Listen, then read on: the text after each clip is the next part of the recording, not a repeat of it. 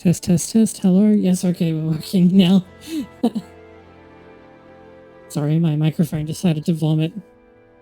Okay, so we're going to play some Monster Hunter World today, which is a bit of a departure, I know, but there's the Return to World event going on at the moment, which I've been having a lot of fun with. And I know a lot of people are just like starting out or saying, should I get the game or what do you want to do? So I thought we'd go through a lot of stuff. I do have a notepad and pen in front of me, which I don't do very often because my handwriting is absolutely awful. But if people have questions that I can't just answer off the cuff, I will like write them down and get back to them later.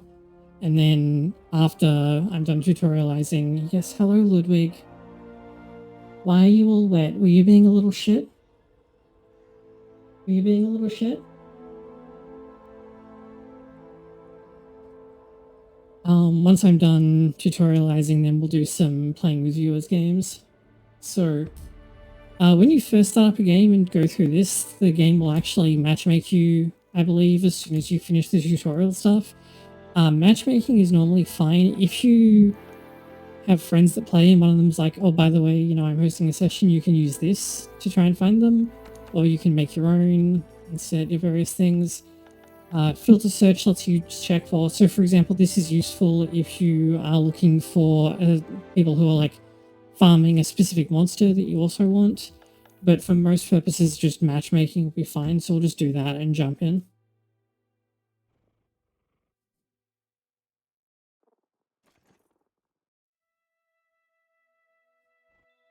Oh, you're chasing the shadows that I'm making with my pen. Okay. My cat was lying on the floor next to me and I was like, what are you doing?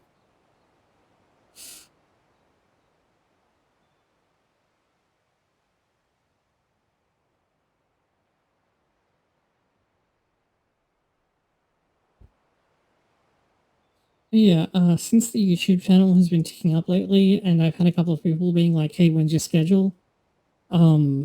Which at the moment is a bit up in the air at all times because of my situation. I've started posting slightly in advance on my YouTube community posts things. So like if you don't want to be like in my Discord or on my Twitter or whatever, but you still want to see what I'm going to be streaming, then subscribing on YouTube will help with that. Okay. So first things first, you log in, you get online, get your login bonus. This will stack up if you don't pick it up. So there's no harm in like not playing for a few days, so don't worry about that. At the moment, there's stuff going on, so I'm getting ticket items. While I'm thinking about it, let's just go and I'll just quickly discuss what those are used for, before I forget. Since I know, like, if you just load into the game and get them, it's like, well, what are these even for? The purpose of these is that you can use them to forge event-specific armor, which is the Oolong set at Master Rank, and it's the Orion set in low rank.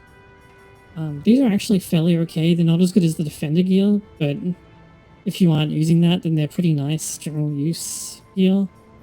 And equipping them, if you're in high rank... No, not in high rank. Okay. Equipping the master rank ones will give you... And that's the wrong button.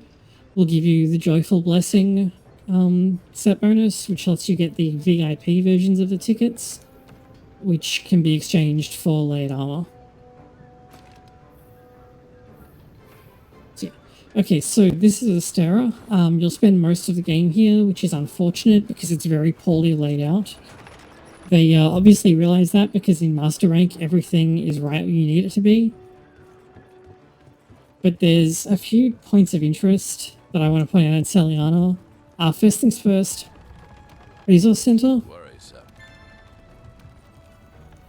So, grab your bounties here, turn these in whenever you get them. Limited bounties are based on time, they roll over daily. Register these request options. So you fill these out to get research points and armor spheres. These critical ones will give you like unique benefits. So for example,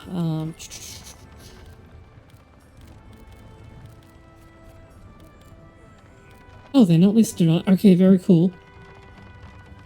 I was gonna say, these ones are where you turn in things to like, you know, make deliveries for camps and so on, but you can also do that from here. So if you get like a delivery quest where it's, hey, by the way, you know, can you go and turn in this stuff? This is where you do it. So you go to deliveries, check out the pending ones. So like I've done all of these. This one needs the master rank version of a Toby Kadachi membrane and 1000 research points, which I have in spades. And when you start getting investigations, they'll appear here. Don't get confused like I did and be like, oh, I have an investigation to go and kill these things, and then start hunting them and be like, where are my rewards? Because it doesn't work like that. Often there'll be, early on in the game, there'll be a guy standing around here who is a member of the Go-Getters. They serve as like a tutorial for capturing monsters. So as you progress through the game, they'll have increasingly more quests to like, they'll say, okay, you know, come over here, capture a monster, and he'll be like, okay, cool, and give you points for it when you have successfully done it. This guy, ecological research, when at the end of a quest it says like, you know, your level of knowledge of the monster has increased to visit the ecological research center, you need to actually do that or you won't get the benefits of the increased level. I'm counting on you.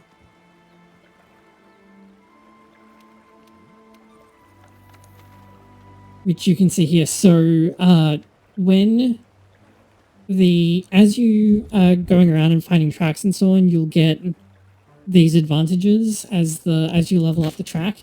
But the higher the research level is, the more you fill up the scoutfly gauge as you find prints.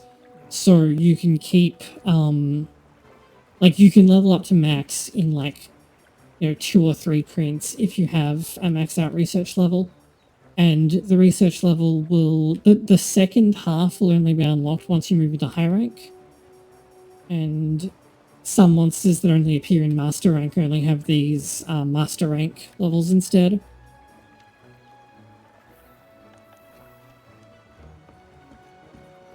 And if we come over here, this guy runs the botany box.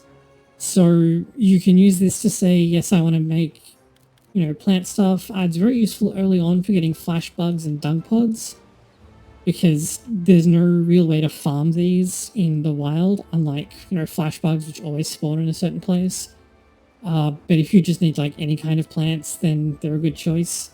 If you are a gun weapon user, then this stuff can really help you out because you use these to make ammo. Just make sure that you collect the harvest when it's up. You can also use fertilizers, which the game explains pretty well, to, you know, speed things up, get various bonuses. When I was setting this up, I had no research points, which we'll talk about how to fix later. But yeah, you generally want to have rolling buffs up. And what you'll end up doing, do I have it unlocked yet? Because I may be able to actually show you. No, okay. One of the fertilizers that you can get later lets you just like increase the duration of all of your other currently running fertilizer effects. So what you would normally do is come back every 3 quests and just drop another one on, or for however long it lasts for, but I don't have that unlocked on this character yet. Because this is a character that I made for playing with someone who had just picked up the game, and we're like midway through master rank. Provision stockpile, this one isn't strictly that useful late game. Early game, it's invaluable. You can buy just about anything that you need here. You can buy hot drinks if you need them when you move into master rank. You can pick up cool drinks when you get into the Elder's Recess or for fighting Astera. The key items that they sell, aside from trap tools, the binoculars are a key item that lets you see more. You can buy basic ammo from them, which is always useful, and coating for arrows. But the key thing, the power charm and the armor charm. These just give you a small buff for having them, and when you have hunted Bazelgeuse, you can craft these into the power talon and armor talon, which are even stronger, but also scale with the power charm and the armor charm.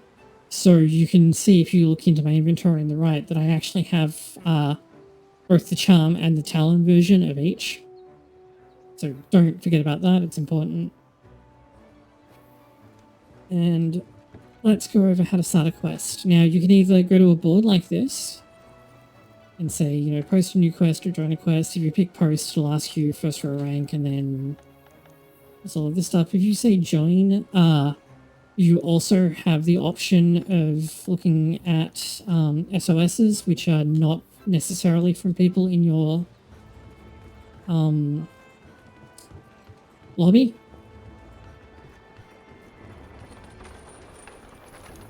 If you go up to the canteen, you can also talk to the handler and ask her to give you a quest. Whoa. Which works the same way, however, for a lot of people really don't like doing that because it's at least one extra text box every time you want to start a quest. So this is the, like, if you go to the lift, this is the workshop exit. So you have the workshop, you have the basic arms and armor store, you have a box, you have a quest board, and the canteen is just up there. So I usually start hunts from here. Yes, that is indeed a great sword. I mostly play great sword in World. I'm not in Rise. I don't like how it feels in Rise. And Lance feels way better in Rise, but I stopped playing Lance when I started soloing because Lance soloing in World really sucks. So once you've posted a quest, I'll just kind of pick something at random here. I'm not going to actually do this. Just say yes, use a voucher if you want, which will increase the rewards. You can still, if you're down here, you can still, you know, walk around, visit the workshop, get stuff out of your box or whatever. If you're up in the gathering hub, oh, that's not the right button.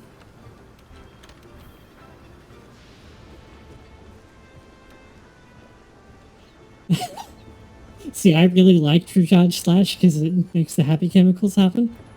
If you're up in the gathering hub, this isn't true in Celiana, but it is true in Astera. As far as I can tell, there's no workshop up here, so if you need to, like, make a new weapon and you're in a quest in the gathering hub, you need to drop out and try again.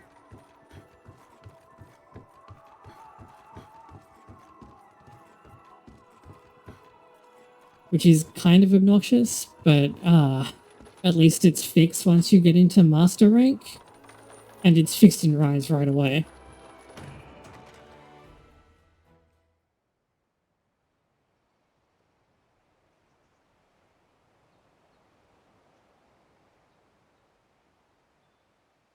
Going back down from the gathering hub takes a while because it has to load in, like, this whole area. Hopefully we can find some more Velkhana tracks during the next hunt. So the other thing that I want to talk about is how food works, because it's very important. Now, the way that this works is that you have 5 categories of food, and then the other 4 which are only available through drinks. These, if you pick multiple items from the same overall category, then you'll get a certain boost. So for example, for meat, it's attack up, for fish, it's defense up, and for plants, it's elemental resistance up. But if you pick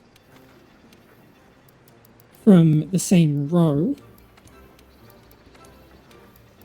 then you'll get whatever that food skill is.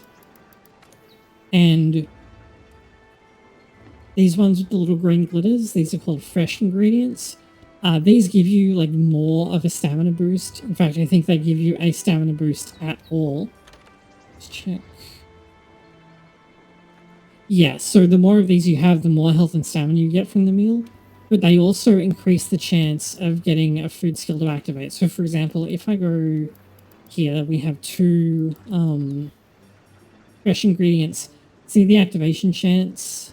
Can I use my mouse, please? So the activation chance here is only 1 star. But if we go to, like, back to the chef's choice, which will always just pick, like, all of the freshest ingredients it can, you can see that it has a 3-star activation chance. In which case we'll probably get all 3 of these food skills. These are always guaranteed. Food skills have a random activation chance. and you aren't guaranteed to get all of them even with 3 stars. However, so like if you aren't thinking too hard, then you can just do the chef's choice platter, but for certain hunts, you may wish to go for a specific setup. So, for example, these preset ones will pick all things of... This one is all... these will try and pick as many fresh ingredients in same category ingredients as they can from meat, fish, veggies. And then these ones, based on... will try and pick as many fresh ingredients as they can from all of the same like food skill rows. So like this one...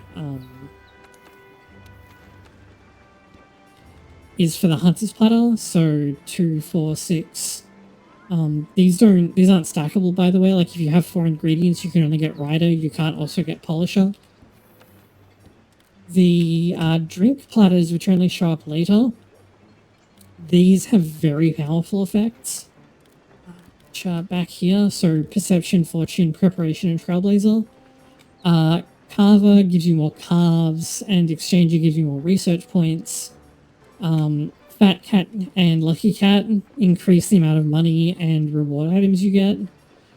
Safeguard is the one that everyone is like, oh, you should always run this if you're doing hard content, because for every person who has Safeguard active in their food skills, the first time someone carts, there's no penalty. So you can potentially cart you can cart 3 of your 4 carts before you game over and not have any penalty. It's really good.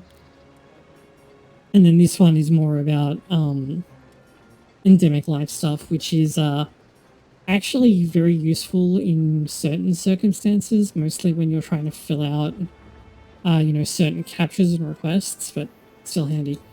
The way that you unlock new ingredients for these is that you pick up new they're called account items in this game. When you're out in the field, and they'll exchange for, and they'll say, oh, because you picked this up, this ingredient is now available. There's also a bunch of side quests that ask you to do something to get a new ingredient, and you definitely want to do that, especially for this row. The Safeguard is just so good.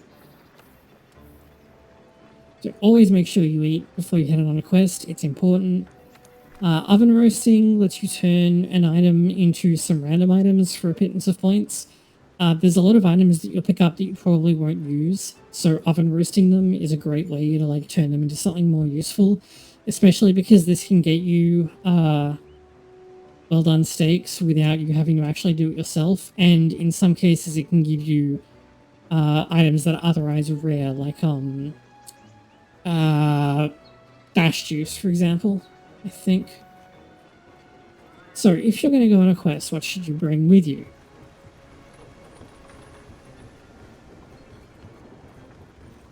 So, if we look at what I've got available to me, so this one is like, oh, hunt Glavenus. Now, Glavenus is, a fire-themed dinosaur with a sword tail. So, if I was going to make a bet on what element I should bring, I would probably look at something like... I would probably look at something like a water element weapon. I have no idea if that's actually what's good at it, but I'm going to show you where you can look that up in a minute. I'm using a greatsword. This is all about the raw damage. Elemental attack. Yeah, exactly. They're really janky.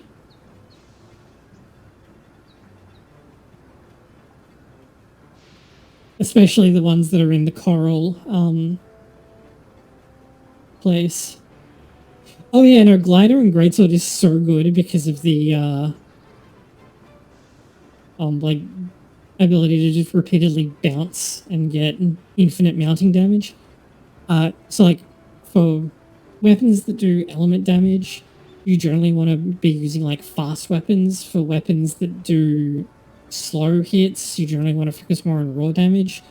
Not always true, but it's, an idea. I'm just gonna change this back to... Actually, no, I can actually just do this. Because I'm not gonna do...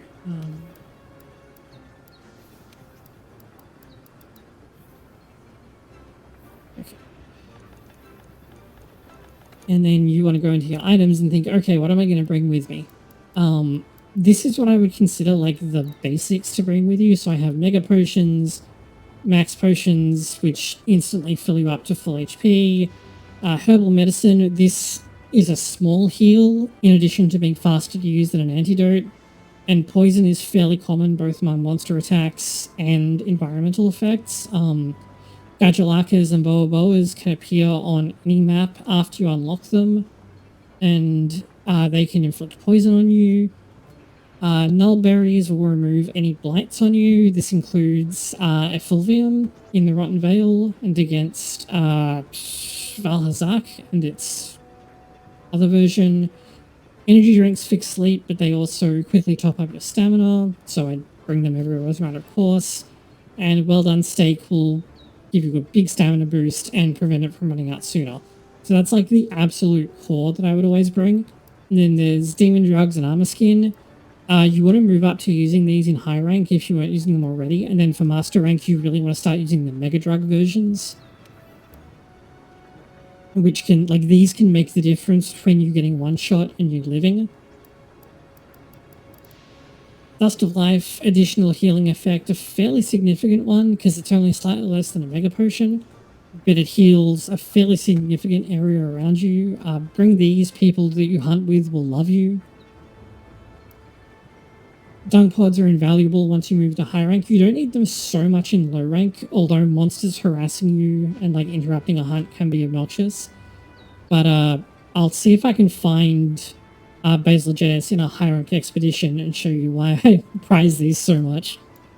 Firecasters, these you need smoke nuts and excite shrooms. You can use these even during battle when fast travel is normally disabled, and they immediately make you invincible and drop you to the nearest camp. So this is your emergency escape button if things are going really wrong, if you need to get out, reassess, re-equip, rearm, and so on. So always bring one. And these are the Power Charm and Power Talon. And depending on where you're going, you may want to bring other stuff, like if you're expecting to like get carted really hard, like you're finding something rough, you might want to bring ancient potions instead. If you're in the Elder's Recess, you want to bring hot drinks. If you're cold drinks, this also works when finding Astera. If you're going to the Hoarfrost Reach, then you want to bring hot drinks. If you're using dual blades, you probably want to bring dash juice. I don't know if anyone else really cares about it that much. Maybe Switch Axe, actually, because Wild Swing takes up stamina.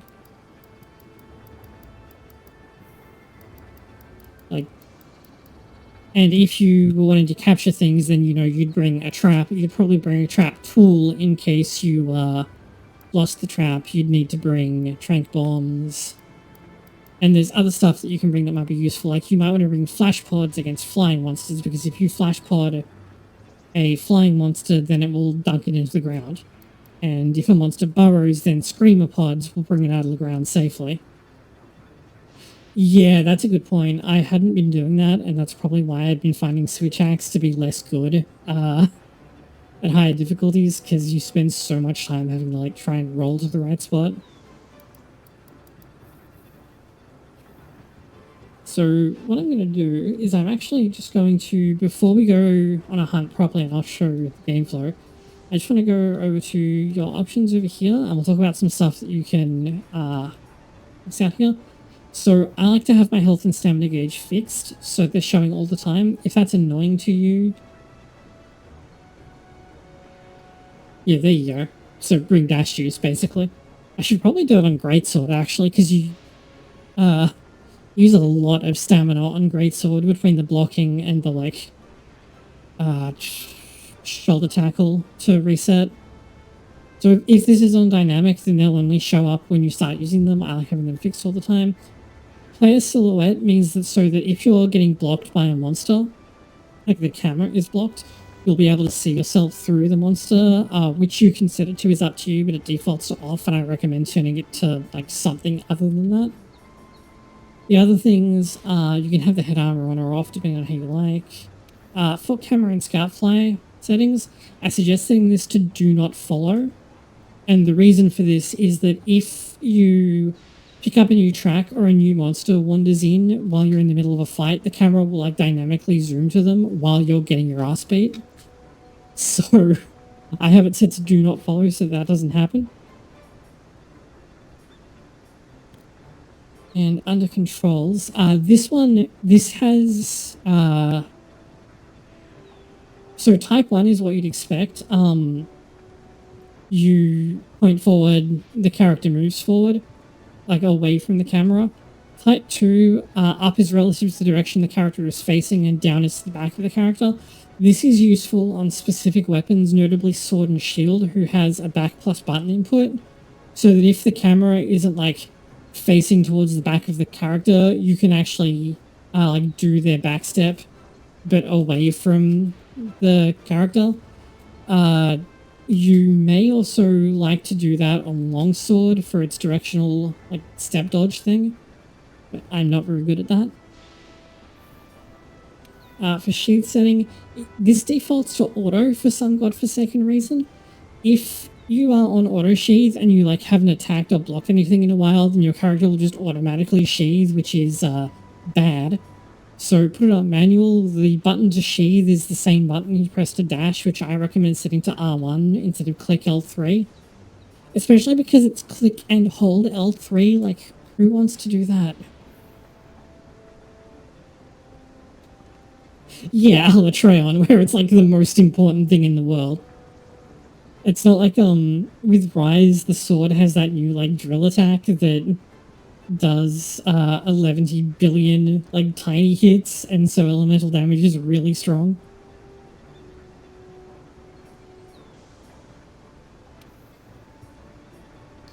So the other thing that I suggest looking at this one, radial menu settings, what it defaults to is that when you select the radial menu and then like release the stick entirely, it will use the item. But if you find that you're like getting the wrong thing, then try changing to type 2. So you have to first move the R stick to the item and then click it.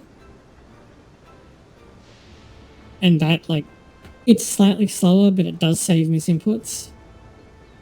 And how you set this up is really up to you. Like this determines how your item controls and so on work.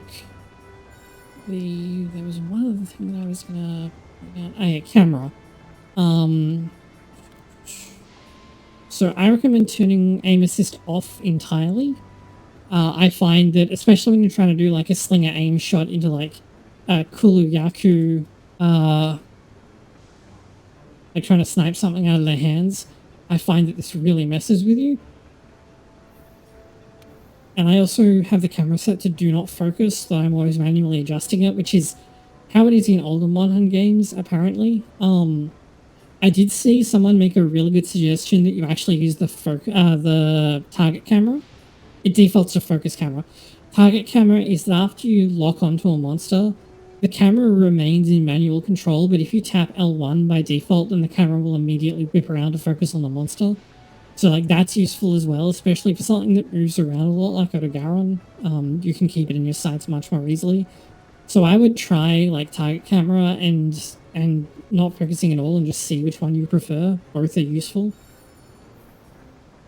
Target settings, I strongly suggest putting this on large monsters only so that you don't accidentally lock on to tiny monsters. And the other thing, where is the camera setting? Oh god, I can't find it. There's meant to be a setting for like camera, how close the camera is to you, and I can't find it. And now it's like, I wanted to talk about it. Yeah, because Teostra's head is really where I want to be shooting it right now. Dynamic camera settings, you can turn this off or on as you like. Even if it's off, the game will still do the zoom out effect, which is used for, like before monsters do super attacks. Here it is, camera setting default. Why have I got this on default? Put it on far. Just put it on far and don't even think about it. I don't know why I had it on default on this character. You can also, if it distracts you, try setting the screen vibration to off. It doesn't bug me, so I've got it to on, but yeah. and then this is really up to you. I play a lot at night, so the dynamic range, I've got it as narrow as possible. And that should also mean that nobody gets blown up while I'm streaming. See, that's everything that I wanted to cover from like a settings point of view. So let's go over...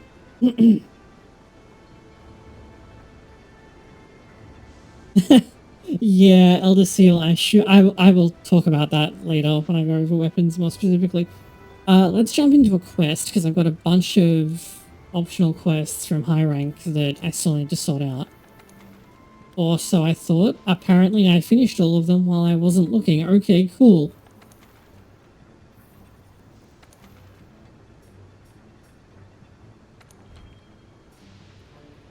Oh, right, these get labeled as finished even if you haven't actually done them, which is nice. Okay, very cool game.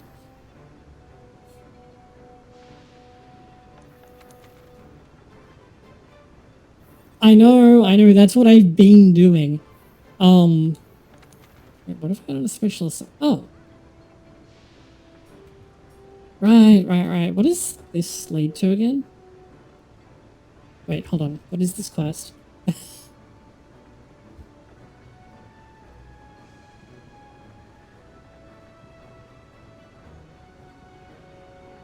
Yeah, that's what I've been working on, and it's such a pain in the ass.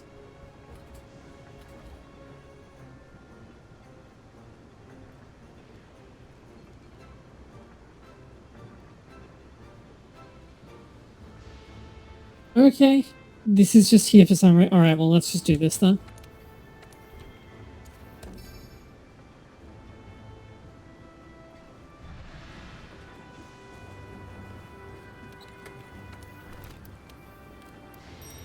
He flies and is annoying, so let's flash pods, and so we're going up against an Elder Dragon, so where is it?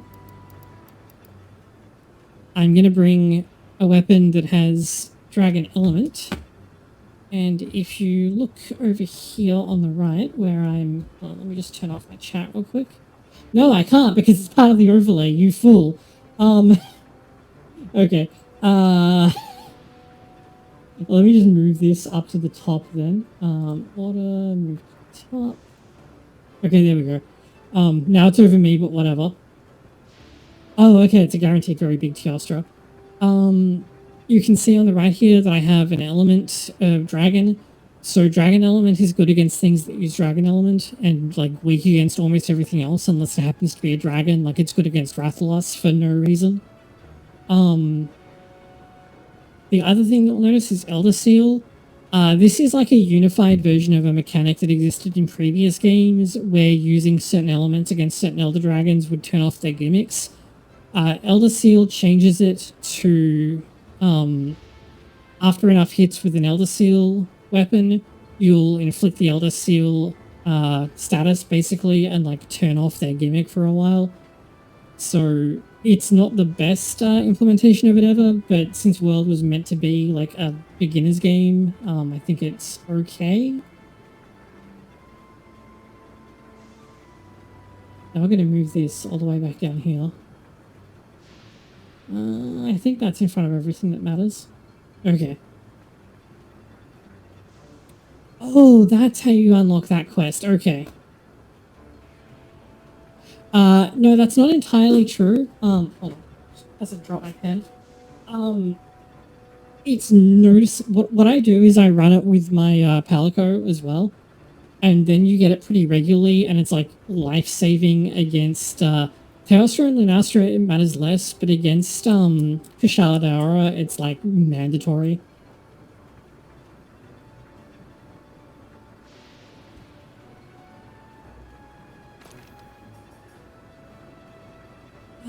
Fireproof mantle. I was like, why do... So I was actually wondering why I didn't have the,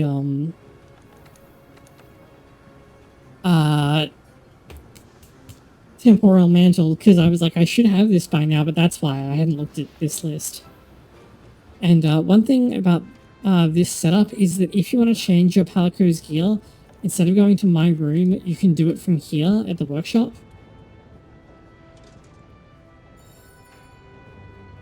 Yeah, but Elder Seal values. Elder Seal is mostly based on the number of hits. Like it having a low value doesn't matter that much.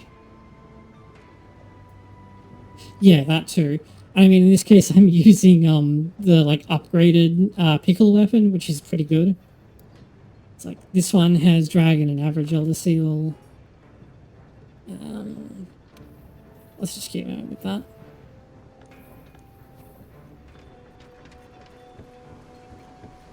So we've set up our items, and what I'm going to do here is, having sorted my items, if you then hit triangle to go to your item bar and then do sort by item pouch, you'll sort the items in the order that they're in the item pouch, which is actually really useful. It basically means that from the starting point of your item bar, healing items will be to the right and utility items will be to the left, which makes scrolling them really simple. So go up here. Oh, nice. Someone used a voucher, like a meal voucher. So everyone's meals are not only free, but all the ingredients are treated as fresh. So what I'm going to do is I'm going to say I can't get more calves, which is unfortunate.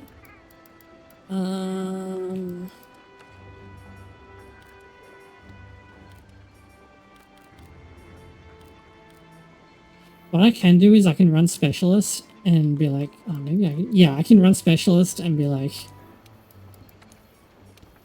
infinite Elder Seal, which is useful because Teostra puts explosions everywhere.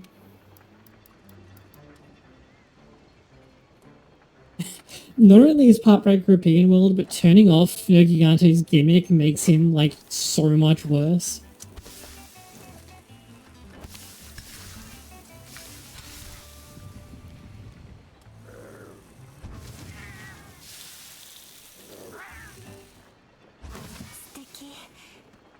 You can skip this by pressing start, by the way. I just have it on good authority that including cute cats makes your videos better.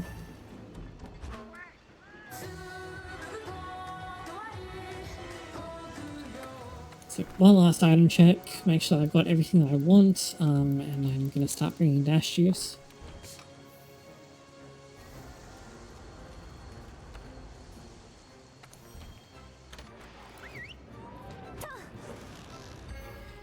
Now, hopefully my bird doesn't troll me, and I can talk about what happens when you load into a quest, but if it does troll me, then we'll... Okay, it didn't. So when you spawn in, you'll do so at whatever camp you picked. Make sure that you check this chest. This will have like an assortment of items, but if there are more players, then more items will spawn in, so these are for everybody. These ones that are labeled easy and have the little blue star icon, you don't keep them, but like stuff like this you do.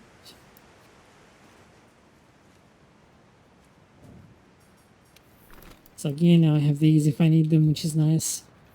I should have got mega drugs for this. So while you're getting like out of camp and stuff, this is a good time to like drink your armor skins and demon drugs and so on.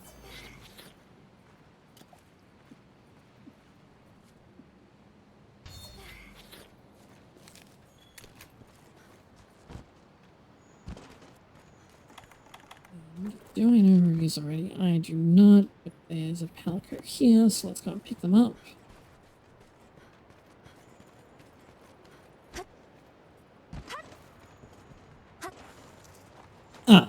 Actually, this is a good time to talk about it. This item here, this round cactus with a little question mark icon, when I gather these, you'll see on the right. You won't see on the right because it's covered by chat. I'm sorry. You'll see that these are like account icons and you get all the points for them. For each of a lot of those that you bring back will is that a special one? No, it's not. A lot of those that you bring back will unlock new ingredients and so on. Okay, someone has named their palico rat and they've just appeared for me. So as you play through the game, you like figure out what you want to pick up and what you don't care about. So like I always pick up honey on the way past. There's almost no reason not to. Same for like the standard green herb. And so like god bugs and bitter bugs will always be useful to you. So at the moment, we have no idea where the monster is, but hopefully, you know, we'll run around, we'll check where it should be, and with any luck, we will... Do you like to let me up so I can... Thank you. We will find some tracks. If you spot a first Vivarian in the field, talk to them. They'll give you an item. Often it's like something really good, like an ancient potion. It could be almost anything, but it's usually a pretty high tier recovery item. And they'll often tell you like some bit of information, like how many people are using whatever weapon, what the most popular weapon is, what the most dangerous area is, based on how many people have carded there, and so on.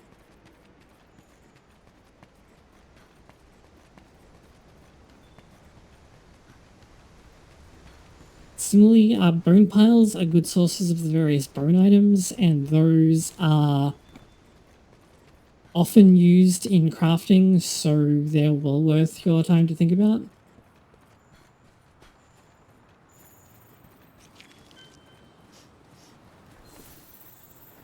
Oh, yeah, and if you're in heavy bowgun, then you are going to be picking this stuff up all the time. Yeah, I was kind of hoping for another track, but, in the up here area. I already had a pretty good idea of where he was, because I've played this game way too much. Okay, that was... Oh no, I picked up the footprint. Actually, let me check something. I want to see if you can skip the animation for like these... No, okay. I was wondering if you could skip this long animation if you're sliding, because you can if you're riding a monster, like through Raider Ride.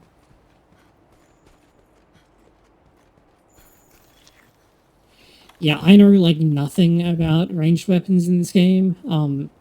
So when I get to the part of talking about weapons for this guide, we're going to be learning together.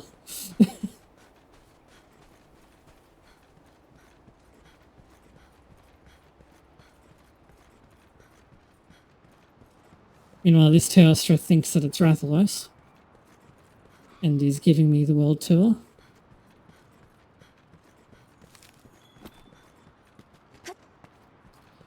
Nitro shrooms, these are used for crafting dash juice and energy drinks, I believe. They're definitely used for crafting energy drinks. I think they're used for crafting dash juice as well. Okay, so now we've hit the like maximum level that we can... Would you come back here? So now any more things that we pick up will just be research points. But picking up tracks or breaking anything that like generates research points for a monster can generate an investigation for it.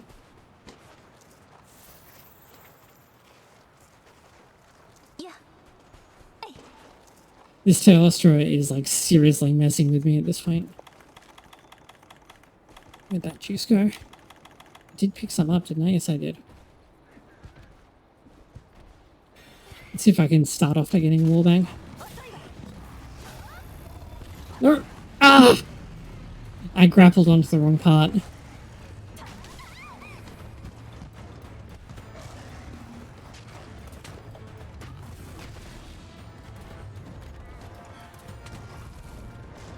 So having engaged the monster, this is kind of like a warm-up.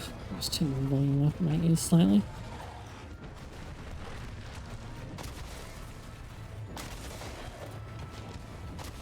You can see that when I'm hitting it on its back legs there, the damage number is white, and it's like, there's kind of like a muted impact because that area is tough.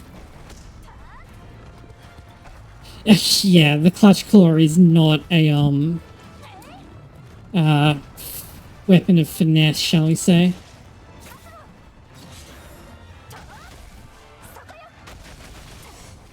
However, since this is a heavy weapon, if I can grapple the monster... And now it's in its gimmick form. See how its tail now has that scarring on it?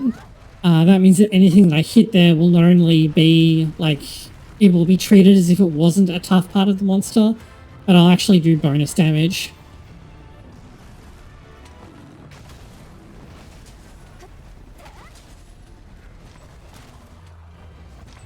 Oh wow, Dash Juice makes that so much better. I hadn't really been thinking about it because I'm like, oh yeah, that's the thing that you use on dual blades, but no, it's actually really good. Okay, wait, tail? Yeah, it's both. So the area is treated as a soft area, and you do extra damage when you hit it. So it's really strong.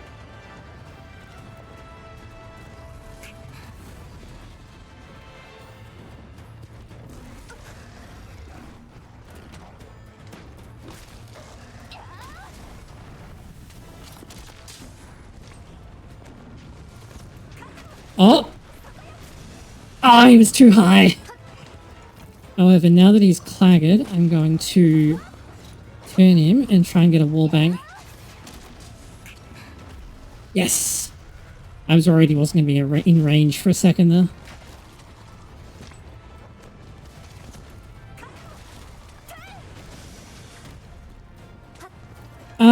Yeah, kinda.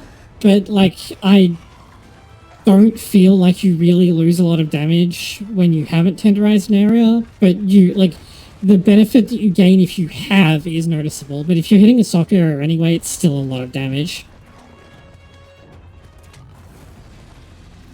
Oh! I thought I was going to roll out of that in time.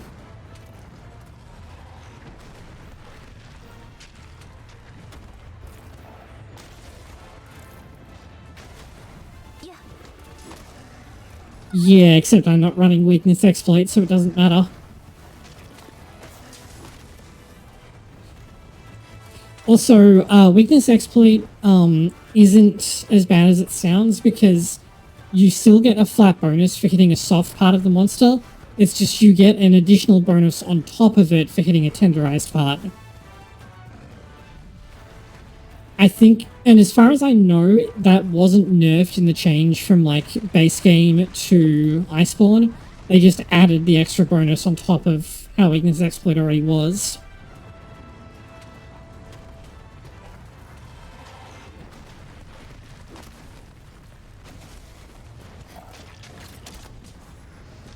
Oh, he's going to run away. See how the minimap turned white?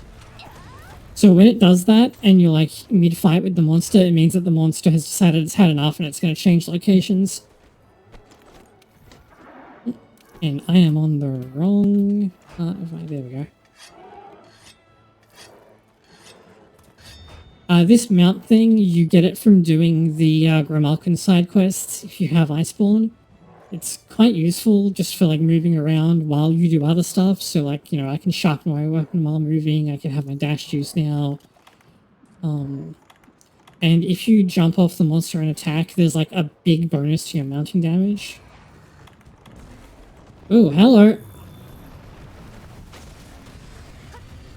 Nice. So the greatsword is a cutting weapon, and that means that you can cut monsters' tails off. The other kind of damage that you have is blunt damage, and if you apply enough blunt damage to a monster's head, then the monster will get stunned, and you can beat the shit out of it. Don't enrage, don't enrage, don't enrage, thank you, get bounced.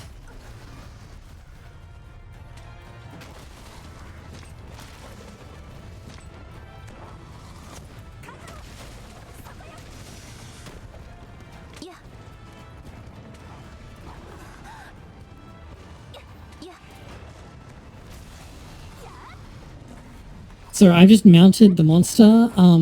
Any kind of attack that you do when you are in the air is considered mounting damage, and basically it kind of like builds up an invisible status, and when the status pops you mount the monster like this, so you can climb around on it and stab it. When it does this and like so if you do enough damage, then you'll be able to do this and knock it over. Usually knock it over. It may stay upright and let you keep attacking it. But you can like move around to avoid it shaking you off. You can hang on to it so that it doesn't like drain your stamina a lot.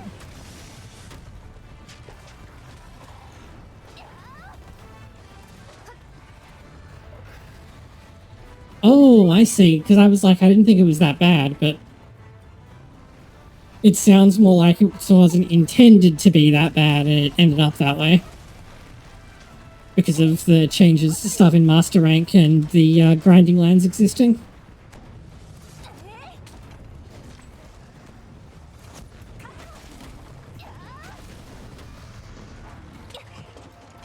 Right, come here. If your weapon is a light weapon, then only every second grapple attack with the Clutch Claw will tenderize the monster. However, if you do 3 Clutch Claw attacks and then do the weapon attack, then you will tenderize them immediately. And additionally, a light weapon will always drop slinger ammo, which can be really, really useful.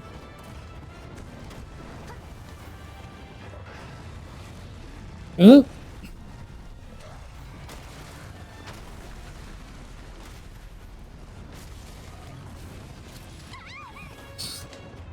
Elder Dragons will also drop Dragon Pods, which can do a fairly significant amount of Elder Seal. And if you hit them in the head, it will often stun them. As you can see, my friend Luke just jumped in, so now the quest is like, oh, you're in multiplayer, so it's going to be a little more difficult now. What are you doing? There we go, come here.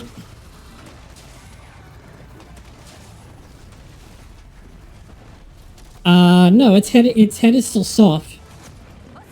Which you saw during this fight, right? Because I was hitting it in the head before I tenderized it and doing gold damage. Yeah.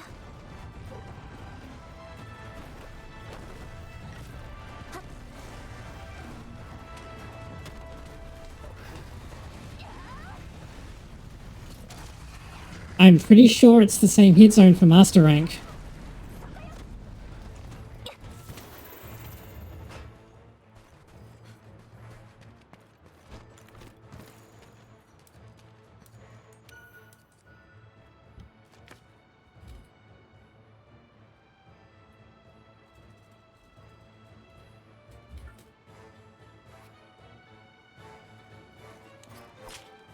I'm gonna have to look that up on Nico World after this.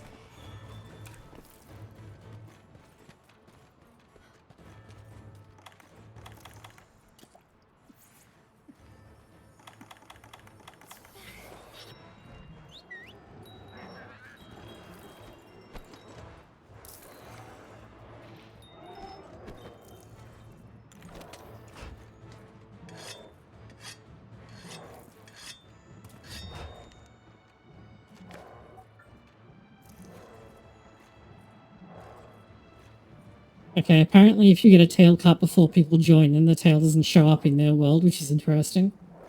Because that's not how it works for, like, body cards.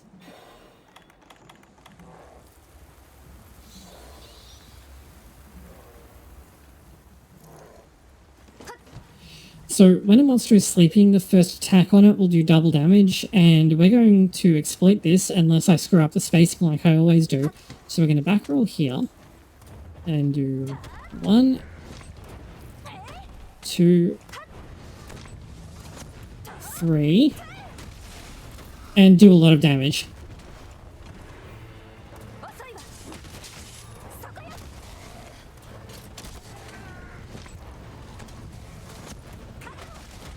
There's a bunch of weapons that can do stuff like that, like Gunlance is a good example. With Wyvern's Fire, it can wake a monster up and do, like, crazy damage. Oh, yeah, Fen is totally right. You can just, like, swing at an angle and then swing back into it, because you can move True Charge Slash, like, a ridiculously long way. Like, I started this facing forward, but if I do it to the right, then I go all the way over here. Oh, no. Oh, that was like the closest panic dive.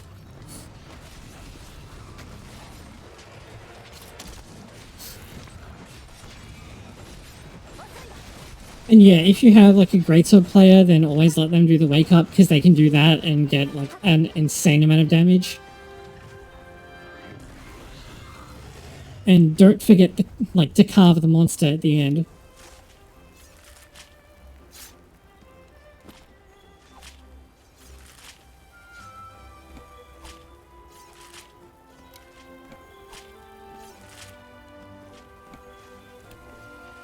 Yeah, I mean, Wyvern's Fire still does good damage, especially with a normal Gunlance where it only does one hit. The big explosion, which is a single hit, not Wyvern Stake, which is like multiple hits.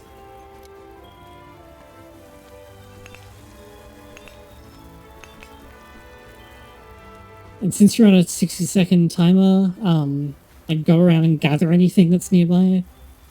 Having more, you know, ores or research points or account items will never really hurt you.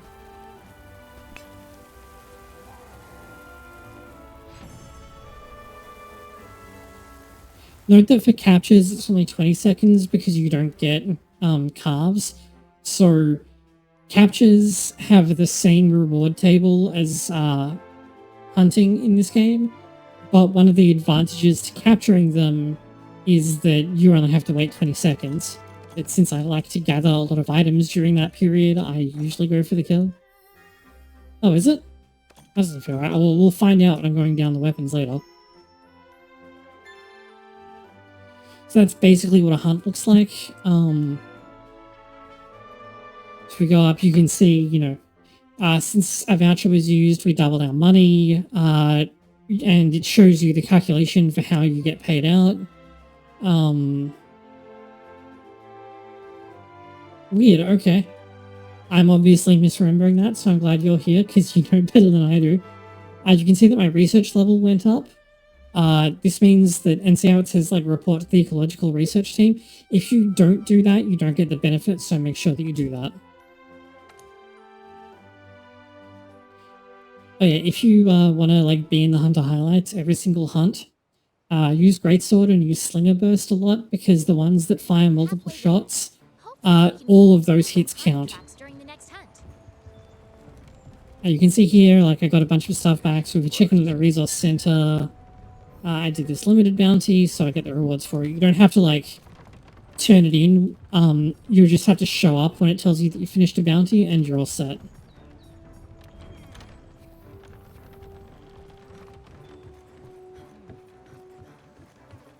I'm counting on you. And in this case, since that was part of an event chain, if we wander over here... Good work. You know. He'll say, you know, go talk to the smithy, so we go and do that.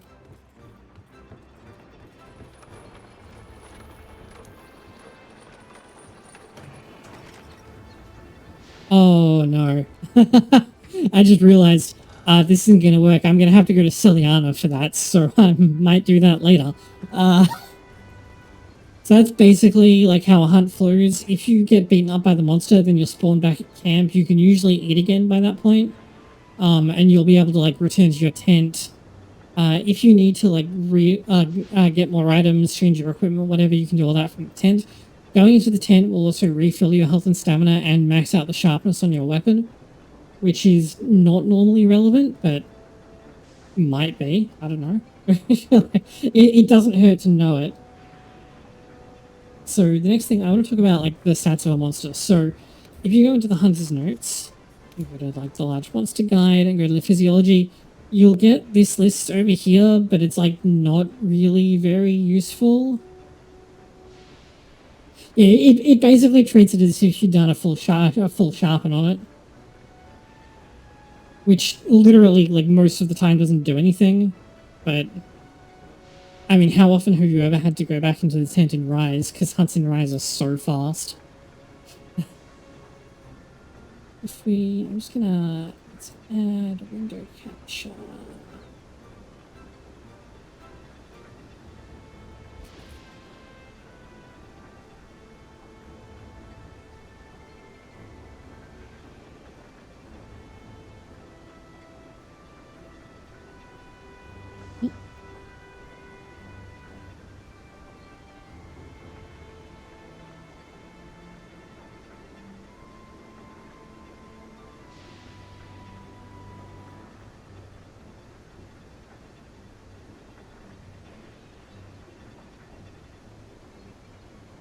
Oops.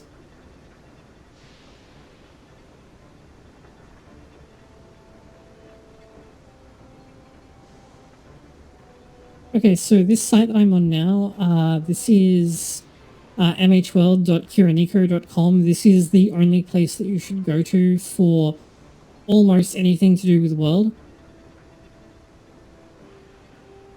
So if we go, actually, let's just jump back to the homepage. So if we go here, you know, we get a full list of quests, weapons, monsters. So let's look at Teostra, who we just hunted, who is over here.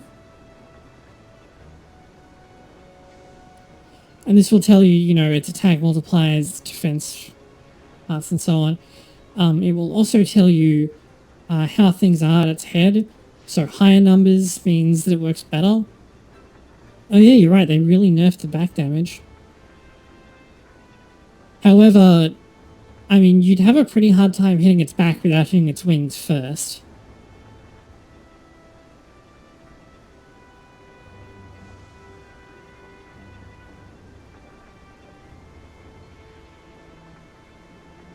Oh yeah, waking up a monster with Charge Blade's SAED is so good. Especially because you get the like follow-up hits, so it can be even more damage than a Greatsword TCS in theory. But only on like a really big monster with just right spacing. So like, you can see here that like only the head takes stun damage. That's what this little star icon is. So like, if you want to know anything about Monster Hunter World, this is where you should come to. And in particular, if you want to find out how to get an item, like say I'm like, oh, you know, I really need, I don't know, what's something you often really need?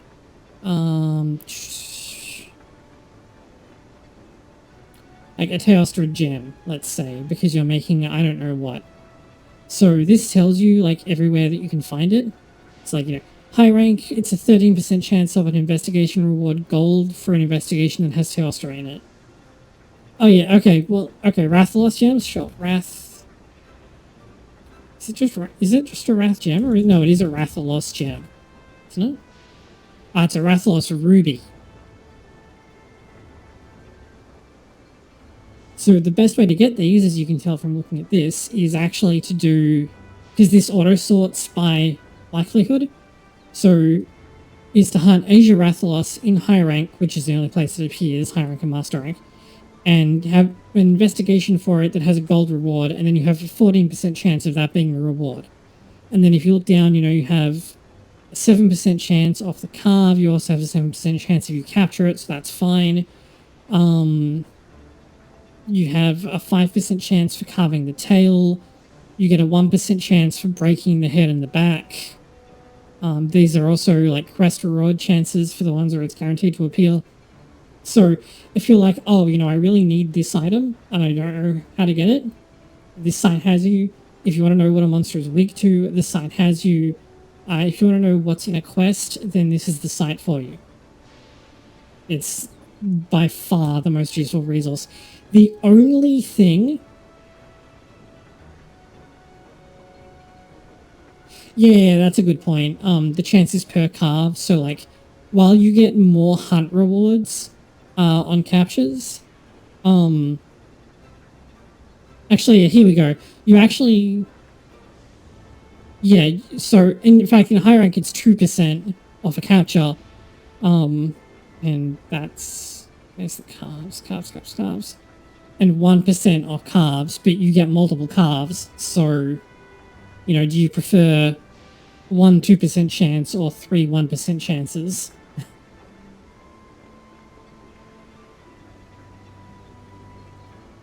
Yeah, like, use this. The only exception to this is that it's not very good at telling you what layered, how to get layered armor. Extra Life is better than that. That's the only thing Extra Life is better at. And a lot of its information is like, to this day, it's still wrong or incomplete, so don't rely on that. As far as I know, Kiranico uses like exclusively stuff data mined out of the game.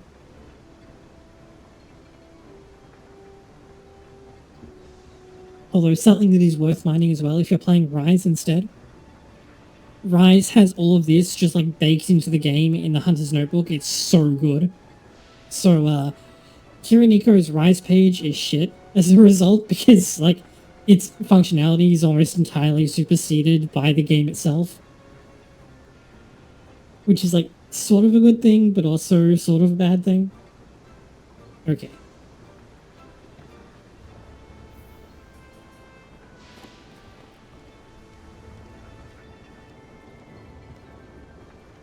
So I think I'm just going to go back to...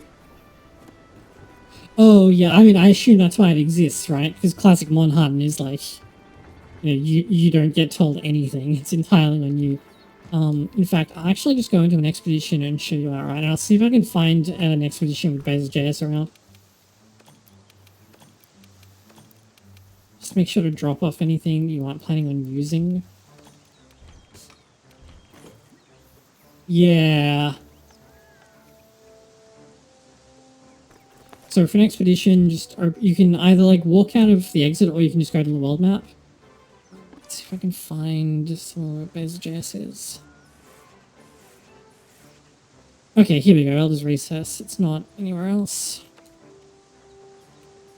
And if you have this little like exclamation mark next to the field researcher, that tells you that they've got Elder Quest for you, which is useful.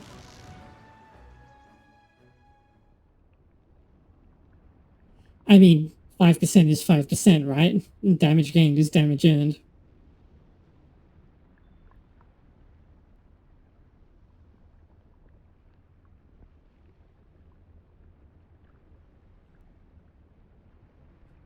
In Monhan or my avatar? Because both of those things are probably true. It's because if I turn the glam off, like, this set is a complete mess. Since I'm using, like, the modern, the event stuff at the moment. So, you can start a quest from the handler here. And if you want to change equipment or anything, you can do that here. This is also how you can change your palico equipment in the hunt. And if you need to, like, get new items, you can do that here. But you can also grab food here, which has all the same options. I'm just going to do this just to show you that it's a thing. What was I going to say? Something to note is that if you go into the tent and you have a tail raider monster, it will go away.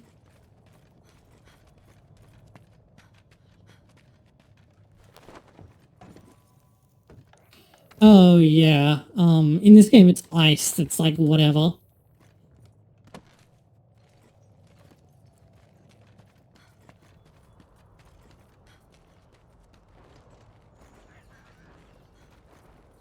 Oh, yeah. These bits where you, like, climb under something, you can hold the dash button to crawl faster.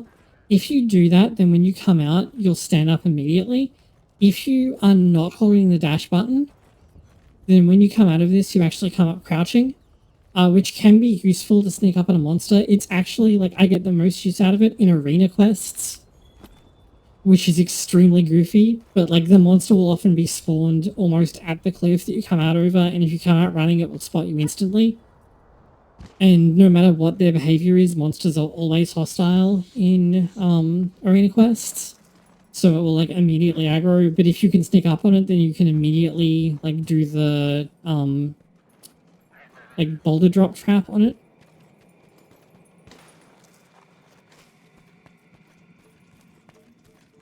Oh my god. Yeah.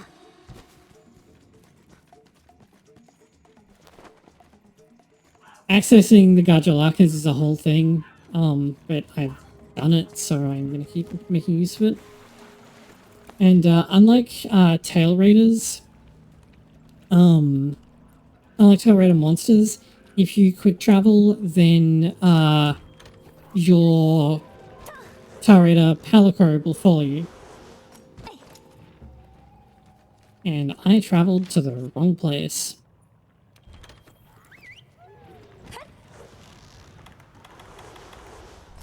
So I'm not going to stick around and fight it, but I am going to demonstrate why you should always bring dung pods starting in high rank.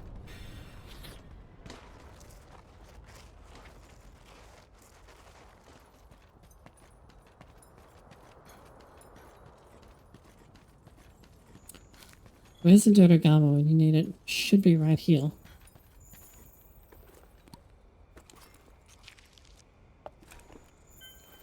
Fortunately, it doesn't normally wander too far.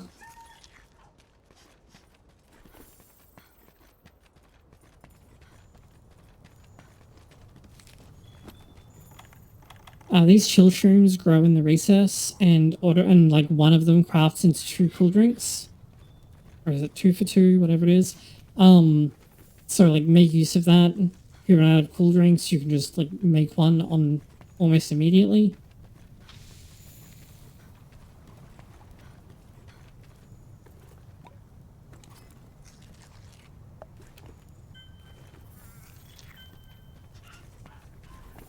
Oh yeah, Gadget Tail Raid is like disgustingly good. What was that? Oh, okay, there's Bazelgeuse, but I don't want to engage it yet. I want to look for something else. Leave me alone! Wait, hold on, I know how I can break that instantly. I wanted to look for a different monster so that I could, like, show off Bazelgeuse's behavior, and instead I just found Bazelgeuse. It's like, great, thanks.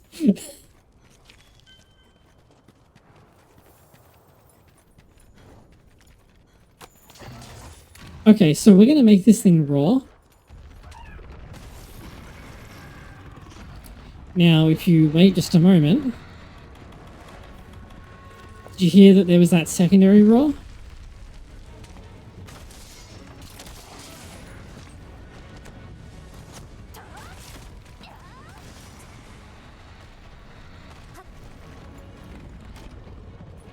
Oh. No, I mean, you can actually hear Bazelgeuse roar in response to, like, the giant monster roar. Uh-oh.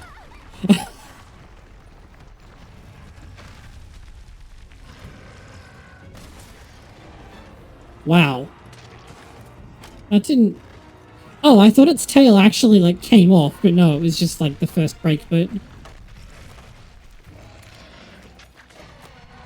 Is that gonna hit? Yes!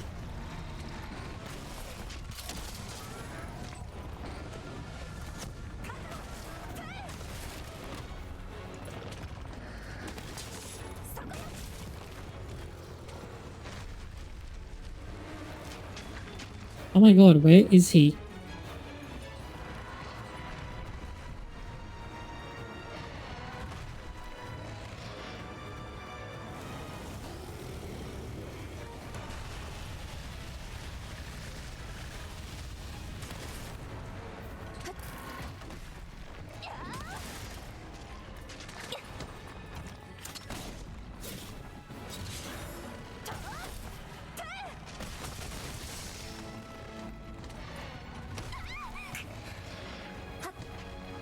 So normally Bazelgeuse should have shown up by now, like he always does when you're fighting something else, but because I'm trying to show that behavior, he's not doing it.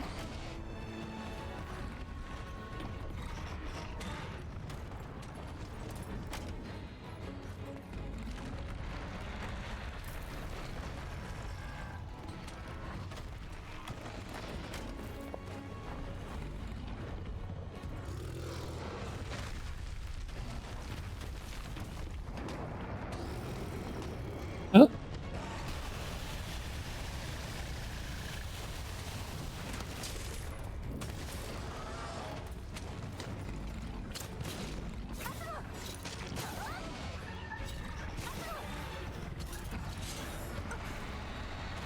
Oh yeah, Kezu roaring is so obnoxious. You just sent me a guild card. Okay. I'm slightly busy trying to get Bazelgeuse to stop being a little shit. Okay. You know, I'm just gonna lure Ergon there.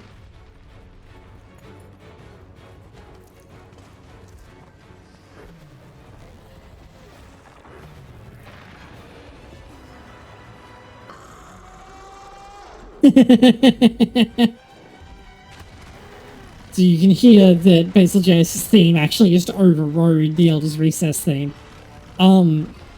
In high rank, Bazelgeuse, especially when you're like doing assignments and stuff, the game loves to spawn Bazelgeuse in, and if he's on the map, and you fight another large monster and it roars at all, then Bazelgeuse will like be attracted to the fight and come and interrupt it.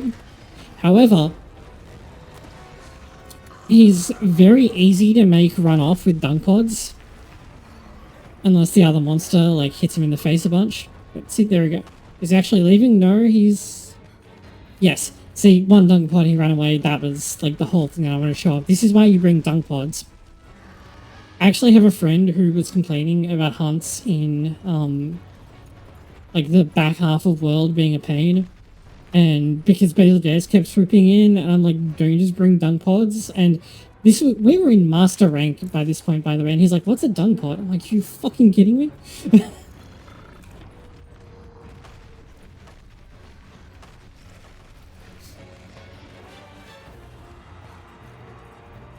Leave me alone, Oregon. I didn't want you.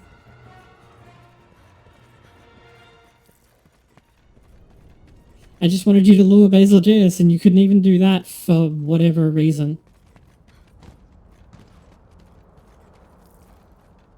Yeah, and in Rise, it's like super artificial because like at a certain point in a fight, another monster will just run in and start a fight so that you can like Wyvern ride it, so that you're guaranteed a Wyvern ride.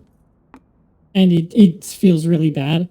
That's one, like, the thing that Rise is, like, the worst at in comparison to World is that the world feels super artificial. Whereas in World, like, you really feel like there's this ecosystem and, like, not everything is hostile to you. You can just ignore large monsters a lot of the time, and when they do get into fights, it's in a way that makes sense. Yeah, it's really stupid. Okay, this is how bad it is, though. Like, it happens in the fight with All Mother Nawa, just so that like the game flow is the same in every fight. It's super dumb.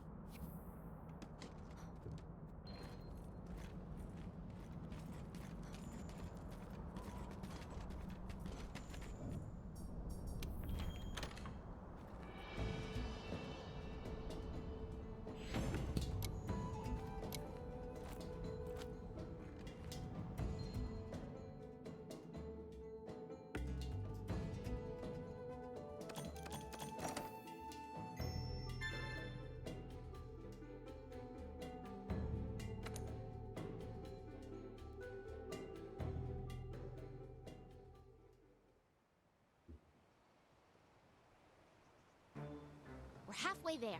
Hopefully we can find some. Yeah, I mean, I really like World, as you know, but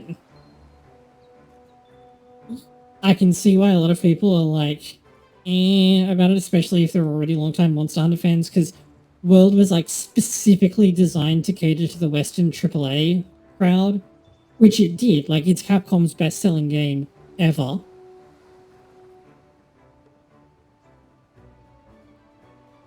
And it's, like, very important that it happened at all, but I can see why people might not like it. So, I do also want to, like, just go around the maps really quickly and show off, some stuff that is not necessarily immediately obvious. I'll just go around the mastering version. So, when you go on an expedition, let me lean out of the way.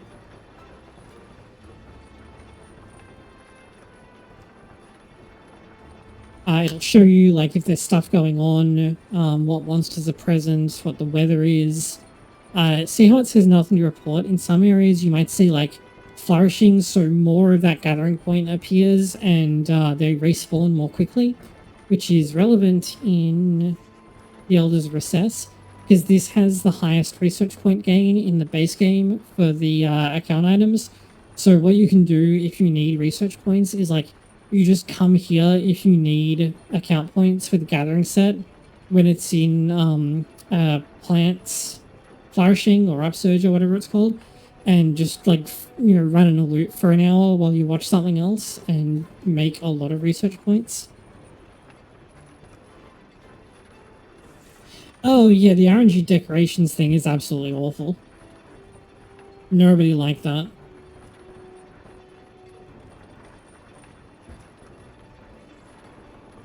Especially since attack up is so rare. Like, they put a second attack up deco in the game, except you may not get it even if you fulfill the requirements. I don't have it on this character, even though I saved the Puke Puke and kept it alive in the Witcher quest, which is how you get the second attack up deco. And I just didn't get it on this character for no reason. I don't know if the Puke Puke like fell over dead after the fight or something, because I still got the cutscene relating to it.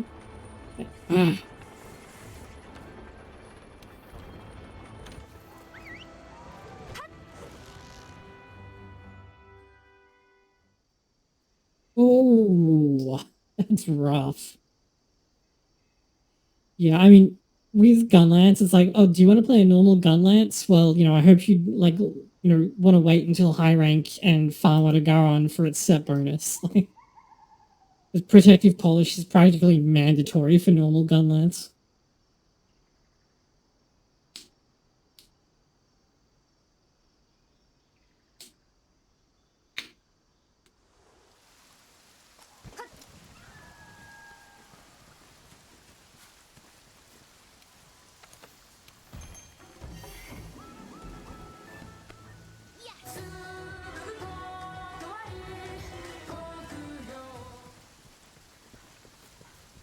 So I'm just going to do like a quick run around of each area and show off some stuff about it.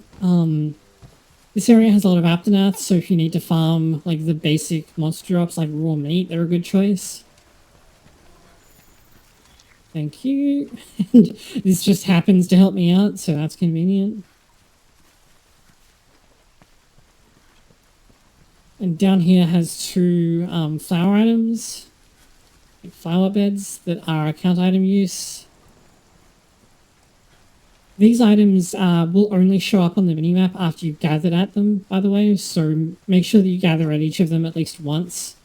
You will like appreciate that advice when you end up trying to do gathering quests and stuff later. So if you go down this way,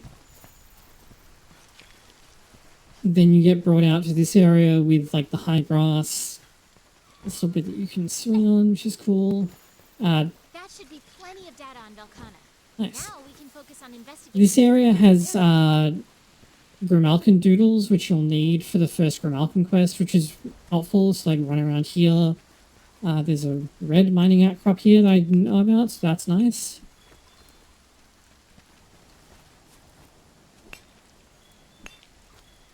These red outcrops only show up once you start high rank. They don't show up in the low rank versions.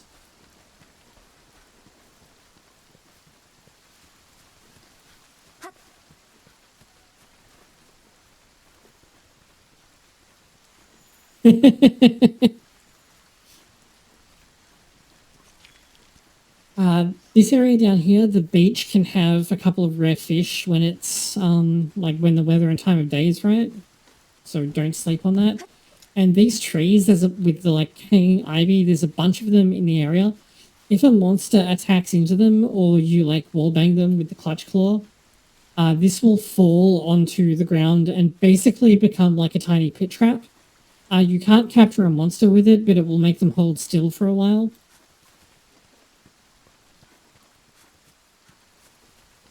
Hello, Toby.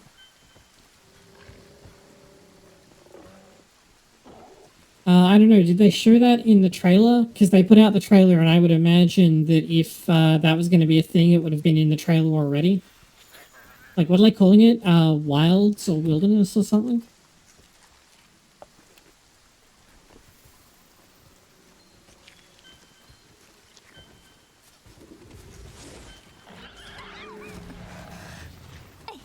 Thank you, Toby. This area has a guaranteed Gudulaka spawn after you unlock them. And there's also a couple of rare item spots here, like the unique mushroom colony. And it's just generally a good place to fight monsters. Also, these little areas here, you can see in the bottom left how my icon turned, my little like player arrow. See, it's yellow right now, and then I walk in here and it turns purple. This is actually a hiding spot. You can hide in here and a monster may lose track of you.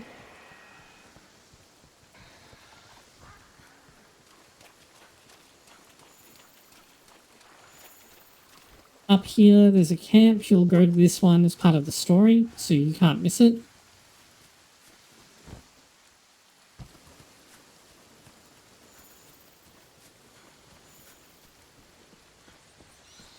Oh, and you can get up there from this side, but you aren't really meant to. So what you have to do is you swing to this one and then change the camera this way, hold forward and press the jump off button.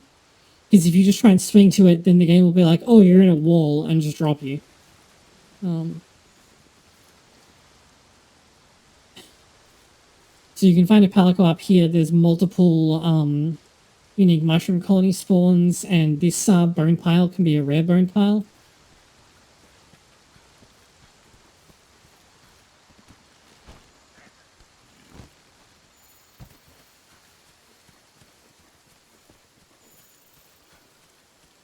This area up here is frequented by every monster on the map except for Rathalos and Rathian. And these poison cups, if you hit them or unlock them, they will vomit poison everywhere, which will poison a monster, which may or may not be useful to you.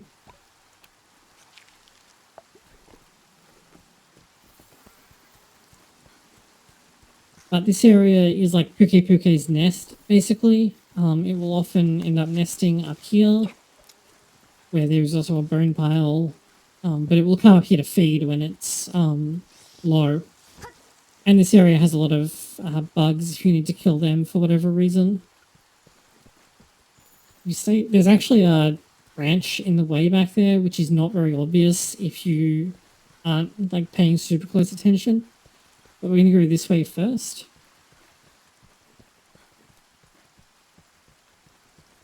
There's always a Jagras pack here. They actually walk around up there where you can't go.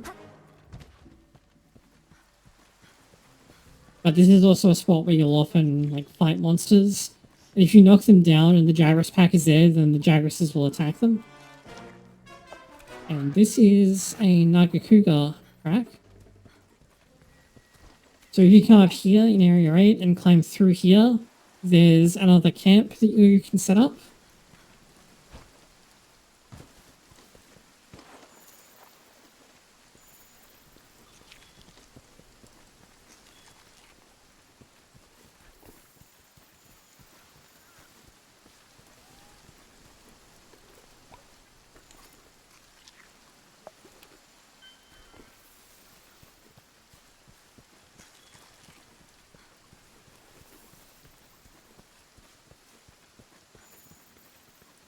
As long as the controls are fine, I don't have a problem with water combat, but like what I played of, what's the one on Wii U that has, because it's the one on Wii U that they ported it to that I tried out first, and I was like, wow, this sucks.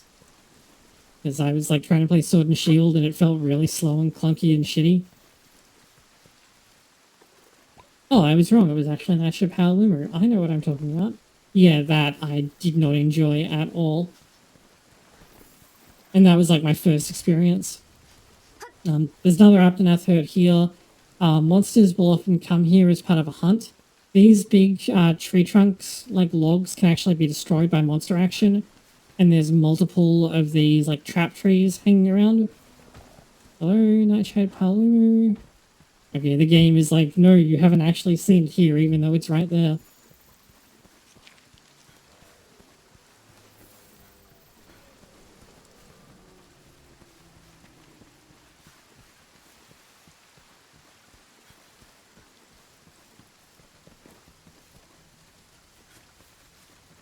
Go back along this way and like follow the path all the way south.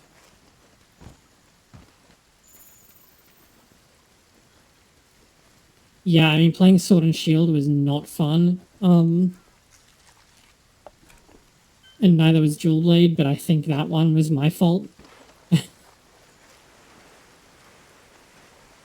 This area, there should be, there aren't, but there usually are Gajars in this pond, which you can hit up early if you need a source of them, because their kit gives aquatic mobility, so it can be useful when you're going to Wildspire Waste.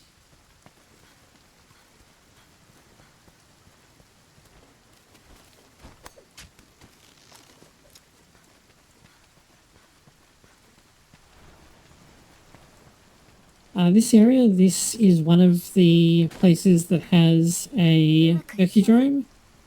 which only spawn in like 7 specific places, apparently. And up here is a fairly common spawn point for Ancient Wyverian if you're looking for one for whatever reason. Something to note is that if a monster wants to travel from Area 9 to Area 1, it will do so by climbing along these cliffs. This can be very janky.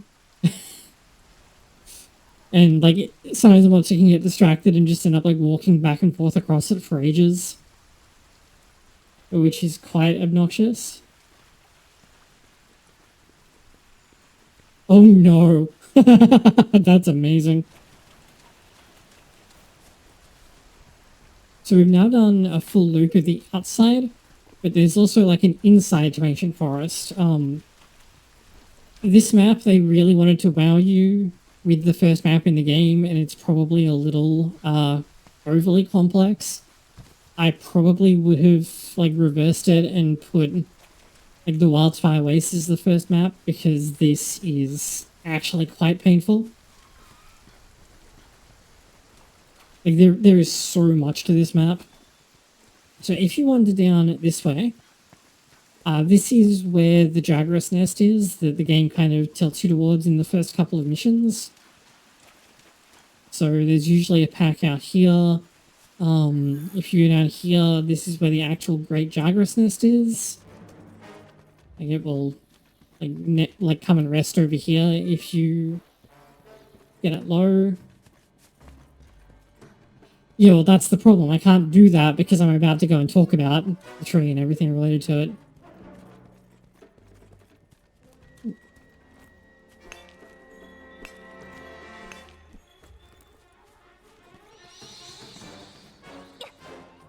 And so now we're back out near the beach with the high grass. This cave system is actually like fairly significant. It's like you can run all the way around here, and this brings you back out. So that's like down there is where we went in, or is it? No, down there is where we went in. See, there's the entrance. There's another little cave system over here. Fortunately, a lot of the like places where monsters can be aren't painful. So this leads back down to this little ravine area. Like, so much of Ancient Forest is not like traversable for monsters, so it's not the worst thing ever. Unless you're doing like non-hunt quests in it, like the Witcher quest.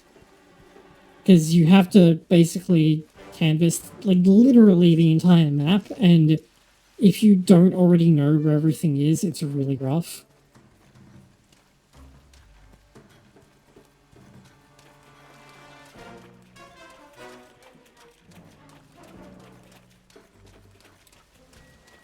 This area is where you fight Anjanath. If you fire something at this here, then it will fall and like wreck any monsters underneath it. Which is nice. And you can go a bunch of ways from here. You can swim through this little gap here, for example. Or crawl through it, rather. So there's a swim point here. Or is it a push? No, this is a push point. There is also a swim point somewhere. It's really... I like doing it once. Hey, I've been waiting for you.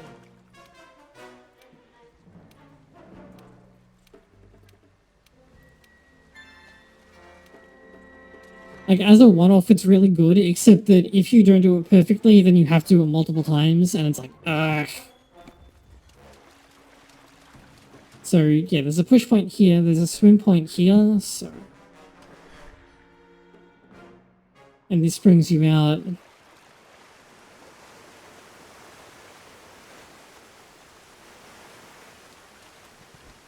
Over here, which if we jump up here... Yeah, and you have to do that for the upgrades too, and it's like, I haven't done it on this character yet, because I'm not actually high enough hunter rank for it. So this is the tree that I bumped into Tobagadachi on. So you can cut to the inner side of the map by climbing down here and going through the swim point.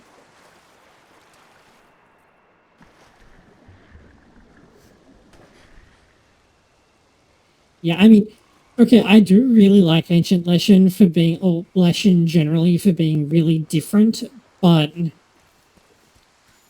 it's not really the best thing in the game. There's a reason it doesn't appear in the Guiding Lands. And, I mean, let's be real, the Hemloth's mechanics got reused for Safi'jiiva. Leshens didn't get reused for anything.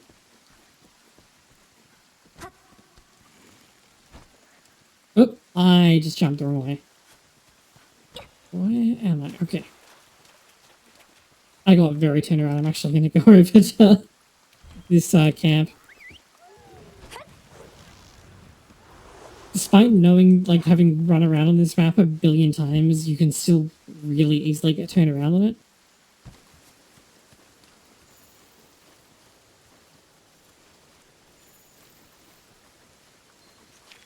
You know, it kind of makes sense to me because the Silver Sword is meant for, like, you know, mystical monsters, and the Elder Dragons are kind of like that.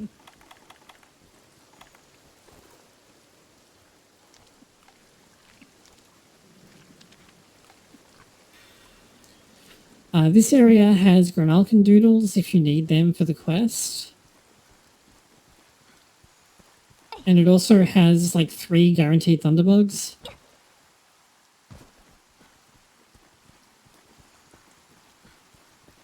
So if we go around this way...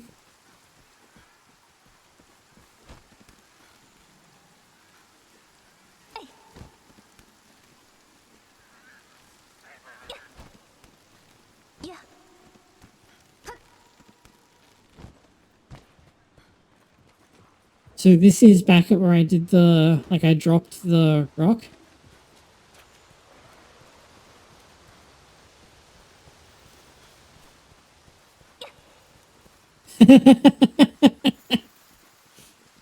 Okay, so this area, like the ancient tree, is the kind of the center point of the map. The entire map kind of rolls around it. First of all, there's like a basement segment. And I think I just went the wrong way. Yes, I did.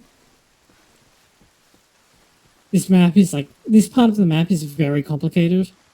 And you're going to get lost in it a few times. Kind of inevitably.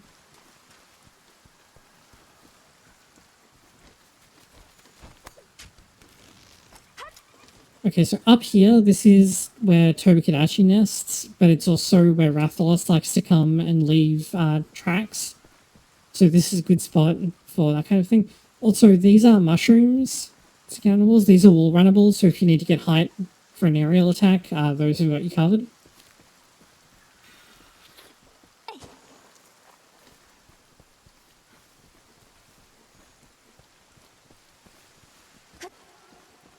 Okay, here we go. So from here, if you go away, Jagresses.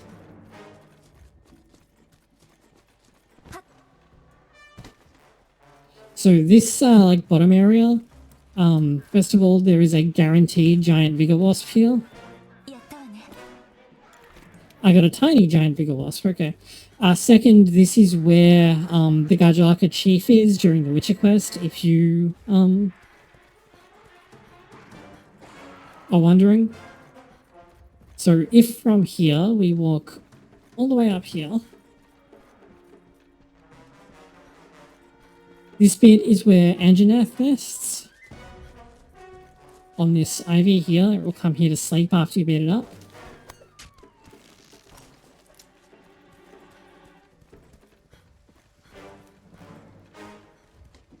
Now, when you're doing the Grimalkin quest, you'll need to come up here to find it. These little shepherd hairs will actually show you the way.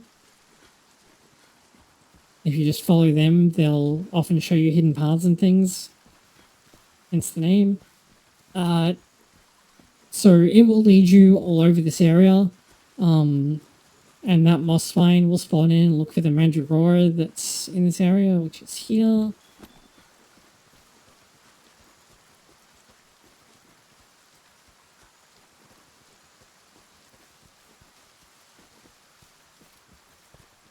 come over here, there's a flower, and this lets you drop down into this area where the Gargulakas were that I mentioned earlier. So we're above that right now.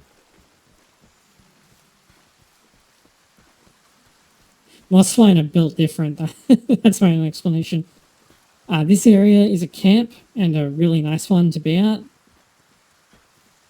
Because if you spawn in here and you jump across these vines,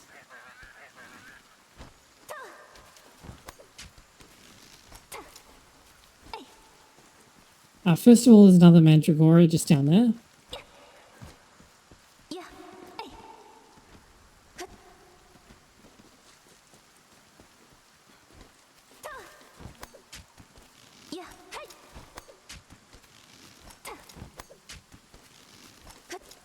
Second, if you come up here, this is where the Bug Trapper's base is. In addition to having a honey, which I'm maxed out on, and a gathering point, it also has a Mandragora, so there's 3 of them really close together if you need them.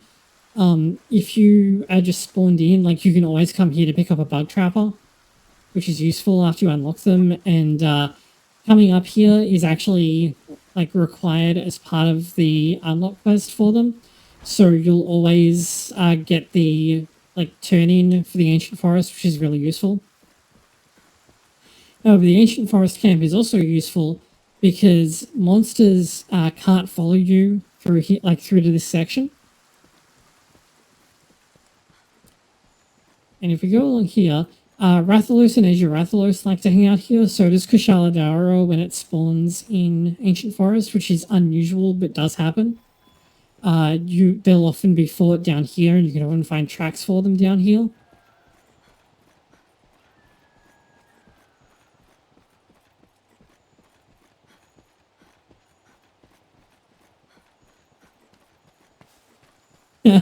Yeah. Oh, I should have picked up a large barrel. Hold on, let me go back and grab a large barrel bomb. Or do I need a mega one? Or I think a large one is good enough.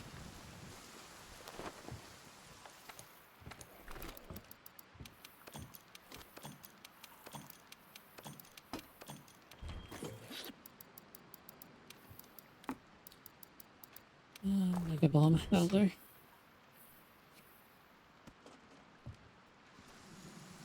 Wait, you know what I should have? I should have the Gilly Mantle.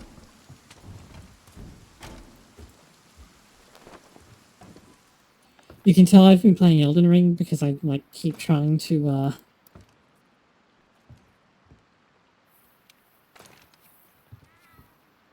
use the triangle button to interact with things, which isn't how it works.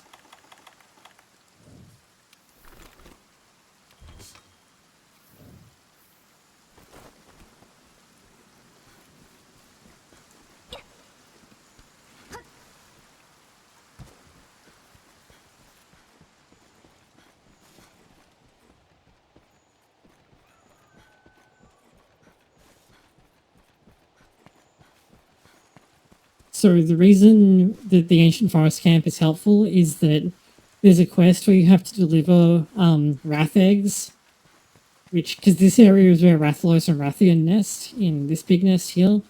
And this little nest, they're like, oh, bring us eggs, and you can just, like, sprint down the slope and then they can't chase you anymore. However, this area also has something else interesting about it. See this dam-looking thing? If you blow it up, or if a monster attack hits it,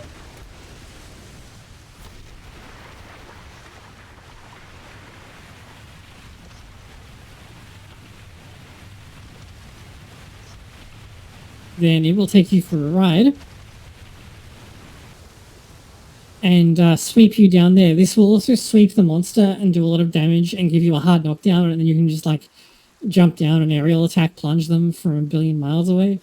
But there are also pickup points behind it.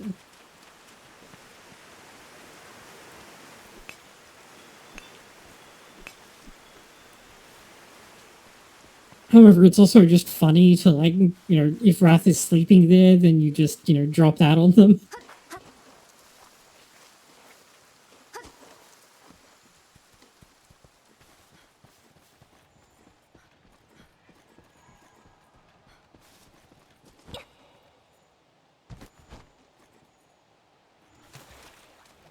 Yeah, I mean, the greatsword aerial charge does do a lot of damage, but also you can carry the charge forward into the wide sweep, so you get 2 really strong hits.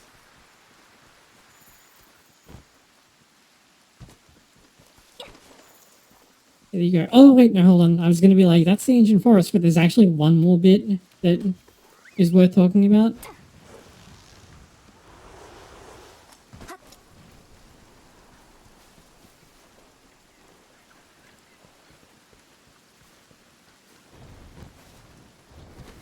Which is this bit here.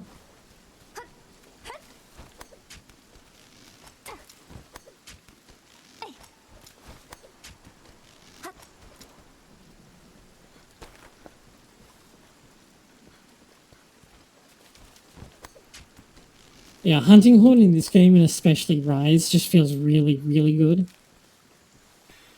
So this is actually another way into the like inner tree area.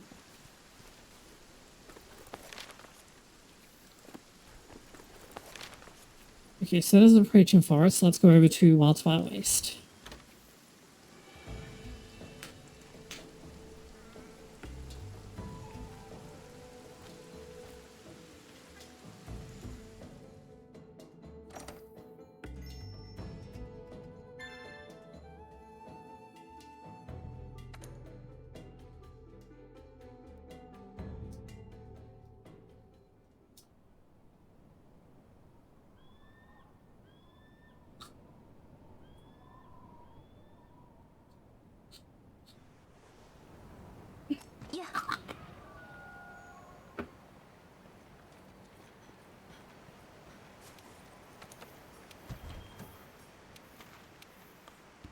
Oh, whoops, I like ate all of those already. Okay. Yeah, as you can see, there are no fresh ingredients left, or almost no fresh ingredients left. So,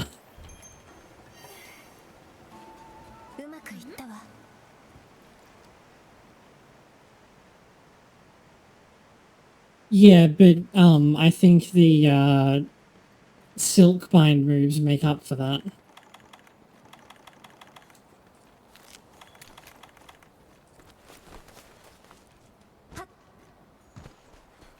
This is the earliest place that you can get like fire herbs, which are useful for all kinds of things. This area in the sun, like when it's sunny out, the rare version of the shepherd hare can also spawn down here, which is useful if you're looking for it. Palicos can spawn there. The herbivore egg is here. Or, sorry, is it back here? Okay, it will be here when the herbivore egg thing is active. I'll put it that way.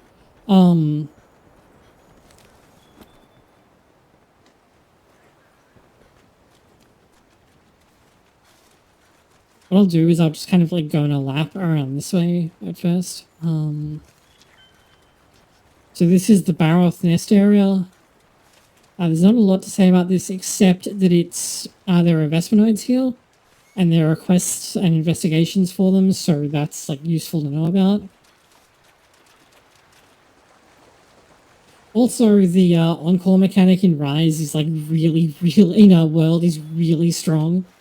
Like on-call hits are crazy, and the new L2 button they got in Iceborne is like amazing. Especially if you have status or element.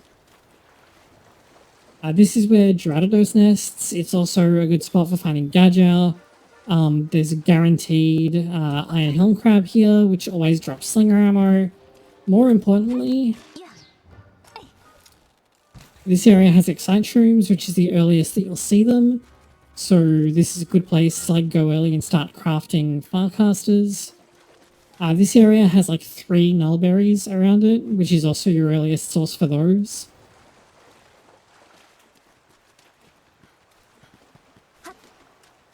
Oh yeah, hit stop in World is amazing. Like everything in Rise feels much weaker by contrast. So as you can kind of see here, the game, like the waste is in like 2 levels at this point. So this area is where Rathian nests when it's here. I think Glavinus also comes here. There's a little drop here which exists for some reason. I think it's mostly for the Vespernoids. There's actually another one on this side as well, which also has bugs all over the vines if you need some for an investigation, or you need like monster broth or whatever. Now, if you keep going out this way, then you end up in Area 8. Most monsters we found here. Let me see if I can actually get Baroth to come here and show me and show off the oh. The Nightshade Palalumu knocked it over.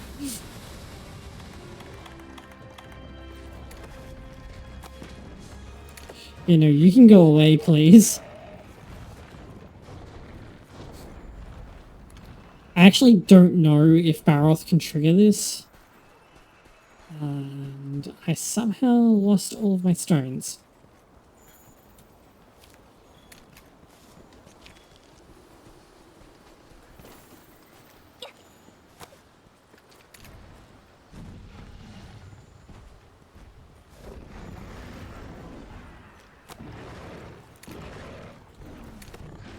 Okay, good.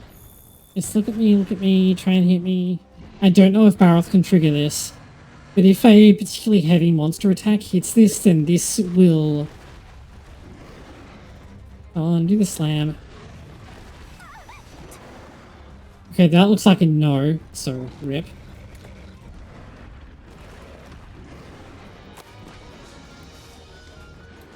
If a particularly heavy monster attack hits this, then it will like drain away, it will like break up the sand and it will fall into the area below, which is really cool. This area, in addition to there being bugs all up this big spire, more will spawn to replace them, flying over these rocks. So this is a good spot to be if you need them for an investigation. You can jump down here for 3 bone piles, a bunch of desert geckos. There's a camp in that bit down there, and this is where the Protector's camp is. You'll have to come here and talk to one of them to start the quest, and then the rest are like, oh, you know, by the way, do you want to, you know, like, come and find us, but you have to sneak up on us because we got spooked and scattered.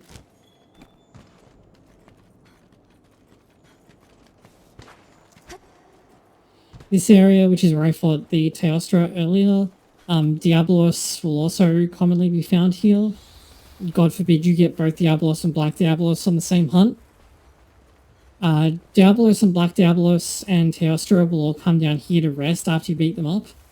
Diablos and Black Diablos in particular, these like sandfall walls, they can burrow into them to do their burrow charges, so like be aware of that. If they catch you by surprise, you can like really get messed up, because they can bury into the ground and then attack you from that side, like from the wall. And if you weren't expecting it, you can easily lose like half of your life or more, almost immediately.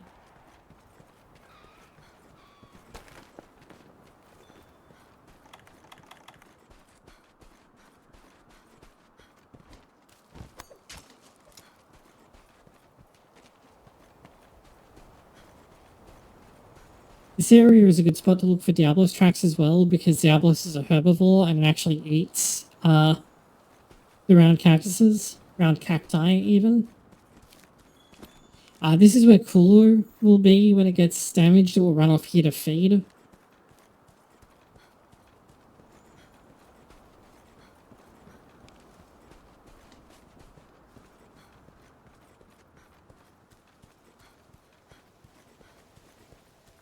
Run through to here. These Gadulakas are guaranteed after you unlock them. And this is also a fairly common place to fight Rathalos, and no, not Rathalos, to fight Rathian when it's spawned. And also out here, which is convenient because there's water that you can roll in. These mushrooms you can wall run off just like in the ancient forest.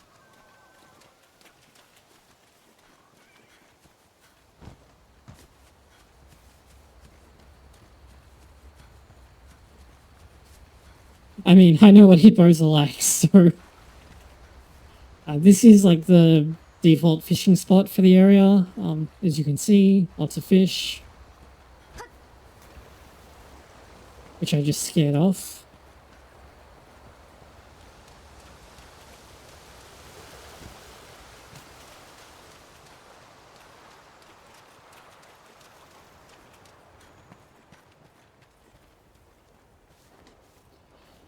It also has a not very interesting little cave section here. You can get up there if you go around to that side and climb through.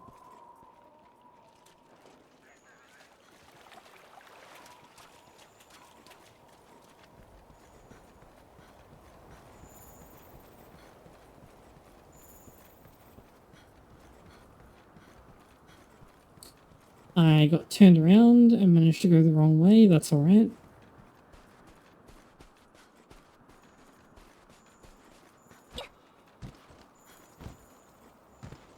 So there's another camp down here that you can unlock, which is right in the middle of everything, so it's a fairly good place to start.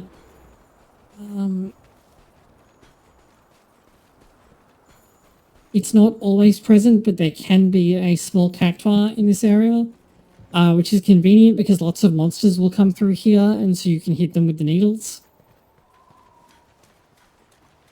And I think that wraps up Wildspire Waste, because this area is not very complicated.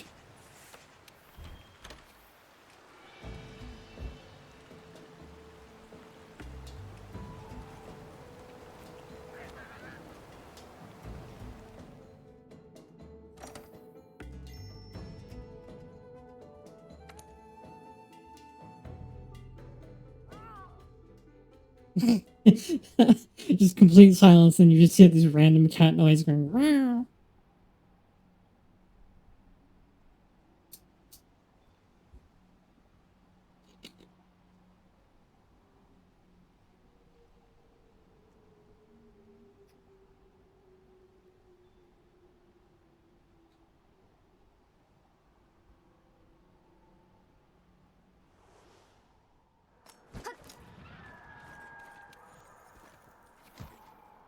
Oh, I have not eaten. Rather, I've eaten two recently.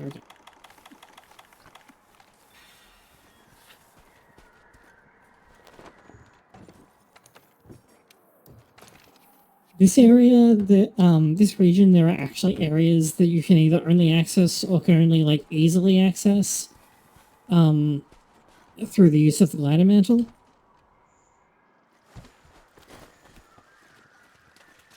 So if we turn right from the start, this area can spawn the Wiggler Queen.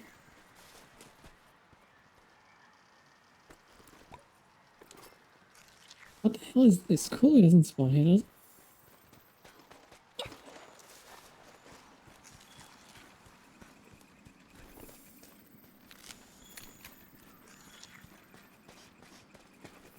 These little bits, these are hiding areas. You can hide from monsters in here if need be.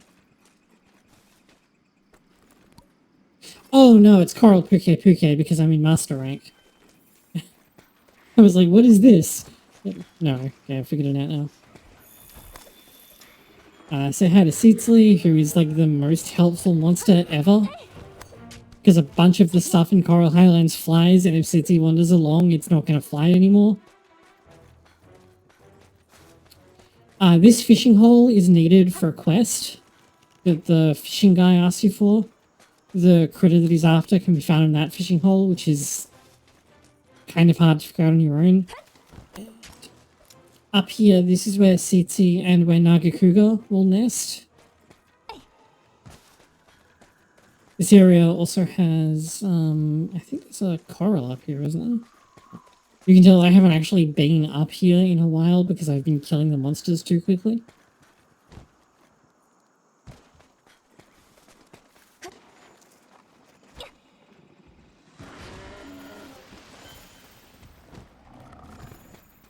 So that's up, but we're gonna go through the middle section first. First of all, this is like the main Shamos hangout.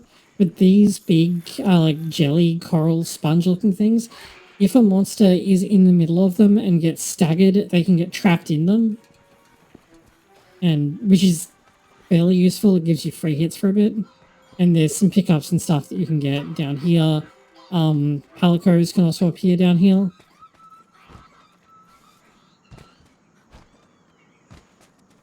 I think there's like a rare pickup at the bottom of this. Yeah, there's two dragon strike nut bushes. And some other useful nut stuff. In fact, oh, you can even go further down.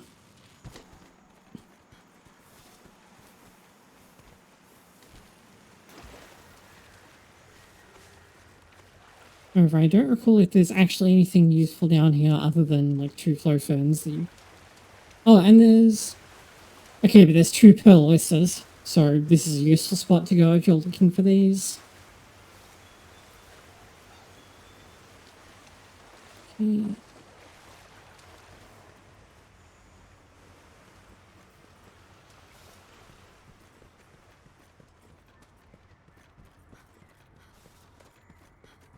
Yeah, we're all learning together today.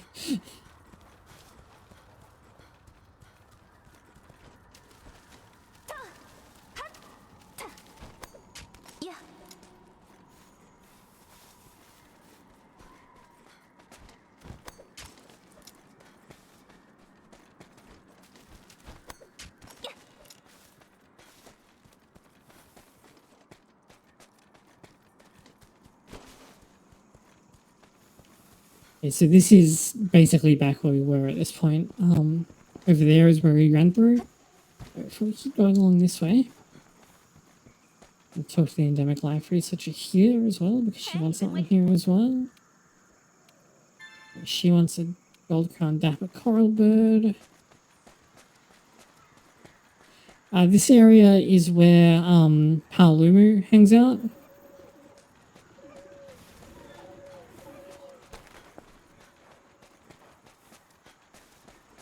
But after you've been through here once, there's a quest that lets you put this up. Put up this rope lift so you can immediately like go to this side of the map.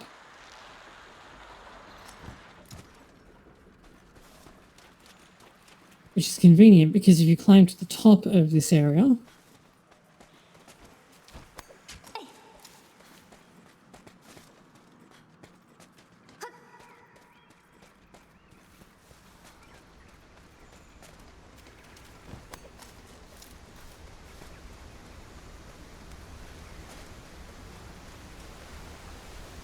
and swim through the waterfall.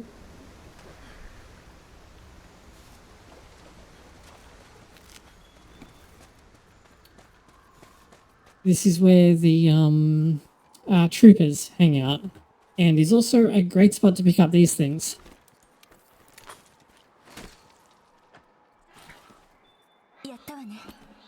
The grandfather mantigrades. This is like one of the only reliable places that you can get close enough to hit them.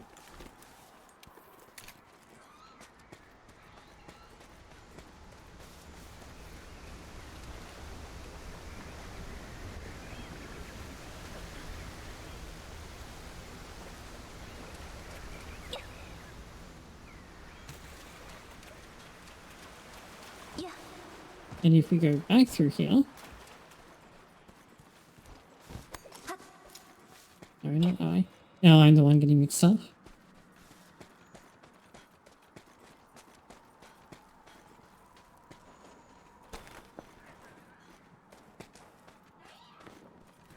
On this side of it, a lot of monsters will like wander in here to sleep if they don't have a specific spot on the map. Like Bambaro, for example, because it can show up on every map, I will come here to rest. Because Bambaro is a pain in the ass.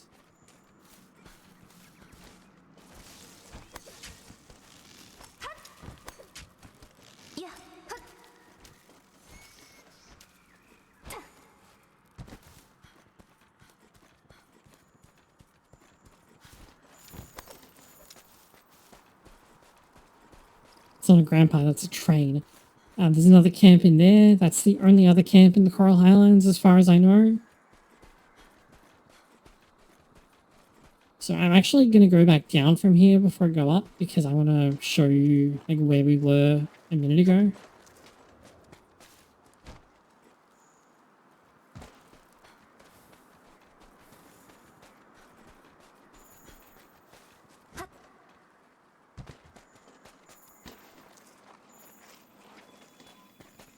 So we ran off that way, and that's how we got to the like area with the jellies that can trap monsters. This is the climbing point that I said we'd go to later, so this is later.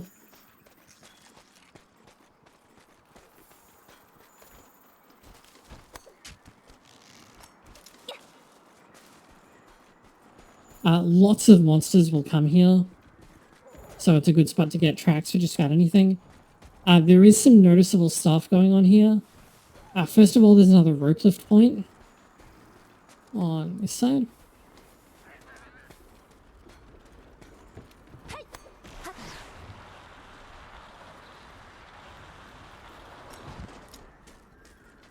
Which will bring you to this area, which is actually kind of like not that noticeable if you aren't already aware of it.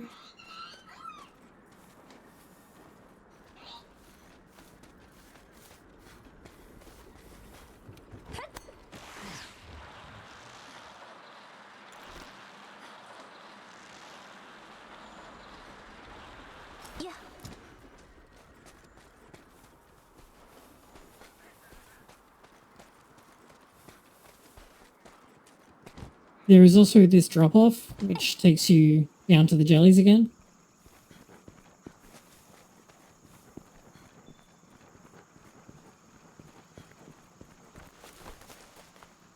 So now I get to run back this way and climb up the time spot again. Fortunately, there's a wedge beetle.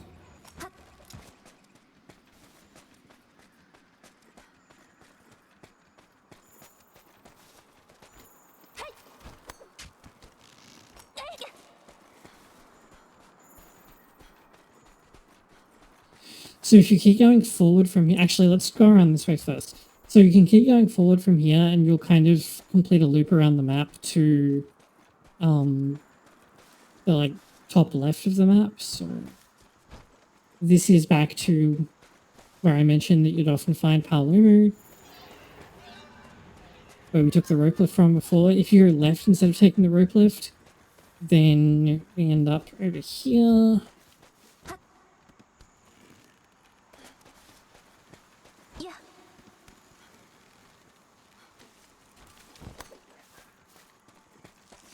This area, in addition to having bugs, Paolumu will nest here, Deviljho will nest here.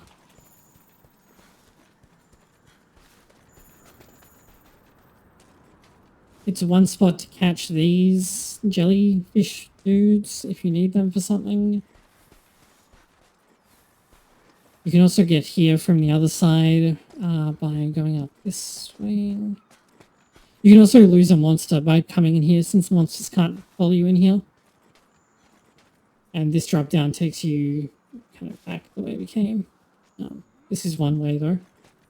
So I'm not going to show it off here, and same here.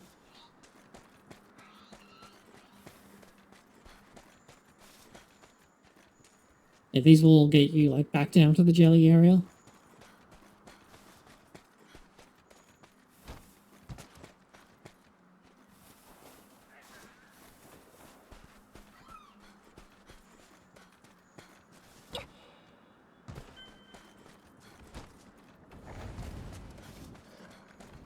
And if you go around this way, so there's a fairly significant climbing spot here, which you can bypass with these wedge beetles.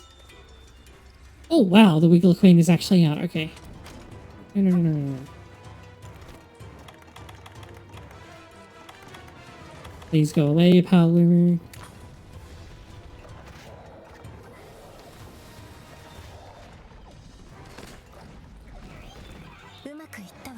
Nice. I hadn't managed to capture one on this character yet.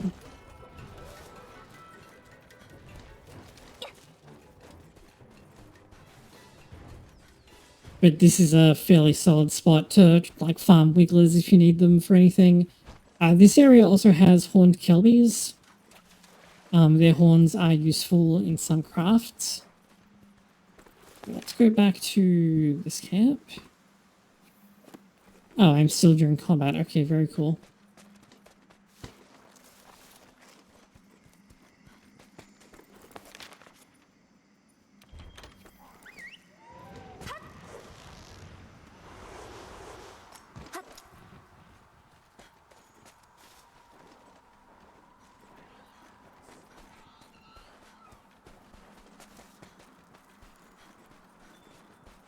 So you can climb up this whole area. These spikes will do extra damage to a monster if you wallbang them there. And you can wall run off these.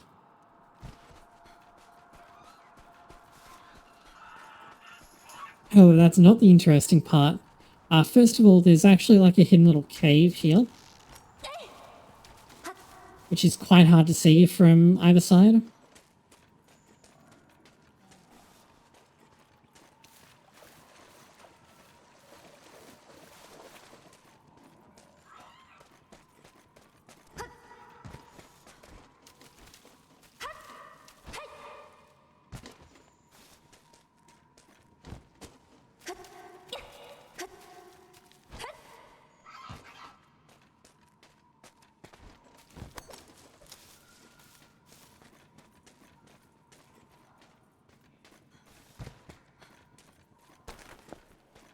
Oh, but you can't climb up any further there. You have to run out of the cave this way.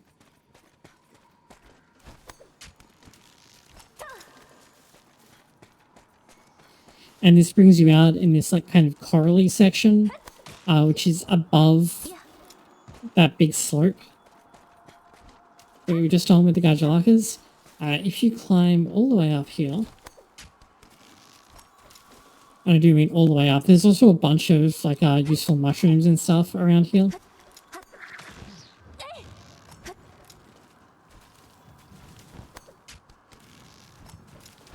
So if you climb all the way up here, in addition to there being a bunch of mining points up here, this is where Legiana nests and also Kirin. If you have the gliding mantle, you can go for a ride by using these vents. This is also true of some of the vents in some areas of Hoarfrost Reach. So you can use this to get air if you have the glider mantle. If you have the glider mantle on, you can also jump down here. As far as I know, you can't do that if you don't have the glider mantle on for whatever reason, but it means that you can also ride this updraft, which will take you straight back to the top. If you don't have a mount, this is like the fastest way to get up here. I mean, it's still faster if you do have a mount, it's just like less good. Because you can't do, sharpening and stuff on the way up, and the monster might not be asleep yet, whereas if you have a mount, you can dismount here and like wait down there for it to go to sleep. I'm actually going to go back to base because I want to refresh the ingredients.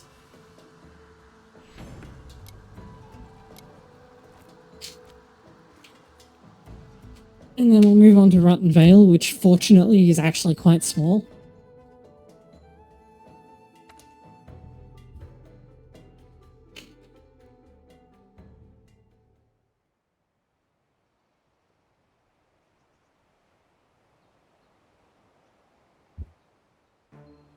We're halfway there. This is worrisome.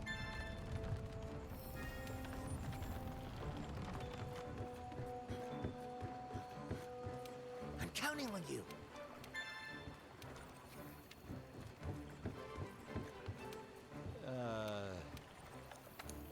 Just make sure that you don't let the harvest box overcap, because anything over the limit is completely wasted. I've definitely never done that before.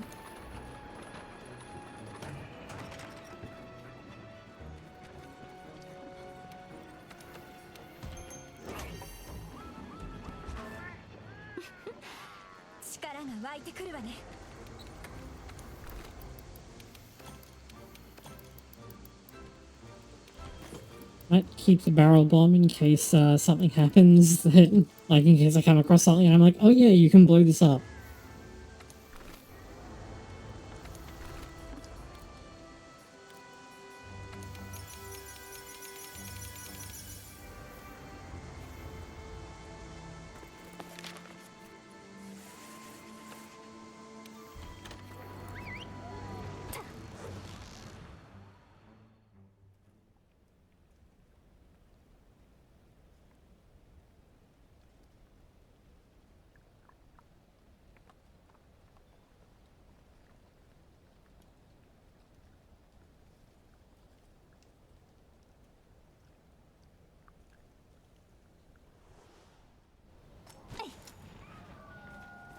Okay, so Rotten Vale.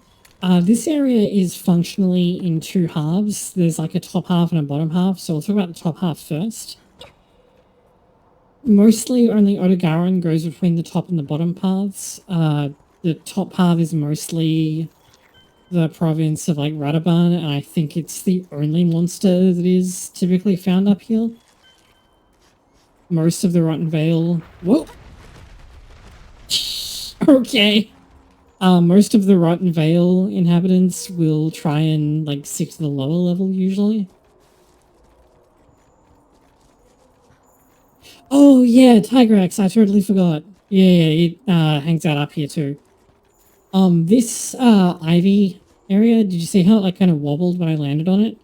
Monsters may get stuck in this when they stumble while they're standing on it, which is also true for the like one patch of ground where Anjanath nests in Ancient Forest. But if a monster like does a tremor attack on this, then the effect will be more pronounced. It's like Radaban's chin slam will bounce you around more than it normally would.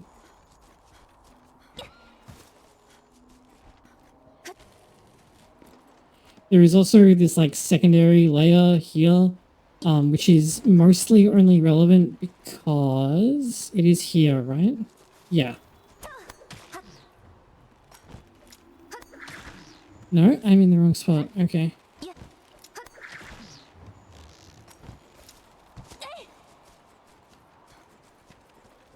Oh, it's here. There's like this little hidden back area which often has this rare bone pile, and it has a Mandragora.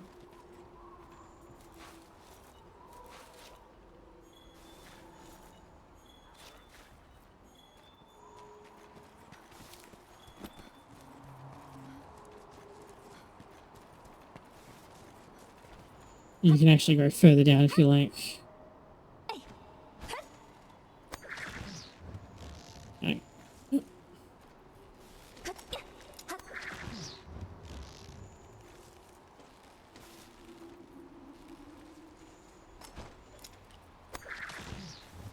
Using the wedge beetles to get around here is not the worst idea you might have. I don't think these fall. No, okay.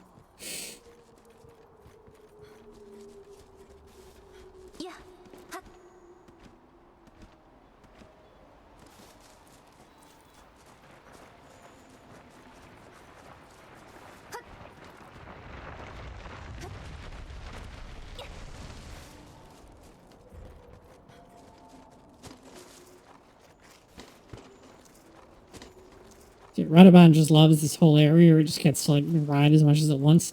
This is where it actually nests. If that's relevant to you, there's a red mining pickup over there.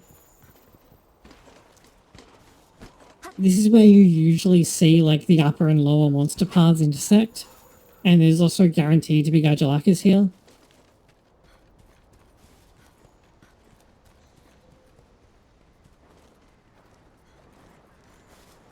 There is also this little hidden inner spot here, which you have to go through there and you come around this way. And you can often find palicos hanging around here.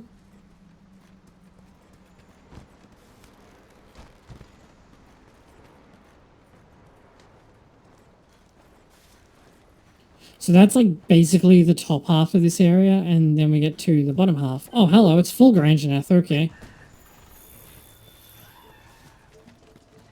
So the lower half is this segment down here. Hello, Odogaron. You can see there's all this like yellow shit in the air. That's effluvium. Being in it will cause your health to tick down, and if you stay in it too long, then your max health will be cut in half, which you can clear with a nullberry. Go away, Odogaron. You can also make an area safe by firing a torch pot at the ground, and it will blow the effluvium away. So if we go up this side, there's parashrooms all up here, and this is where Great Gyros nests. And also where the baby Gyros' nest, and this is their usual hunting ground. This area does have quite a few like slinger torch pods hanging around, so it's not too difficult to find them if you need them.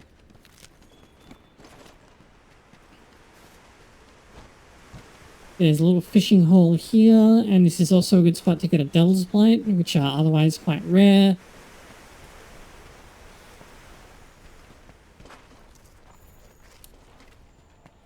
This area sees a fall from the Coral Valley up above. You can sometimes find a Legiana corpse that has fallen down here, and you can carve it for like a dragon treasure. Sometimes an Odogaron will also drag a Legiana corpse from here. Contrary to popular belief, that has nothing to do with one having fallen. If the Odogaron wants one, it will just like scavenge in this corpse pile and then just like pick one up out of thin air.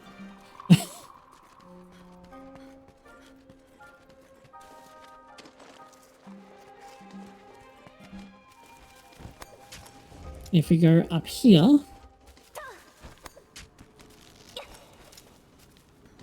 here's the other camp for this zone. So jumping down from this camp, you can either go straight ahead to start going back upward, you can go right to go deeper, which we're not going to do yet, or you can turn left. This is where Odogaron hunts. This also has like a lot of wall runnable spots. And I'll show you the Odogaron nest first.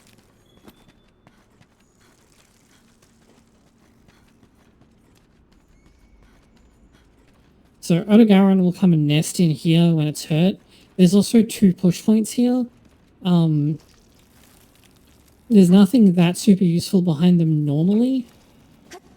However, I think it's over here-ish. Yeah, hello Ludwig. Yeah, it looks like it doesn't spawn unless you're like doing the map. Doing the quest, but you have to get like hunks of meat, and this is where you get them from. For the delivery quest. Also, when Odogaron has a Legiana corpse, it will bring it back to its lair. Now, that might seem like it's, maybe it's in here. No, okay. It will bring it back to its nest. Ludwig, get out of the way.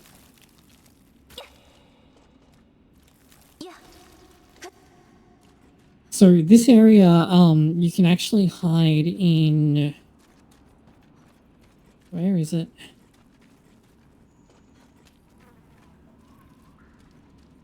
I really thought that there was a high point here. Am I just stupid?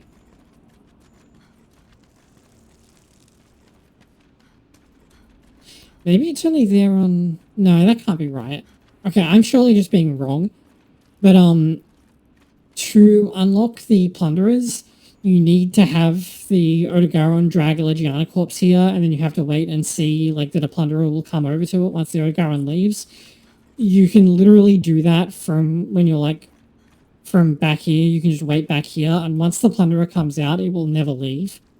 So you can, like, check that Odogaron is here, go on an expedition, hide somewhere that it won't see you, and just, like, go AFK, and then come back and see if the Plunderer is there. Which makes waiting for the event much more palatable because it's totally random. In fact, I think I actually just hid in one of these until, like, I saw Odogaron go past with it and called it good. Once you find the Plunderer, you'll need some, like, raw meat in inventory, and then you crawl through here. This fishing spot has rare fish.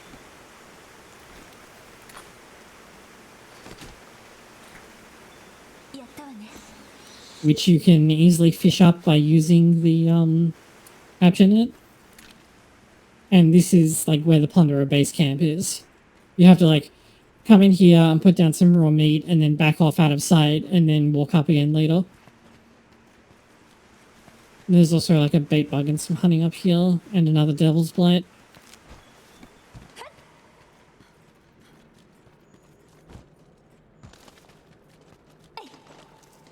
So this is where we are if we like... In fact, no, I'll run back over this way and show you properly.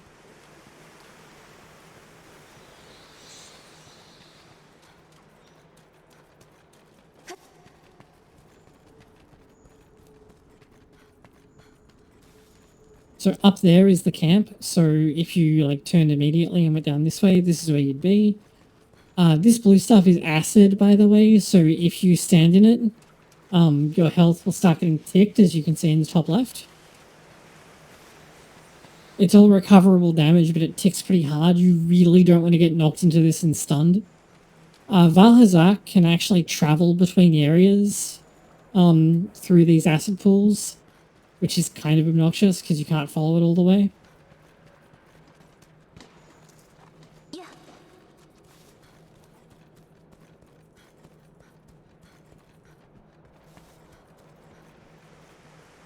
And this one as well, it can travel through. If you keep going deeper, you'll come to this area, which only becomes available once you do the like Valhazak hunt quest.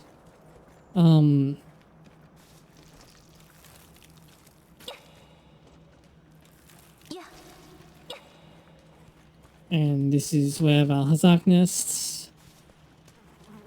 It is probably where you'll encounter it. Yeah, Rotten Vale is pretty small. Elder's Recess. I'm not going to cover Hoarfrost Reach simply because you have to canvas the whole bloody thing as part of a bunch of the like AAA game walking simulator quests that are mandatory. So you don't need help finding your way around it.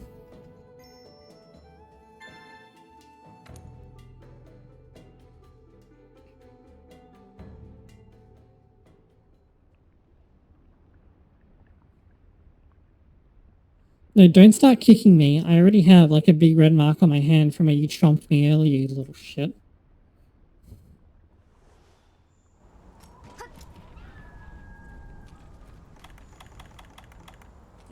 You'll do like a walking simulator segment when you first get to the Elder's Reach, the Elder's Recess. And kind of like Rotten Vale, it can really be divided into two parts. There's an upper part and a lower part. So this upper part is where like Uragan and Dododoma hang out mostly. It's also where Kushala hangs out. It's not a big fan of the heat. And Nergigante as well. It can come lower, but it usually doesn't. So if we go down this way first, this is where Uragan nests. I think Brokidios nests here as well when it's up. Yeah, this way leads down to the hot areas. There's a little pack of Gastrodons over there.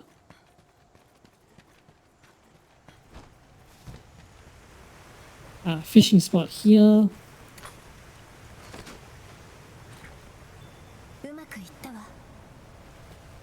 Oops, I didn't want to do that. Oh well. Ludwig, you're gonna roll yourself right off my table, buddy.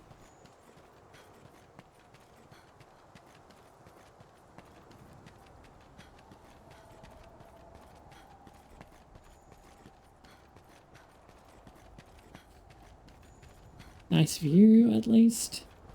I actually really dig the like Giant's Causeway aesthetic of the Elder's Recess. It's really cool.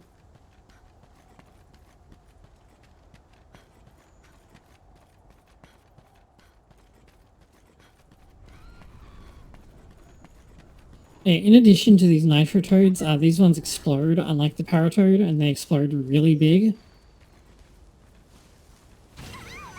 And then, like, there's a secondary blast. You can sometimes find bomb beetles here, which are like dung beetles, but they roll like little bomb pods that you can take off them, which is nice. And there's often a helper Grimalkin perched up here.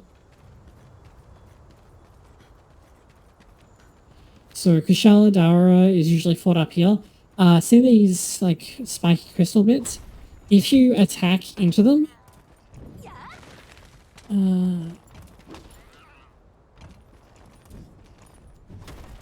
you can see that like a bunch of spikes went out. That will deal damage to monsters that are caught in it. Oh hey, there's Volcana. Hello. That also applies to monsters. So don't get caught out by that. Like, if they attack into it, then they'll fling spikes everywhere and they can hit you, which can be nasty.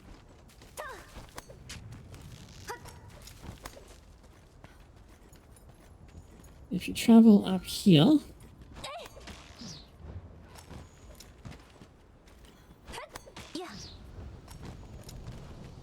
on this middle pedestal, which is wall runnable, but you can also just, like, climb up it. This is where Kushaladara nests when it's doing that. And you can see this little vent thing here, so if I have my glider hood on... oh, this one doesn't work like that, okay. It only... okay, it's a fake, it only looks like it works. My mistake. There is some useful, like, pickup points around here. There's a guaranteed crystal burst here, which is nice. And you can drop back down from here. Oof. That one gives me vertigo every time because I'm actually scared of heights.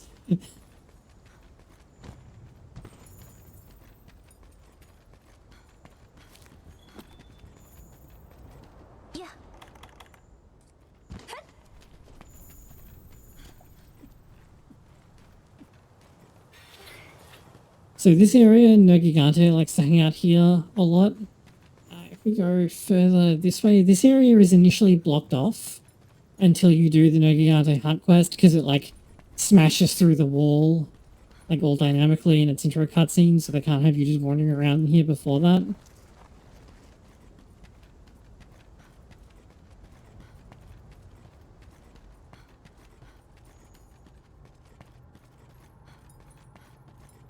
And if you go all the way back here, this is No Gigante's nest area. These, like, spots here, you'll see during the fight occasionally that there'll be like a falling particle effect, and then, yeah, like there is right now, and then, like, more spikes will fall from above when there are, like, tremors and stuff, and No Gigante smashes into things. These ones don't put out their own spikes, but if you're standing in them when what's up there falls, then you will get hurt and take damage. And both of these back walls, this whole wall here and this one over here as well, can be, like, blown away. I think No Gigante has to hit them himself. I'm not sure you can do it with a bomb, but there are pickup options behind them. And you kind of want to... I mean, he'll probably do it anyway because he moves so far. But you kind of want to convince him to do that so that his nest is more open for, like, the last stage of the fight. Because he gets really trigger happy with his dive bomb in the last stage of the fight. And he'll, like, you know, roar and then dive bomb and can potentially be inescapable. This is the Gajalaka hideout, which you have to do this whole insane quest for. This area has a bunch of these that you can use after, like, these little shortcut areas that you can use after you've made friends with them, which is super useful. Or, if you go out this way,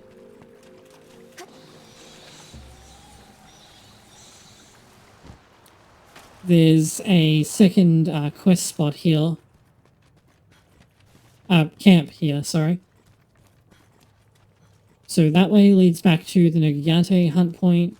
Or you can use the drop down here into this area. So I'm actually going to go back to this camp.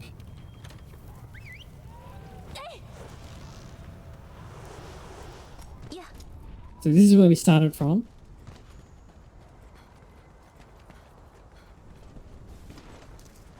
We go down this way instead. Dodogama likes to hang out here, so does Behemoth.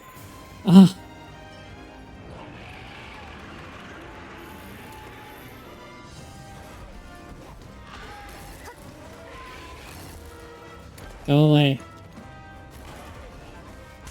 Does that even work on Elder Dragons? I, like, legitimately don't know.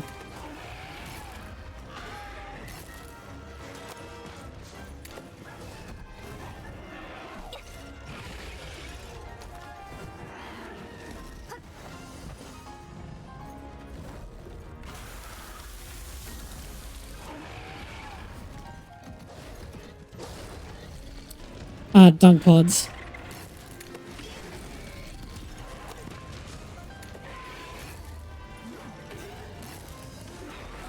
Okay, they apparently don't want to work on Volcana. So if you go up this way, then we're back where we were. That's the huge bit that we dropped down from.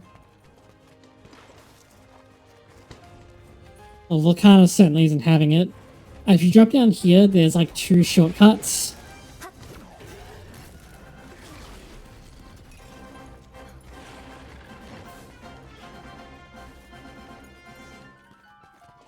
It's like, I've got stuff written down, but it's really, a lot of it is like, oh, I didn't even think about this until I started explaining it, and then it's, oh shit, is that actually true? As far as I can tell, volcanoes like to come down into these hot sections, which makes sense. This will periodically erupt and tick any monsters standing in it, which is convenient, because if you can get a monster to hold still on it, it does a lot of damage.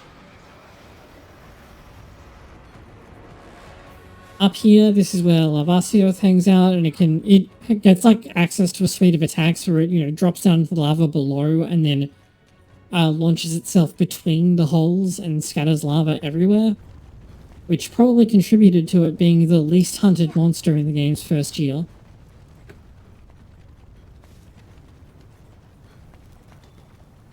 There's a little hunt point here. This area is actually really good to hunt in, because you can get like infinite jumps like this and just like guaranteed mount the monster.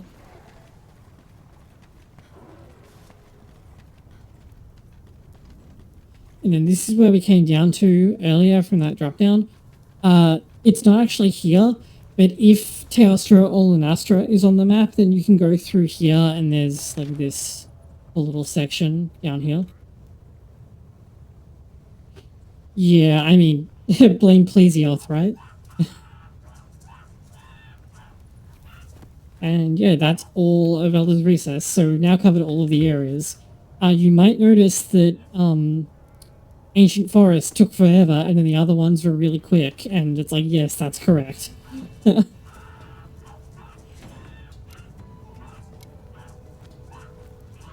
know what I bet is actually happening? Because Dark Souls does this as well. I bet what's actually happening is that the hit tracking is lax, and it's like, oh, I'm hitting you from behind because I happened to intersect like the back of the model before the guard box. Because that is a thing that happens, and it's really annoying.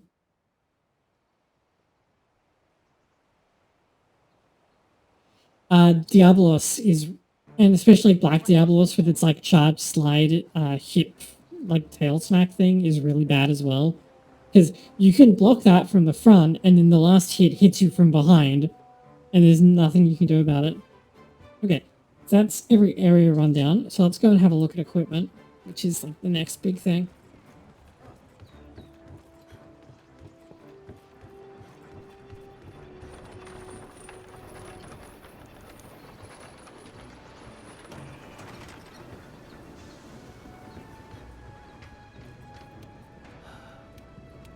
So you'll spend a lot of time here after you hunt a monster or meet the other requirements. So for example, for Death Stench, you need to have picked up a Sinister Cloth. So equipment has a bunch of benefits to it. I'm actually just going to slide the game capture over a little bit, because what's on the left at the moment matters way less than what's on the right. So you can see on the right, there's, you know, the rarity, which is kind of like an overall idea of what it's good for. The elemental defense is mostly whatever. You do get you get like an additional amount based on whether you're using a melee weapon or a ranged weapon for physical and elemental respectively. As a rule, you don't usually pick armor for its resistances in this game. You pick it for its weapon skills. I assume that's true in other Monster Hunter games as well. So I only really played this and Rise, which are both the same. That's just kind of an assumption. So when you have pieces of gear equipped, you get access to their equipment skills, which is shown on the right over here. So for example, these 3 pieces of the Oolong set that I'm wearing at the moment, This one gives critical eye 3, which you can tell if you hit the like back button on your controller. So this gives critical eye 3, which at level 3 gives plus 15% affinity. Okay, cool. This one gives stamina surge. And if you like, you can also look at what the whole set will give you. So you hit left from here to highlight the whole set and then hit skills and it shows you what the whole set has. So this is the set bonus. And then if you have all of the set equipped, then you'll get these skills. So once you move beyond using the defender set, because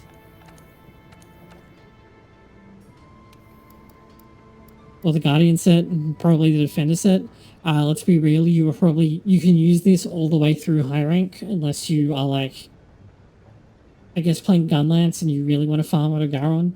You'll usually be looking for a set that has, like, you'll want certain skills and a set bonus, usually. And one of the ways you can do that is if you click the R stick, you can sort. And so let's say, okay, I'm making a hunting horn, I need Horn Maestro. So I say, okay, and it's like, oh, these highlighted ones have Horn Maestro. And so I can see on the right, like these ones have a level 2, these ones have a level 1 each. This one has level 1, but it has more slots, which is the main difference between the alpha and beta versions of gear. As a rule, alpha has more skills, but beta has like less skills, but more decoration slots, or better decoration slots. Or let's say, oh, no, not what I wanted. Let's say you're doing...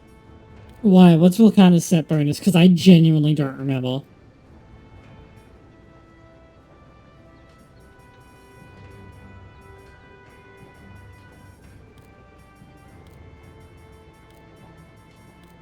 Oh, I definitely haven't hunted something with guard up at this rank.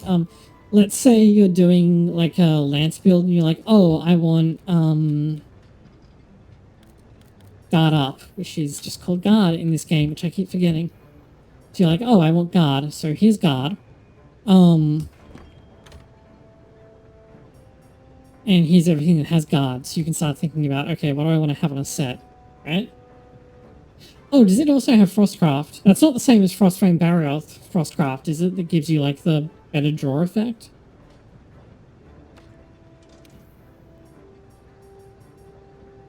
Or here, like, oh, you know, I'm going to be a support, and so I'm going to have, you know, wide range, for example. It's like, okay, here's everything that has wide range.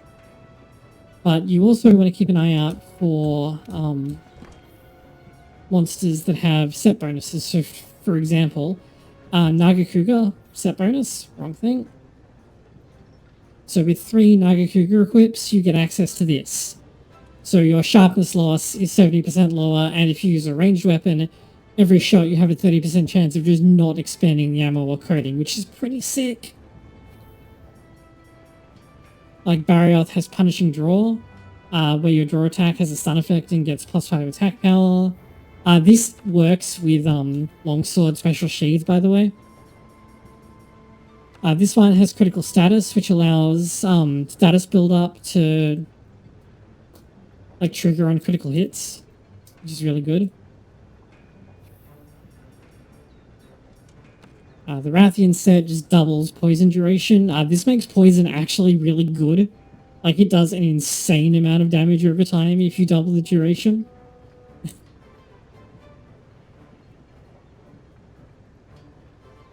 Oh, wow, okay. I didn't realize Frostfang was that good because I hate fighting it. I think there's some other stuff in... Yeah, like, Xeno'jiiva has Razor Sharp Spare Shot, although I think its version is worse. Yeah, it's just 20%. Kirin has Capture Master, which gives you increased capture rewards. Valhazak has Super Recovery, so you can naturally recover beyond health level. Nergigante has Hasten Recovery, which is really good. If you hit the monster 5 times within 5 seconds, you just get health back. It's really good on dual blades.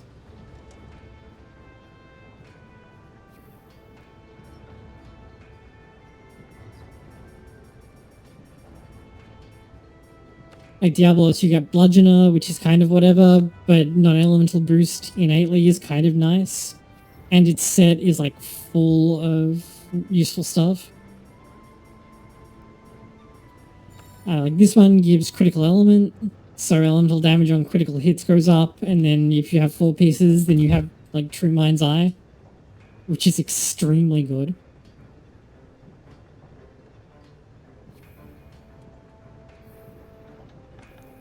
So you want to be thinking like, okay, what do I want as a set bonus and what skills do I want? So for example, this set that I'm using at the moment is actually kind of bad. Let me go back to here. Because this is just kind of like thrown together so I can get Joyful Blessing. And so I've kept 2 pieces of Artemis because Artemis is the best like entry rank, master rank gear. Which you can't get anymore because the event quest no longer exists. But there are ways to deal with that, which I can't talk about on stream or Capcom will get really angry. But yeah, so like the rest of the set, it's like Critical Eyes up at 5, Stun Resist, Attack Boost is just kind of always useful because doing more damage is better. Poison Resist is whatever, and then there's a bunch of stuff that I have chucked in, like Free Meal just essentially gives you 25% more items. More if you're lucky, but I'm not. Earplugs just helps you deal with roars, which you can also guard or roll through, but I suck at rolling through them. Oh, Evade Window, just like generally useful stuff is kind of chucked in there.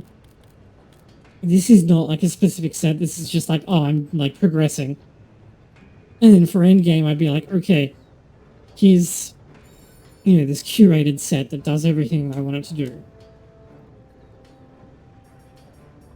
And believe it or not, that's basically everything you need to know about equipment. Just like, you know, find something in your current rarity range that has the skills that you want and possibly has a set bonus that you want. Oh, I only have Evade Window 1, but it's like, it's whatever. This is just me, like, throwing event clothes on. I think it's more if you have, the full Artemis set on, because I think that's, oh,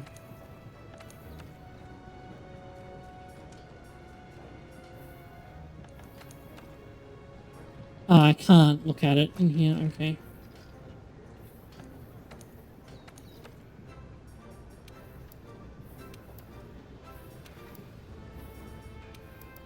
Wait, where am I even getting Evade Window from?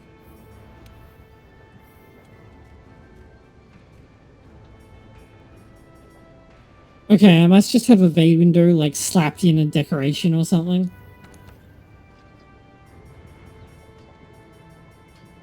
Oh no, it's the other half of my free meal jewel. It's not actually there on purpose. It's just, it's what's attached to my free meal jewel. But I mean, you know, it makes dodging better and I'm using a greatsword, so my guard is okay but not amazing, so like having it doesn't hurt.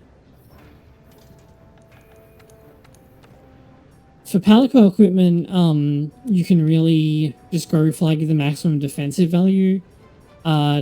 I do recommend getting an Elder Seal weapon if you can, and having like a different weapon to use, especially if it has like blast or something that can just build up on, is quite useful. But I mean, in this case, I'm just gonna like let it keep using wait, range equipment, Palico. Like you can just keep using this, and it will be fine. I'm not really bringing it for the amount of damage that it does, right? It's like the extra utility from its tool. So let's head over to the training area. Yeah. And we'll do, oh yeah, Tower Raider Safari, which I didn't even have on deployed because of, how, oh, hello. I see, Alarin is a Xenogears enjoyer as well.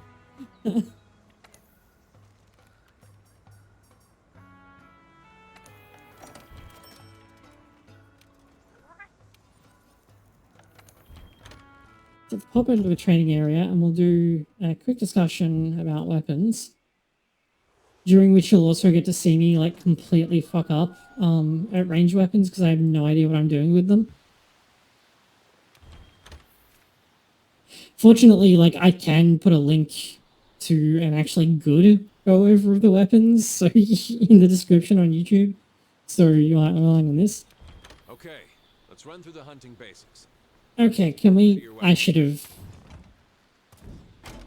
Okay.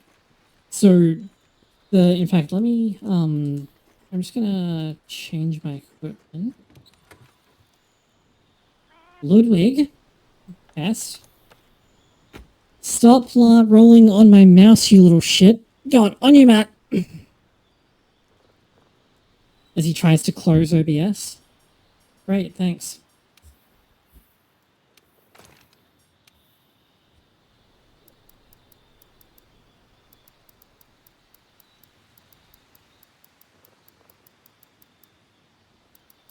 Yeah, I was gonna say where's the other greatsword, but I don't actually have one, so it's just gonna be this one.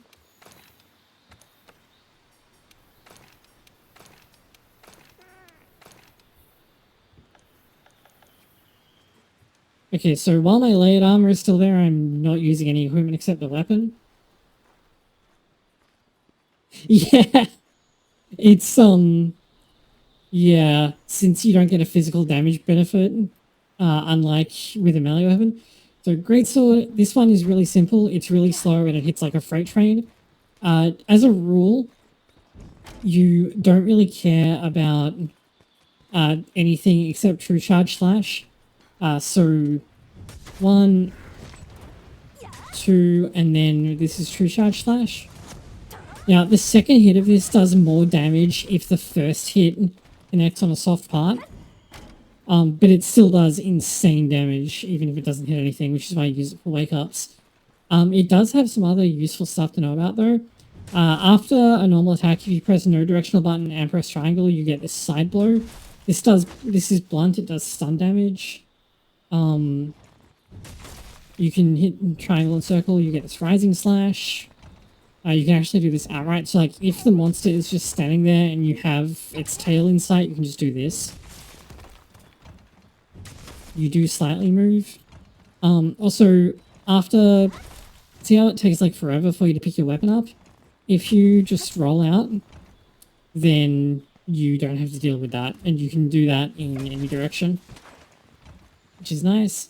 After a dodge, you can also tackle. You will always tackle forward, no matter which way you rolled. That's great. This tackle, you have like insane super armor during it, and it has big stun damage. You also have this little kick. This chains into a tackle, like this. And these both do stun damage. So you can actually potentially like stun a monster with this, which is quite goofy. And you can go from tackle into side blow with R2 plus triangle, and you take a big step forward when you do that. It also keeps your charge level. Sort of. It's kind of weird. I'm not actually sure how that works. But the other thing to keep in mind is that after a tackle, you can do... Thank you, Ludwig. I was trying to do a tackle after that, but he leaned on my mouse. This lets you move a fair distance, and then after this, you can turn in any direction and do a slinger burst, which is actually true for almost any attack, but it's very useful. Like, you dodge, you tackle, you do this, and then you slinger burst, and now you're in true charge slash, which is where most of the damage is, so that's where you want to be most of the time. Ludwig, you're being a pest. Go on your mat. You can be on your mat, or I'm going to turf you out of the den, one or the other.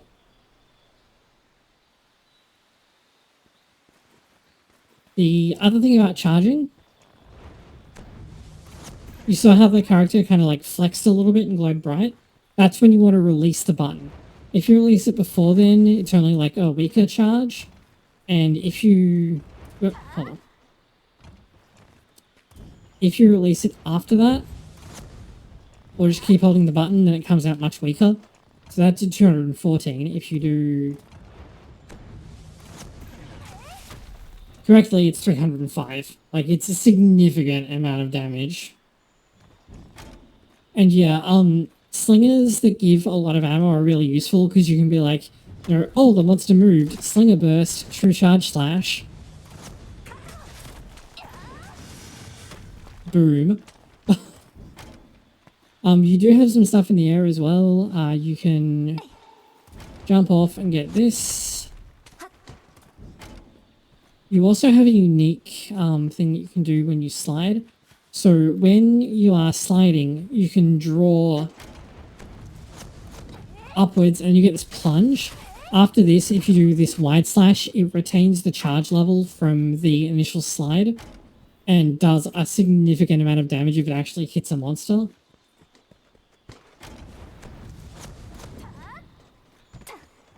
And you can actually mount a monster quite easily with that.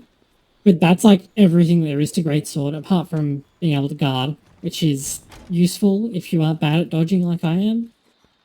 But yeah, that's like the whole thing. You basically want to just get into True Charge Slash as fast as possible, and then hit True Charge Slash.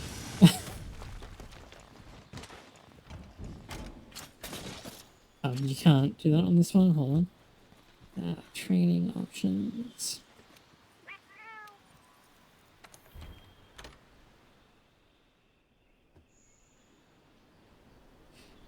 Wait, really? What happens if you mount with a switch axe? I don't know.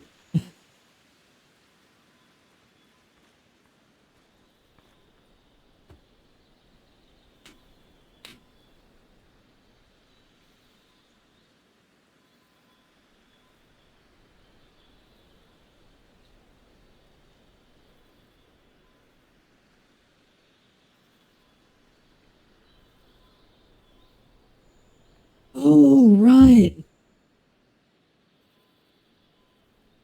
Yeah. Okay, I need to keep that in mind. So, Clutch Claw, Greatsword is heavy, you clutch, heavy attack, and it will wound instantly.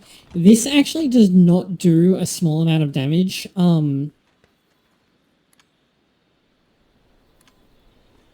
like, it's actually a fairly good way of just sneaking in some damage if the monster is stuck, and causing wounds is always good, but, like, if you feel like you can't get there in time, if you just, like, run up and hit it, then grappling it and doing an attack won't be the worst thing in the world. Yeah, it's not that bad, I don't feel like. Although, hold on, I'm hitting a... Let's hit it here. Yeah, it does take a fair chunk, but, like, you aren't doing that much damage. Like, you don't hit things with the Greatsword that often. Because you're trying to do this all the time, right? So you can afford something that chews a bit of sharpness up, and it doesn't hurt you too badly.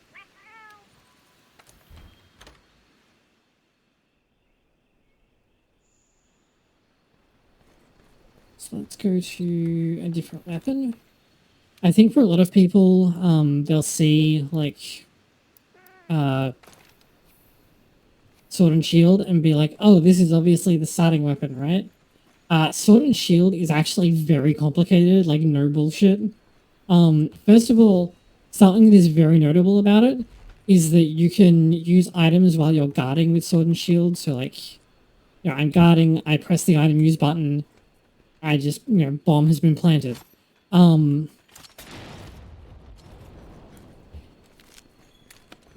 it also, its slinger also works differently. Well, because originally Sword and Shield was the only one that could use slinger while it was drawn. Now every weapon can, but in exchange, you can aim the slinger, and then if you click R3, you switch into slinger burst mode, which works differently. It just, like, fires a burst straight out, which is kind of cool. Other than that, Sword and Shield, you have this basic attack string, which is pretty bad. You generally don't want to do the third hit of this, because, like, you get this, like, really slow combination. But you can also hit things with the shield, which I did not just show you, because you have to use the control stick for that. So you go 1, 2, 3, and then it goes into the backstep. This does blunt damage, so it can stun the monster. Yeah, that's just like kind of the whole thing about it. The other thing is that... Wait, what is this? Hold on. Oh, right. After Slinger Burst, you can go straight into the Leaping Slash. Now, this is new for this game. Not for this game, but new for Iceborne. So after... maybe? I don't know, to be honest, because I don't normally play Sword and Shield. I'm sorry. Okay, so backstep. You can go into this, like, almost anywhere. So after any attack, you hold back and press circle. You keep holding the button, you'll get this, which will launch you into the air, and then after being launched...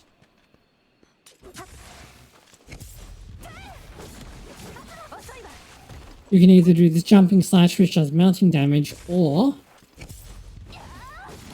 You can press circle again and get the shield bash. This does a lot of damage. It hits once in the air and once on the ground, and it does stun hits for both things. It's actually kind of sick. There's a reason that they give it to you for the Witcher quest, because you can absolutely, like, obliterate Leshen with it. But you can also do this.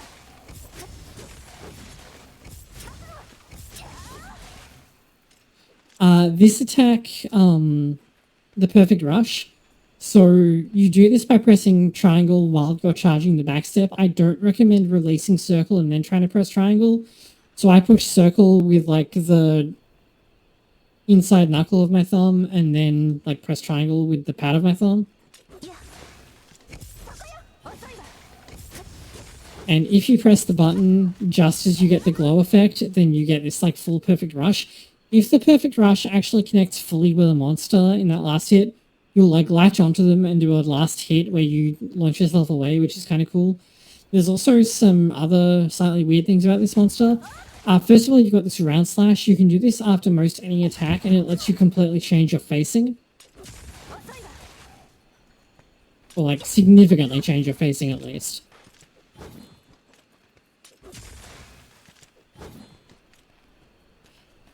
What else? Oh yeah, triangle and circle anytime will give you this advancing slash, which goes into the jumping rising slash if you do it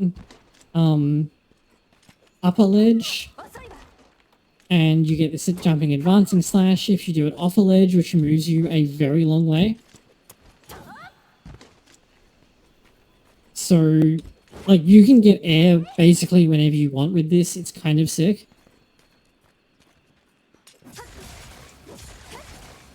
So like one option is you do triangle, triangle, circle, circle, circle, and then you can backstep or do whatever you want.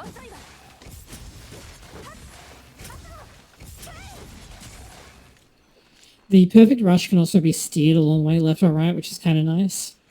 But Shield and Sword's gimmick like really rewards an experienced player who can, you know, work well in concert with traps, or you can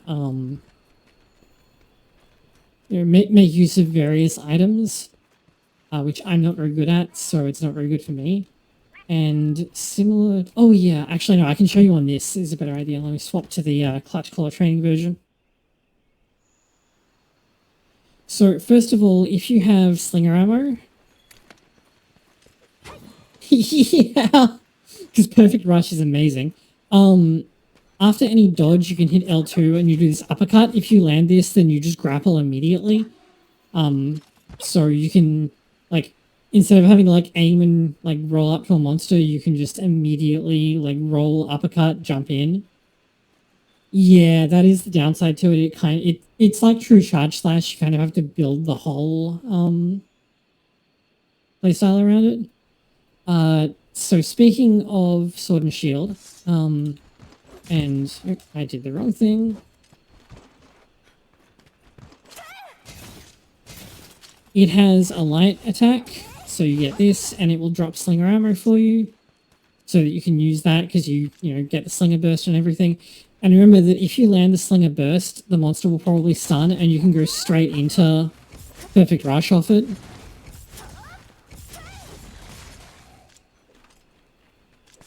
While the monster is staggered.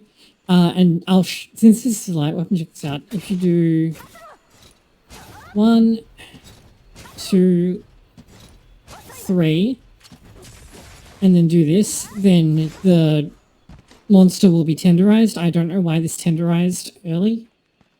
That shouldn't have happened, but oh well.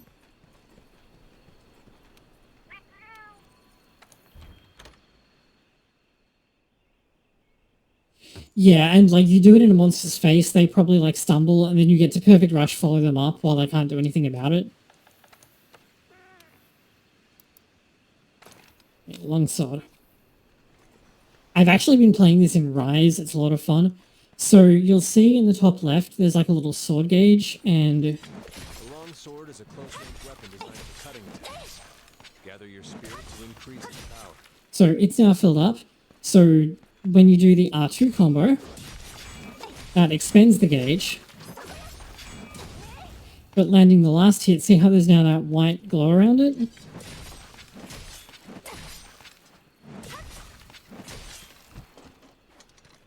And then we do that again.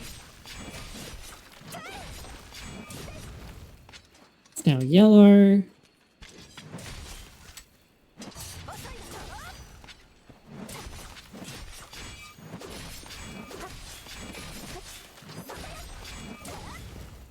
And now it's red, so it's now maxed out.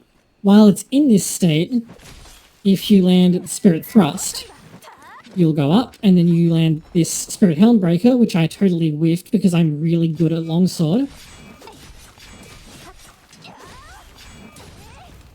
This can actually be easier if you don't try and correct your aim yourself. So, Spirit Thrust, we go up, Spirit Helm Breaker, you get this. The damage value on this changes depending on the level of your spirit gauge in the top left, so red is the best. And it will level you down 1. So that's kind of like when the monster is stunned, that's what you want to go for. Don't just throw it out randomly because you'll get like blown up. But you'll also notice that the gauge is slowly draining over time, the outer edge, so you do need to level it up. Yeah, I did notice that in Rise, and the soaring kick to access it also means that it's like way easier to set up. However, longsword also has a bunch of other things to it. So first of all, if you press triangle and circle, you get this fade slash. Now, this can be directed. You move in the direction that you push the stick, so with the lateral fade slash. But you can't like move forward and slash behind you, so rip. If you, after any attack, if you then press R2 and circle, you get this foresight slash attack. Now, this doesn't seem that useful, however. I did it wrong.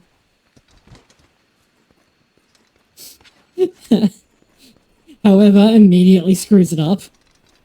Do you need... Yeah, and you need gauge for this as well. So, like, this is your looping attack. You can just do this if you have nothing better to do. Yeah, I know, right? You hit it with this... So, Ice, the Community Edition patch, has a bunch of changes to Gunlance that I don't like, but one of the things that it does for True Charge Slash and Spirit Helm Breaker is that the first hit no longer has any stagger value, and it's all in the last hit instead, so that exactly that doesn't happen. So, you...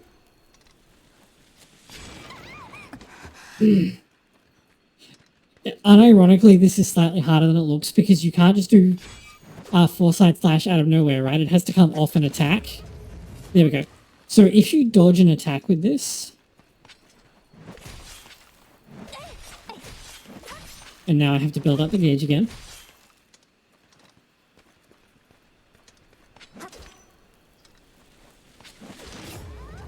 Like that. And I'm still doing it wrong, apparently, because I'm not getting the benefit. Yeah. This is the downside to being like, oh, I'll do the beginner's guide, like, on stream so that people can, like, chime in or talk to me about it.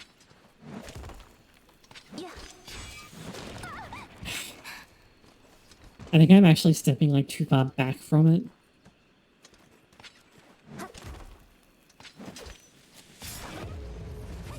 Yeah, you see there's that little flicker attack. If you successfully dodge an attack and hit the monster with the Foresight Slash, you can go immediately into the last hit of the Spirit Slash combo. So you immediately get to like level up the gauge. That's one of the best ways to level it up. You also, can I do it without gauge? Yes, I can, but there's no iframe. The way that this turns is not necessarily how you'd expect. So that's me holding back, like towards the camera. So you dodge away from the direction you're inputting and then attack back towards it. So if I hold left, that's what happens. And if I hold right, that's what happens. This lets you dodge like all over the place. You can do it really easily. But you can't guard, so be aware of that. The other thing about Longsword that Iceborne added is that it now has this stance. Special Sheath. So while you are in this, you can either do EI Slash, and you'll notice that having landed this, first of all, this attack has a stun property to it. Second, you'll see that the Spirit Gauge is automatically climbing on its own. The other thing that you have is EI Spirit Slash. Now, this expends a bar of gauge if you just do it normally, but if you perfectly, and I do mean perfectly, iframe through an attack with it, because there is one solitary iframe, or so it feels, it probably may not actually be just one. If you iframe through an attack with this and land the counter, it will do a very powerful hit, and you don't expend the meter on it. So, like, if you like positioning, if you like counterattacking, but you don't like shields, Longsword is a good choice for you. Something you do need to be aware of, though, Longsword is a slashing weapon, and, like, Longsword is really big. Like, it's not so bad here, but then you start using, like, your Spirit Slashes, right? These have these big, like, wide attacks. If your allies are anywhere near you, you are going to trip them repeatedly, and it's really annoying, so make sure that you stay at the tail. And, like, especially stay away from the head if you have, like, a blunt weapon user. Because they don't want you muscling in on their spot. Like Sword and Shield, Longsword has a weak grapple attack, which is kind of obnoxious, actually, because it doesn't have any use for slinger arrow, but it will drop some anyway. Your weapon has lost its sharpness. Your attacks will be weak and easily deflected. So, that's the thing. What's next? Dual Blades. So dual blades basically have two stances. You'll see that they also have that gauge in the top left. So initially we're doing this. We've got these attacks. We've got this lunging strike. Round slash, you can turn into a right round slash by holding right. Something else to make note of is that after any triangle attack, if you press a different direction and circle, then you'll do a turn, if you press back and circle only, it is, you'll do this turn slash, so in case the monster got behind you, you can turn around. Now, you'll notice that that didn't fill the gauge up. Now, the reason for that is that if you press R2, this happens. Now, notice that my stamina is draining, but also that the gauge in the top left is lit. So if I start attacking with this, yeah, wow, stuff happened. Also, this is now our circle attack. And so on, and we also have this like double round slash where you do a little hop afterwards. However, we ran out of stamina and fell out of demon mode. However, our swords are still glowing. And the reason for that is that we are currently in archdemon mode, which means that we have access to some of the demon mode attacks. But using them will cause the gauge to drain. So you can see here we did Demon Flurry Rush, but the gauge drained a lot. Oh, it's 7 frames? It doesn't feel like it. So you'll spend a lot of time, like a lot of dual blades is like managing your stamina, managing this gauge. So like you dip into demon mode for your max damage, and then you go back into archdemon mode and to like refill stamina and then back again. So if that's appealing to you, then this is a good weapon for you. The other thing you have a weaker version of Demon Flurry. This is much stronger in demon mode. But you have to stand still forever. Because, like, you can't do evade shot until the end of this. In fact, you can't do evade shot at all in... Oh, no, wait, hold on. I don't have any ammo. Let me check. I might be lying to you. I didn't realize that that I'd forgotten to pick up slinger ammo.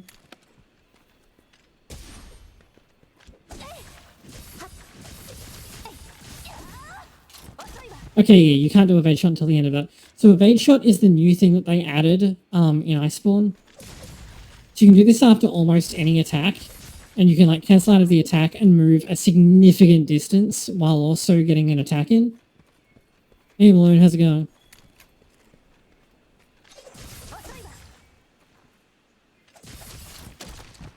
So like if you desperately need to get out, then evade shot is here for you.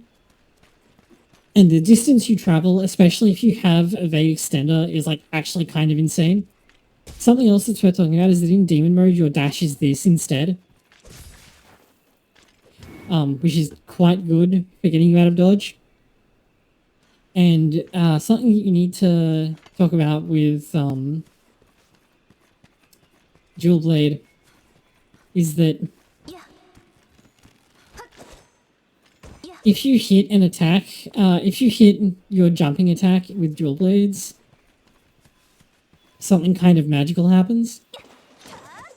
Yeah, this one, Spinning Blade Dance, which you get off a slide. I think you can also do it off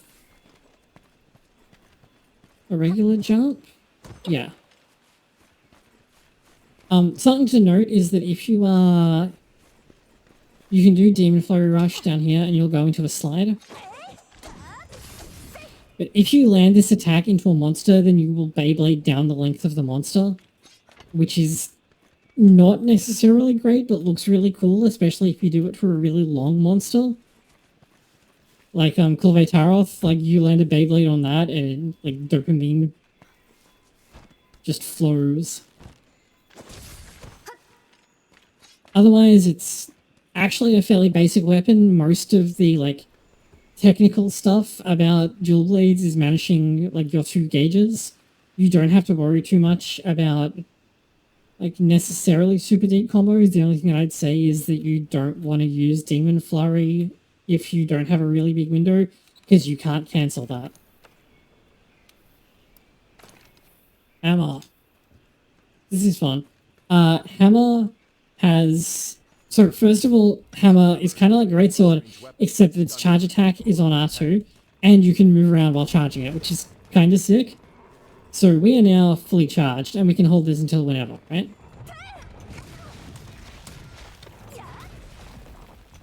And depending on when you do... So, that's just a release. And if you, like, release here, then you do this instead.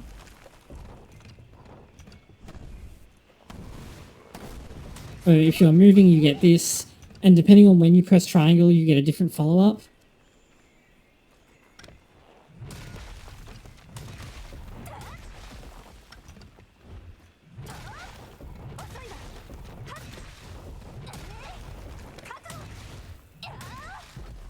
You know, you do this, like if you get this at the monster's head, like it's going down, you have a Slinger Burst, which lets you, like, you know, stun the monster. Then you can just go into Spinning Bludgeon or whatever you want. Yeah, like, Gold Swing is amazing.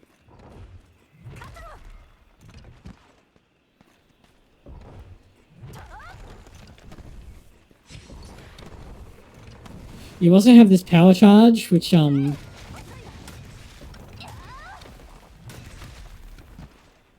don't actually know what this does, but fortunately it will probably tell me if I look in the Hunter's notes.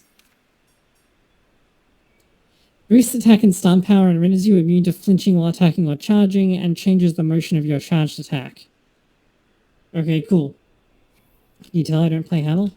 Although, speaking of Hammer, it does have some pretty fun jumping stuff. So first of all, while sliding, you can do this charge attack. This hits several times and is very fun.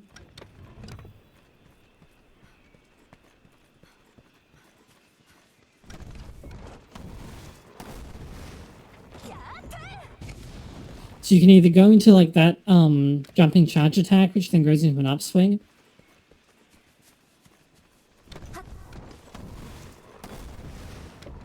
Or if you release, then you get this spin. Yeah, if you get every hit of the spin, it's like actually disgusting. I've seen people do that and it's like, oh wow, okay. And here you can like go into the charge and just jump into a jumping charge attack or a regular swing, whatever.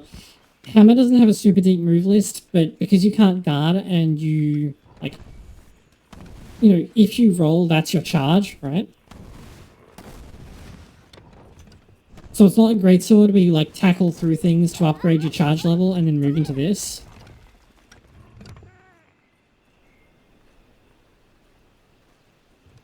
Then you're going to do a lot of damage. So this one is more about like positioning and movement because you don't want to be dodging or trying to like tackle through an attack.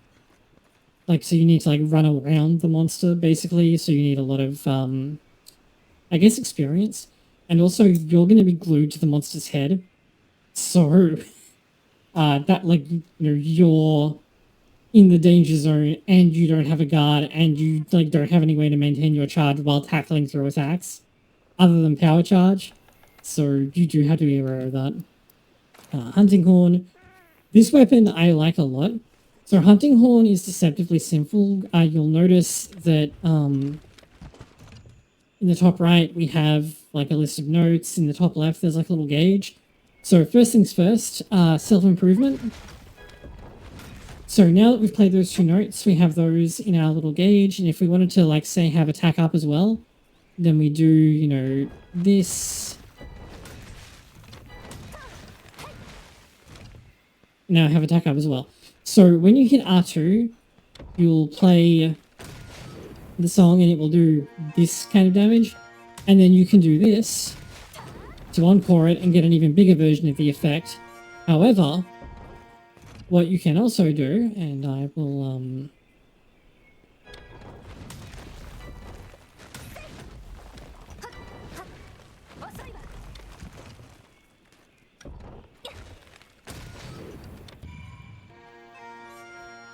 so this will play songs in order, right? And then you wait until the last one goes off and then you encore them. You get these big shock damage hits that are unresisted by enemies, and then it just plays everything at once for the encore, which is very strong.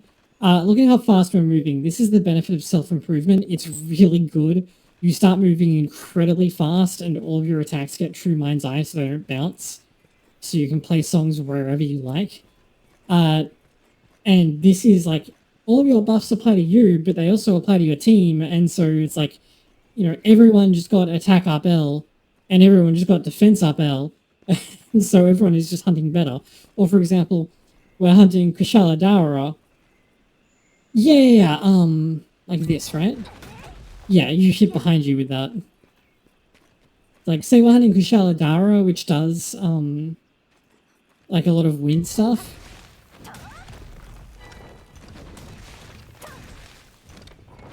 So then you just, like, you hit wind pressure negated, right? And then you extend it.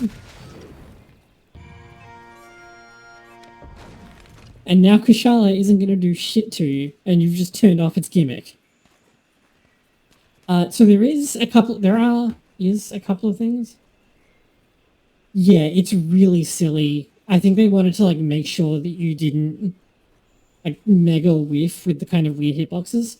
So, after any attack, if you press back and triangle, or actually, it's actually back and A button, so, like, this is back and circle, or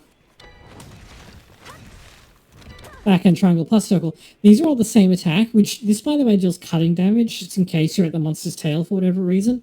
But since you can play that move with any note, you can, like, use it to mix in more notes more easily. And I think there's also, is it this one that's a flourish hit where you can sneak in another note? Yeah. On the second hit of the directionalist button plus circle, if you press the button when it's glowing, you'll actually, yeah, like just before the hit, you'll actually play a second note, which can be anything. It's kind of weird. or like here, I can mash triangle and circle and get that to come in. So that's how you can get like more notes more easily. Yeah, right? Like, you don't want to be a hunting horn main who doesn't have friends because you're just not going to get tail cuts. It's really bad. Something to be aware of as well is that the encore damage is, if you let it build up to like all three and then do the encore, the damage is significantly higher if you have all three songs stocked. So it, like, no matter what you, like, often when I try and have 3 songs stocked before you get going, something else to be mindful of is the new thing they introduced in Iceborne, which is the, like, stave attack. So you do L2 after any attack, and this happens. Follow-ups to this give pretty interesting gimmicks. So this one is Impact Echo Wave, which does this, like, big boom kind of attack. I'll do it again because I didn't encore it very well.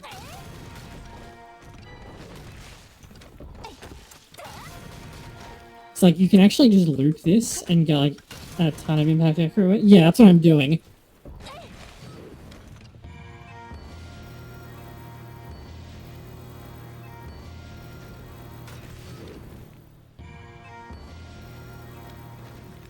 Yeah, that's stun damage, and it's also like shock damage, which is not resistible. It's really, really good. But the other thing that most staves have if you do this is... Yeah, right? It's insane. So let's say we set up this, right? So max stamina up plus recovery.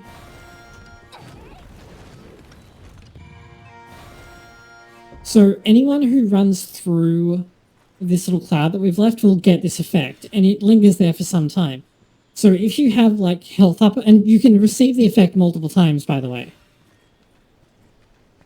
These tend to last for less long, but if you have like a health recovery thing,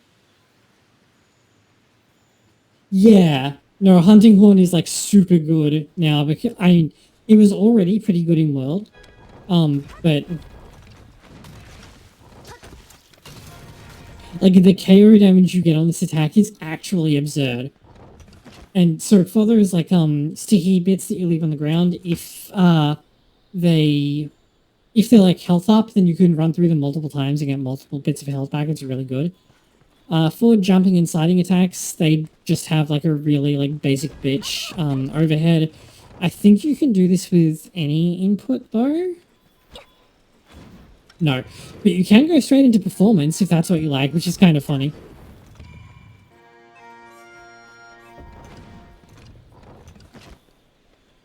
And Hunting Horn is a heavy weapon, so it will auto-tenderize parts. Similar to Hammer, you basically only do blunt damage, so you kind of want to be stuck to the head. Oh, that's kind of sick, actually. Okay, what's up to Hunting Horn Lance? So Lance has a big shield, and that's kind of the whole weapon. So you have poke, poke, poke, or you have this version which aims up. You can do 3 of these in any combination, so 1, 2, 3. You also have a wide sweep, which you can do after, which also counts as a step of the combo, so you can't do like 1, 2, 3 wide sweep, but you can do 1, 2 wide sweep. This attack is okay. Rise made it amazing. In this game, it's just kind of there for killing tiny monsters. Something that you should be aware of is that you don't roll with Lance, you do this step instead. You can do this in any direction after an attack, and it can be... if you press back and do it, you also go back a long way. And you can sidestep, you can dodge up to 3 times in a row. So what you can do is you can like backstep and then hold back and do it again, and you jump a fairly significant distance. In Rise, this is really crazy with evade extender, because you can be like dodge, dodge, and you're like in another country. But in this game, like the point of this is really more to like briefly reposition. Yeah, Lance is actually quite a bit more mobile than you think it is. Particularly because it has this attack, the guard dash. So this is dodge in any direction with a you're guarding during it, and after it you can either press triangle to do this. This does stun damage, and since you're probably glued to the monster's head because you're trying to keep it focused on you, that's quite good. Or you have this, which this hits 3 times. Let me... and is actually fairly strong. But after leaping thrust, you can do another guard dash, so you can just keep looping this if you want. Like in Rise, you do like wide sweep into this, which is kind of fun. You also have this counter thrust attack, so which lets you attack after guarding an attack. That will proc offensive thrust, by the way, offensive guard, which is quite good. And you have this power guard. This gives you like true guard up for ages while it's active. After you see how there was like a second little glow, so you get like this this little like first bit, and then it glows brighter. That second glow is true guard up, like maxed out true guard up. You can block anything that is blockable during that. There is also some goofy stuff. While you have Lance equipped, holding L2, you go into Slinger version. Note that unlike Sword and Shield, you actually start in Slinger burst mode. So if you want to aim normally, you need to click out of it. However, in this mode, you actually have some benefits. First of all, you can go straight into Leaping Thrust. This is identical to the Leaping Thrust off Guard Dash. It's just on a different button. There is also a guard thrust from this, by the way, which is not usually that useful, but, you know, it's there. If you... There's also this counterclaw. If you get hit by a monster while you're in this counterclaw stance, then you will dodge the attack and grapple onto them, and for your next input in the grapple, you have super armor. The problem is that if the monster has an active hitbox, it will just instantly kill you if you try and do that, because you don't get knocked off like you normally would, so you can just die instantly. It's really funny. Lance also qualifies as a light weapon, which means it drops slinger ammo, which is kind of obnoxious because it doesn't have much use for slinger ammo. But, oh yeah, it also has the dash attack. This is kind of funny. So... the further you go, the more... Oh, that's not what I wanted.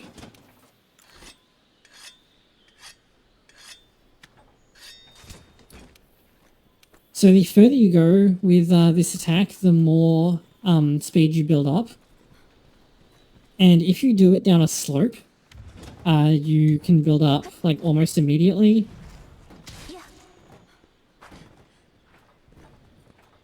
Get out of the way.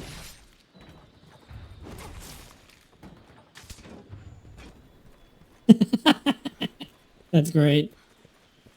I actually use a different version of this in Rise because I like the shield dash version better. It's like here you go like whoosh and then boom. However, you don't want to bonk into the monster, you want to like use this finishing thrust. However, something that is notable about this is that first of all, you can just stop into a guard. Second, you can hold back behind you and do this to turn around, which is kind of useful. You can just stop by tapping X. And there's this guard shot option, which, yeah, puts you straight into, like, Slinger Burst from there. Oh, wow, so you can just sprint forever. Also, if you sprint into a wall that is, like, runnable, then you get this instead. Just, yeah, make sure that you do the finishing thrust. Don't, like, bonk into a monster or you'll just bounce off it. I don't think Lance is that good in this game, especially for solo hunting. But in a team, it's very strong, especially if you have stuff that attracts the monster's attention and you can just become completely unkillable. It's really good at that. Gunlance, however, So you'll notice that Gunlance has in the top left 2 little gauges, like one big spike and one... Yeah, I mean, I do too. I just feel like it's not as good as other weapons, especially in comparison to stuff like Lance in Rise, which is incredibly good. So Gunlance has a shield that is just as good as Lance's, but you don't really have any many counterattacks with it. It also shares Lance's movement, where you only step,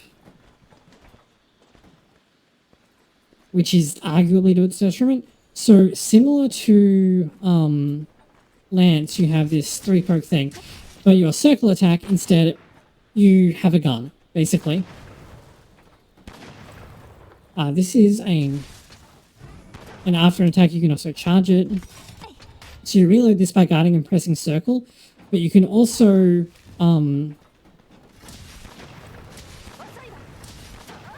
do a quick reload by doing that after an attack. Now, the reason there is a difference is that you saw that all of my shells got reloaded there. So let's do Wormstake Blast, just quickly.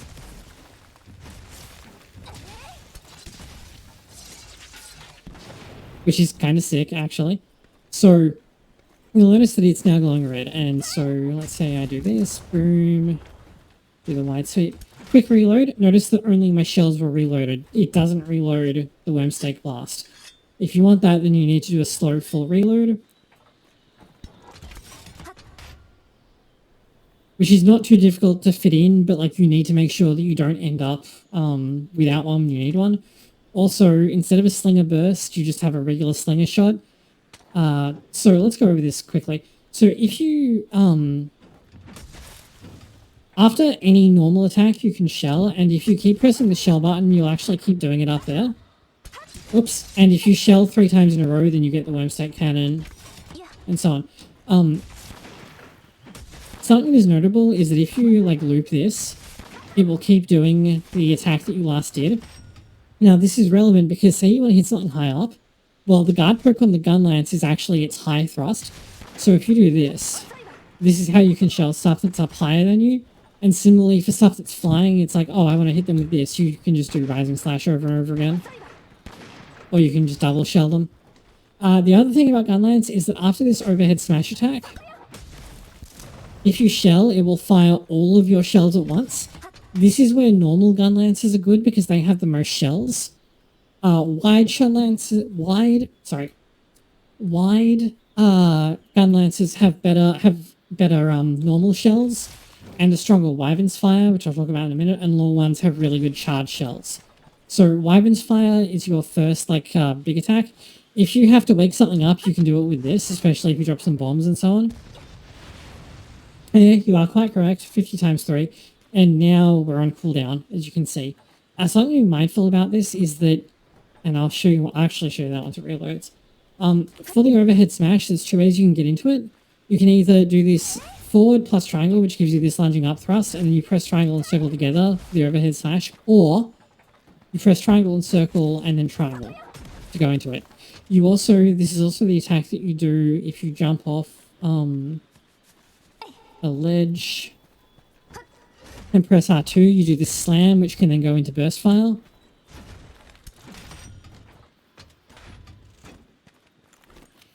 But something to be mindful of is that shelling attacks use a lot of sharpness. The other, sort of quick finishing move that you have is,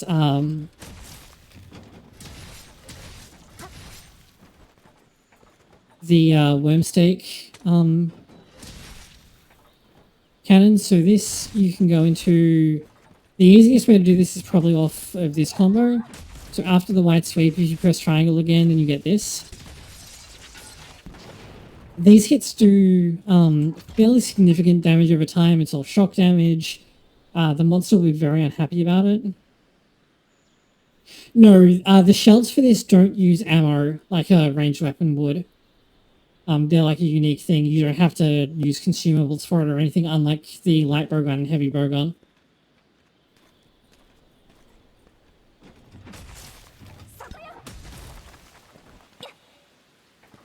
So, the only restriction is the manual reload. But you can quick reload the shells, and you can long reload the stake blast. if you have slinger ammo, something else that you can do after any attack or when guarding is set this up, the Wormstake Blast. Now, next time you do your Wormstake Cannon, you can see that it didn't do much damage, but it stuck a thing to this. Now, from now on, anytime you do a shelling attack that hits this, it will do a secondary blast, and the effect is stronger if the slinger ammo that you loaded in is stronger. So it's actually quite powerful. I think it's fun. I know ICE has a problem with it because they're like, it overly centers the game plan, but it's like, you were gonna be doing what you were doing anyway. This just makes it better. I don't know. Something important about Wyvern's Fire, when you do it, if you hold L2, you can aim it, like, however you want. Which is good if the monster suddenly moves. So yeah, Gunlance, your main, the main thing that will hold you back is sharpness. You might want to consider looking for a wide or a long Gunlance to start with, because the normal ones chew up sharpness just incredibly fast. So yeah, Gunlance doesn't use this kind of ammo / coatings that you would use down here. This is just for light bowguns and heavy bowguns, who confusingly also have an attack called Wyvern's Fire.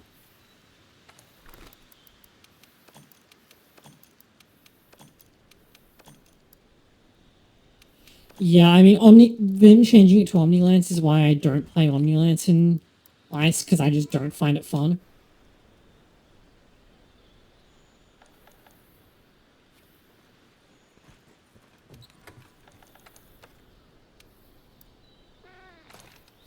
Okay, Switch Axe. So Switch Axe has 2 modes. Ben can probably tell you more about them than I can. But basically the way this works is that you have these 2 gauges, right? You have the little gauge and the big gauge that is behind it. So let's talk about that first. So in sword mode, you are much slower. And if you attack after a sword mode attack, you get a step instead of a dodge. However, attacks in sword mode help to build up that big gauge behind it.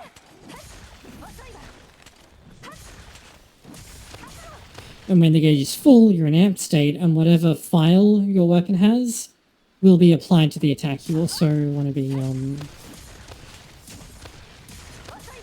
this is like the loot combo that you do. You do triangle, triangle, triangle, circle. Unless you run out of gauge, in which case you run out. Yeah, you really need a evade window. If the gauge is too low, then you won't be able to morph. Instead, you get this really slow reload animation. Oh, the other thing is that if you are amped, you can do element discharge. Now you can press back during that to go into a finishing discharge. What do you have to do for super amped on this one? I did know this.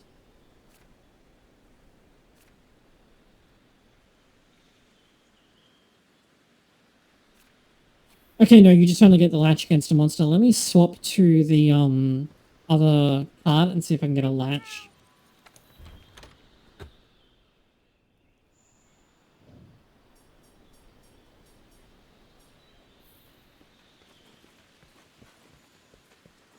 I'm legitimately not sure if you can actually do this in training mode.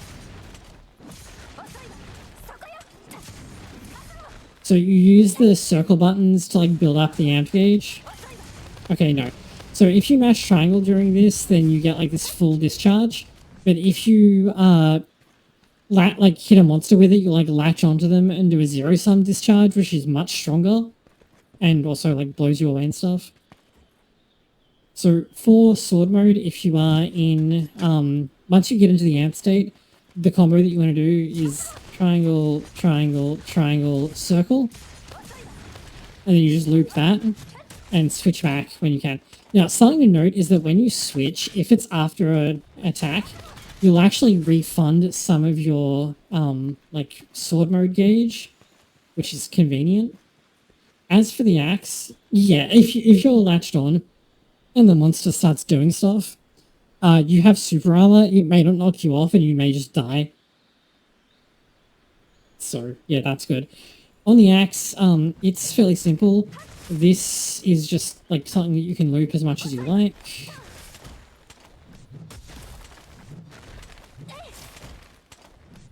After most attacks, you can also do this, if you need to get out of dodge. You also have a Slinger Burst, which I believe this one is also an evasion move, but I need to grab one first. I thought Heaven Slash... No, oh no, wait, hold on. In this game, Heaven Slash does more damage than the equivalent. It's in Rise that it does less damage but more gauge, and the triangles do more damage but less gauge. In this game, you can just do circle, circle, as long as you have the room for it.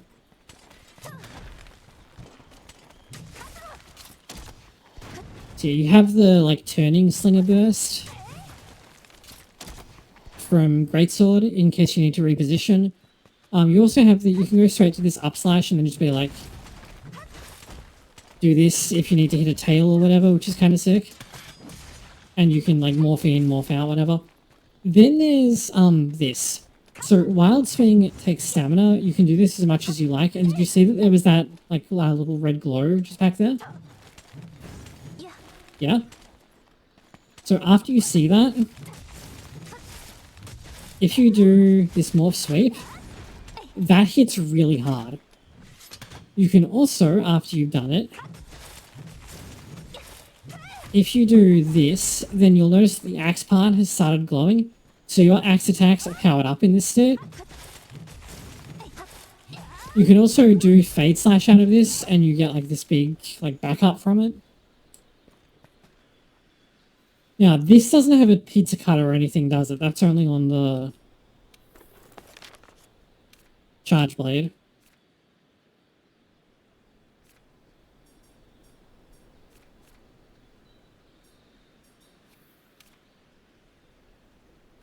Yeah, so axe mode is your, like, slightly faster version. Oh, and if you press forward and triangle, you can do this. So you step forward a little bit. It's actually kind of better than you might think.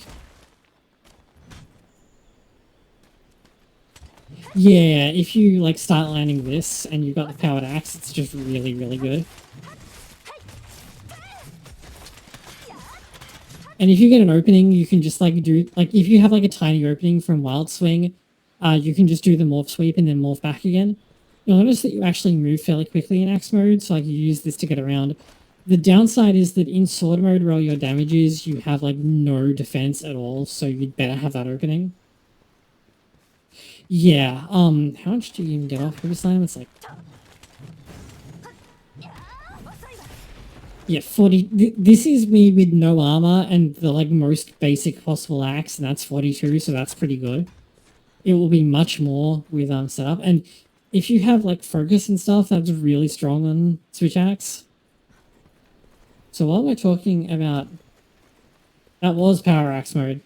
I am glowing, right?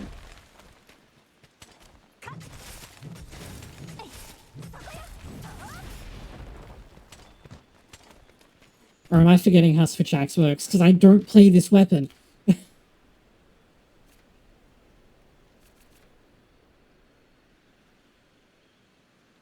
You know, this is Power Axe mode. I'm...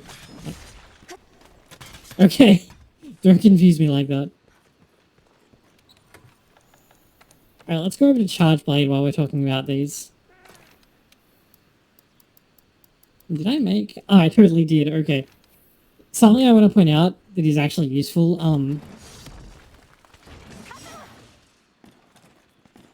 this weapon has a shield, but it doesn't have, like, a default guard function if you just hit a... Oh, see. Sorry, it does have a default guard. You morph after an attack. Dante's Devil Sword is actually really good for this, because after a lot of attacks, if you do this, a lot of their attacks have guard points. So let's swap back to... So when you get this flare glyph, that's when the guard point is active. It's actually really useful for learning. It's like, here it's at the start of the animation, here it's at the end. Grab the Dante's Devil Sword from the Code Red event and stuff. It's, like, really useful for training Charge Blades so that you learn when all of that is. I'm going to switch back to this one so you can actually see the shield and stuff, though. So, Charge Blade is a bit different. You'll notice that first of all, we start in Sword and Shield mode. We have a guard. This shield is like as good as Lance's, I think, but you can't like do anything special with it. Like you don't have like a counter perk or anything.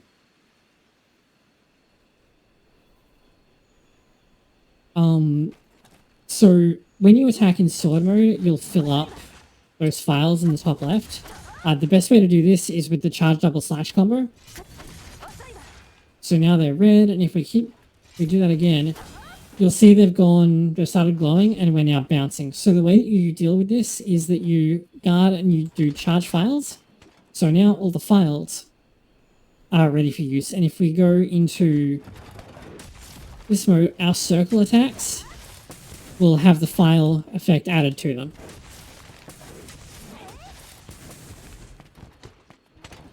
So you build up files in Sword mode and then you discharge them in Axe mode. But there is a lot more to it than that. So first of all, after any attack in Sword mode, direction plus circle, you do this sliding slash.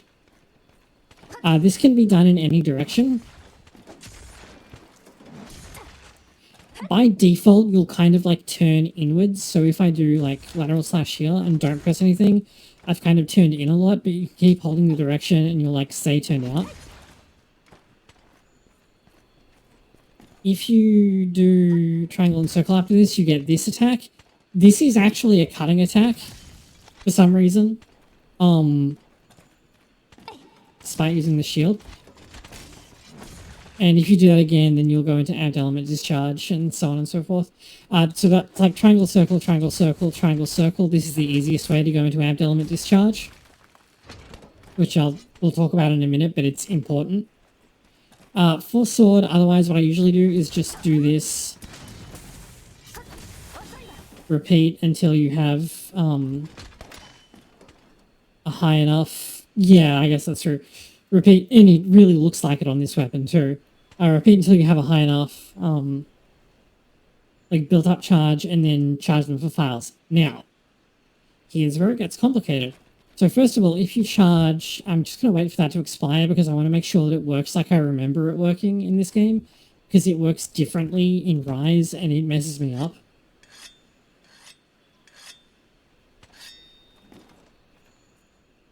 Because I like reflexively charged my shield earlier, and so now I have to stand here like an idiot. There we go. Okay, so first of all, if you hold this charge button... Okay, condensed element slash seems cool, nothing happened. There's a reason for that.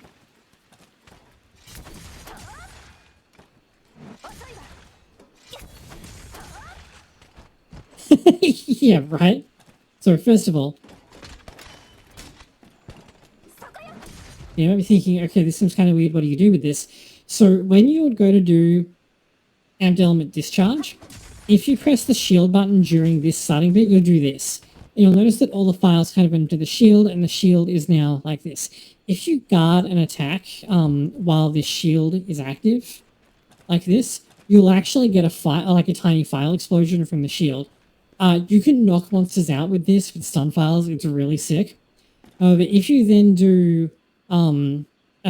charge files, hold this charge until you get this like last flex in, boom. Now you have your file effect on your sword attacks, and your sword has True Mind's Eye, which is pretty sick. Yes, let's swap over to Axe mode. Having the shield powered up will also power up like the default axe hit in Axe mode, because the shield is literally the axe blade. So moving and axe, you get this dash slam, which helps make up for you being slow. Otherwise, you just kind of loop this, like with switch axe, which is good for getting tails. The circle ones, you either have like this step forward version or this normal version. These ones will use files to do the file effect, and you can keep pressing that to go into amped element discharge, which I will actually show you now. So amped element discharge is at its strongest when the shield is charged, and you also want to have maxed out vials, so I'll just do that here. So that overhead slam is where you want it to hit, if you're like waking a sleeping monster up or whatever. So I'll just show you what that looks like over in this direction. I did it wrong. I'm so used to like setting up the shield cancel. Charge Blade actually has a reputation for being much more difficult than it really is. So you do this, boom. So you want to try and line it up so that the monster gets hit by all of those hits. It's pretty awesome. And the last thing, and I'm actually going to look at the notes because I can never remember how to do this. This was added in Iceborne.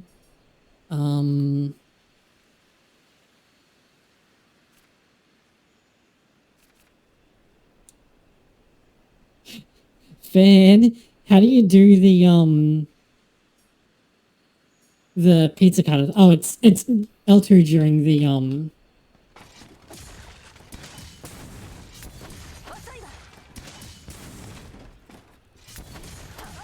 Okay, so check this out. We got our file, so we do this, but we hit L2 instead, and now we're in Savage Axe mode. And as you can see, the sword is now a pizza cutter. So if you hold the button during attacks for this, it will do increasingly more damage, but it will consume files over time.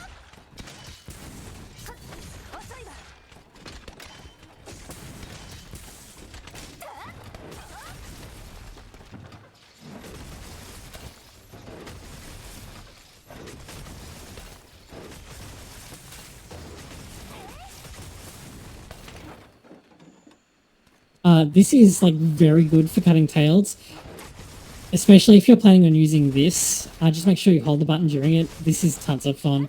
You know, I can't stress enough.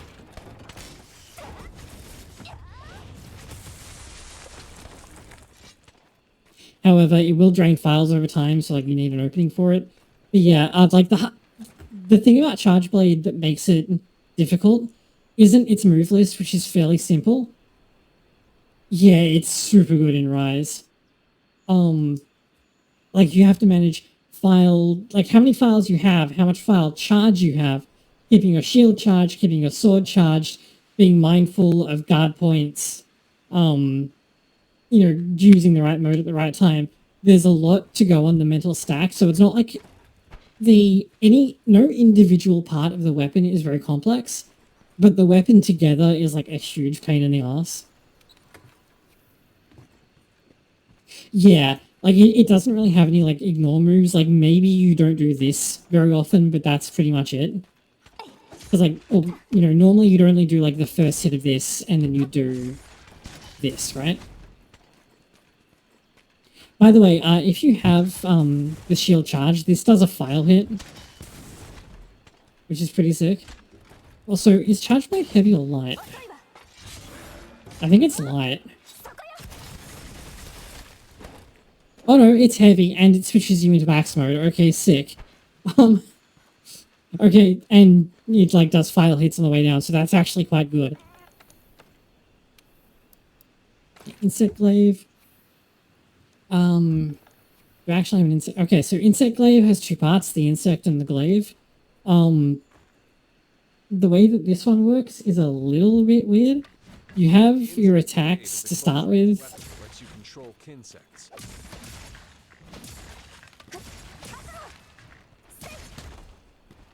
Which are, you know, okay.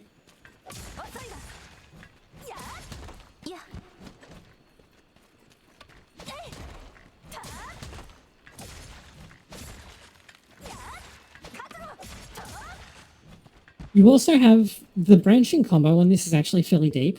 You can also like get air anywhere with this weapon. While you're in the air, you have this. You have a jumping slash, and you have the helicopter, which is like everyone goes mad for it, because it puts you up into the air. Yeah, I agree. I think this is really the most difficult weapon. After vaulting dance, your air options are restored, so you can do... Like, you could do another jumping advancing slash, or you can only do... I think it's 3 of them. 4 of them before you automatically go to ground. But you can stay in the air for a while with this if you so choose. Oh, the other part you have is the Kinsect. So tap R2 and you'll do this. which marks the target, and you can see the Kinsect immediately like came out and bopped it and left this hovering around, and it's actually like hovering around and bumping it of its own accord. And the little glaive in the top left is sorry, the little gauge in the top left is reducing. So if I then call my Kinsect back, which I can do by aiming and pressing circle, it will come back, and it gave me the white extract that it gathered, and it started restoring its stamina. If you hit these, by the way, they explode and do like status or whatever. So this white one, you move like significantly faster. And also when you aim with this weapon, you start in Kinsect mode, not slinger mode, so you have to be aware of that. So you can use this to like specifically aim at a certain point. Like you can fire a mark, which the Kinsect will go and get. Or you can send it out quickly to go and get extract, which you definitely want to do. Having all of the having the red extract powers up your attacks, but is it the red one or the orange one that upgrades the move list? Is the red one just an attack boost, or does it also need the orange one to go off? I can't remember. Hopefully it says something in the hunter's notes about it. Orange is knockback prevention when attacking, red is improved attacks. If you have all of them, like if you collect all the parts of Exodia, you get like super strong. Okay, so now our attacks are just like way better. We have the strong rising slash combo, the strong reaping slash, the strong double slash, and this tornado slash. That last tornado slash one actually does a lot of damage, and you can get in there fast by doing strong thrust, wide sweep, tornado slash. Or you can make it longer and be like strong reaping slash, strong double slash into tornado slash. Also, when you're like this, strong jumping slash and the advancing slash have more hits, which is nice. You can also, this works anytime, but you can use R2 to like do this combo attack with your Kinsect. And finally, with the Kinsect, you can do L3 plus triangle plus circle, and you'll like do a little animation to charge it up, right? And then if you send it out, it will go ham. Oh yeah, no, that's one of the reasons why I think it's cool, because it's like, oh, we got this. Because you just Beyblade all the way down them. I'm trying to remember. Don't you have something when you do... hold on, I need to, maybe I can do it from here. Actually, no, I'll change the arena back and, do it.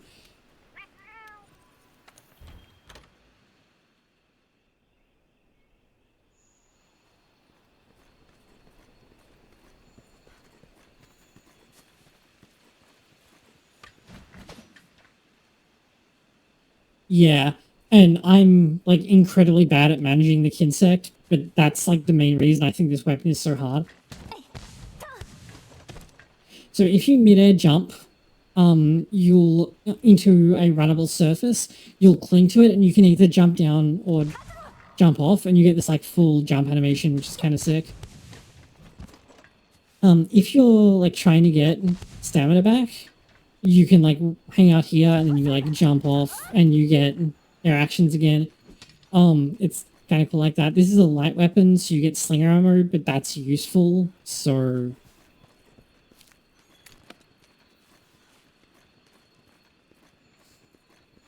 Oh yeah, you do that, and they're just, like, super dead.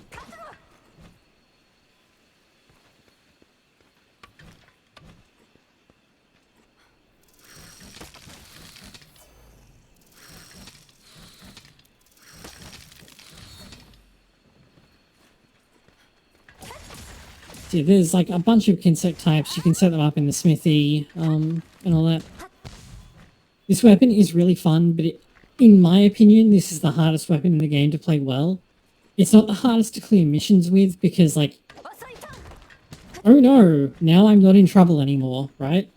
Oh, right, yeah, I forgot. I need to change back, though. Thank you. I totally would have forgotten about that.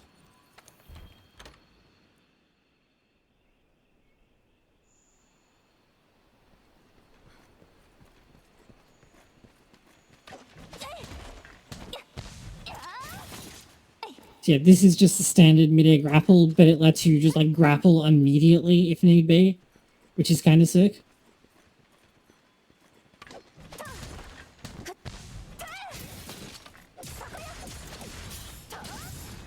Oh yeah, I can't show you here, but if you have mounted it, actually it doesn't work with the clutch claw, does it? Because you just do the hop, right? Yeah.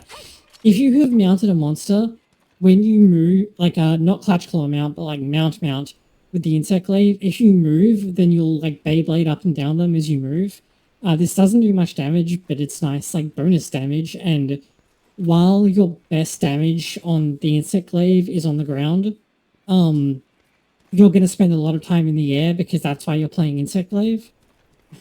Like, don't pretend. We all know that's why you're really playing insect glaive. The amount of time you spend mounted is like not trivial. Okay, I think I covered everything except the guns and stuff, but I'm really not confident in my ability to actually do that. Yeah. I guess I can talk about bows briefly, and then I'll like pick up the bow guns and just see what the game says, and Ben can fill me in. So bows work a bit differently. You have, Weapon you can charge. you would normally be like aim and shoot. You can swap to the slinger with R3 like usual. So you have your standard like charge shot, or if you dodge, you'll shoot at the same place and the charge level will go up by 1, which is kind of sick. Pressing triangle instead will apply the coding that you have selected over there. So on the right hand side of the screen. So you have an infinite amount of the you have an infinite amount of the close range coding. And then the other codings that you have available, you have to like craft yourself and bring in with you, or pick up from the chest at the start. But they're generally much better and have much better effects. So yeah, the something that I think is really interesting though is that like after the shot, if you then dodge, you'll shoot, but this like sidestep attack, like this sidestep will raise your charge level by 1, which is kind of great. And so if you, let's say you shoot at the monster's head, dodge, shoot, you'll stay aimed at the same spot. So you can dodge and like not have to try and re-aim, which is really nice. I'm trying to think. You can also just like charging sidestep from aim.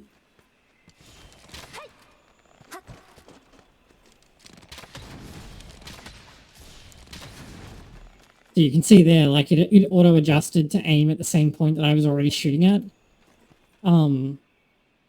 Which is actually kind of sick. You can take off the coding if need be, but generally speaking, there's no reason to not have close range coating on at all times unless you're using a different coating. But there's the opportunity cost and everything. The other thing you have, first of all, quick shot has like a combo where you quick shot, power shot, arc shot. This doesn't do a lot of direct damage, but it does a lot of stun damage. So if you can drop it on the monster's head, you're in a good spot.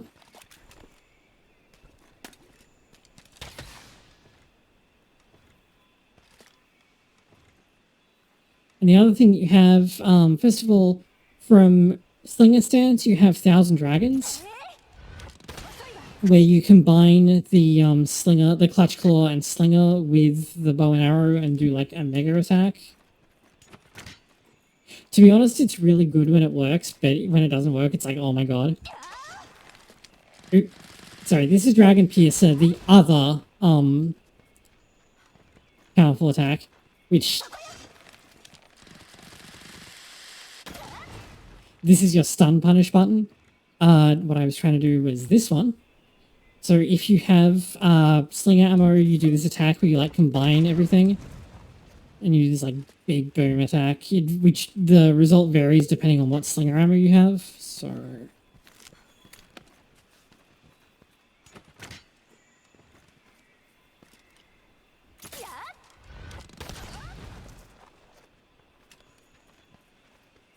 Is that literally everything to do with bow, and it's just the aiming part and the managing the coating with that I'm really shit at? Oh, it's also a light weapon. Oh, but right, I forgot there's this. So after you do the weapon attack, if you press R2 in midair, you get this like fully charged shot into the newly tenderized point, which is pretty sick.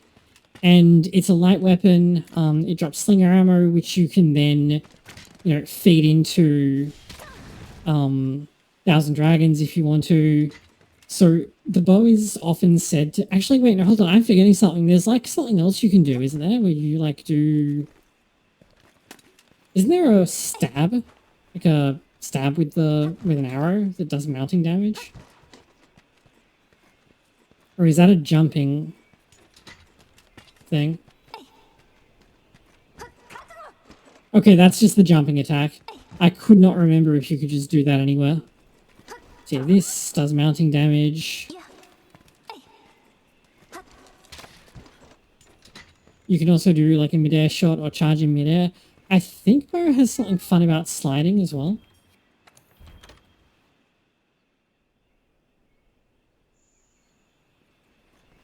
You can tell I'm like really out of my comfort zone with bows.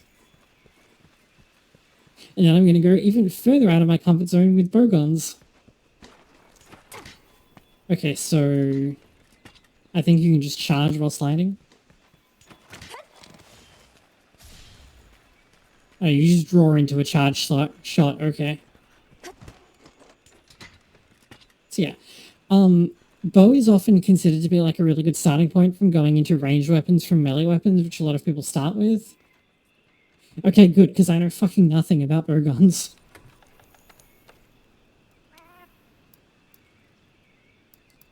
So let's start with,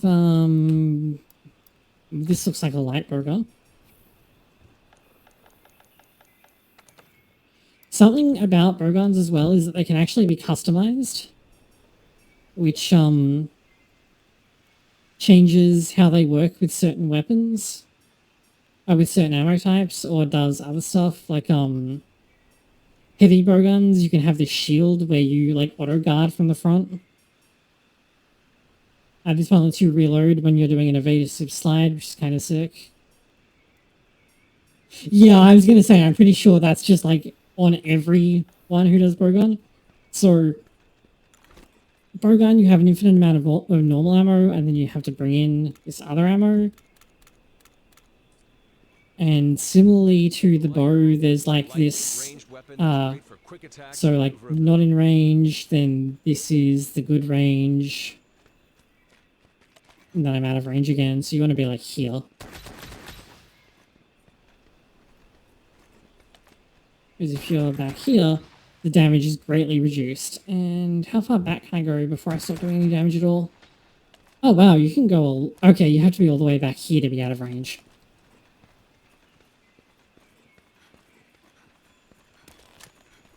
So, oh, okay. Wait, is that your reload button is triangle? Oh, it is. Okay. You do have a melee attack, which exists. I assume this does blunt damage, and it's mostly a get off me button. You can also do this. This uses the Wyvern blast gauge that's on the lower right, and if a monster walks over it, it will explode.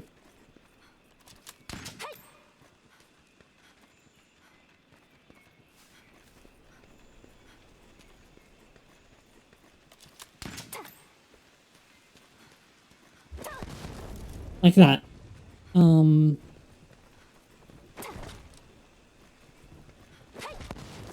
Yeah, I'm pretty sure that's actually why it has a melee attack, is to save someone.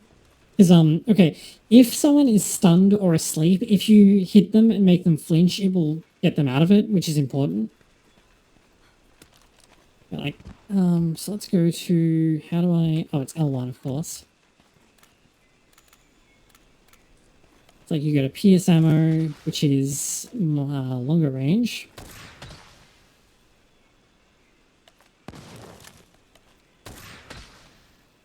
That will go slightly through the monster. Spread ammo is like your up close attack and hits multiple times.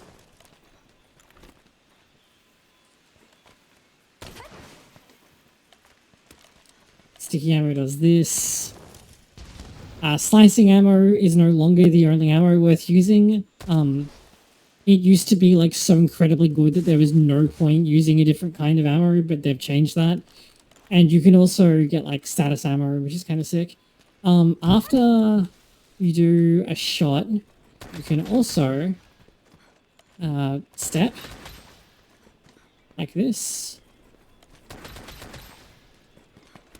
And if you double step, then you get this evading reload. Yeah.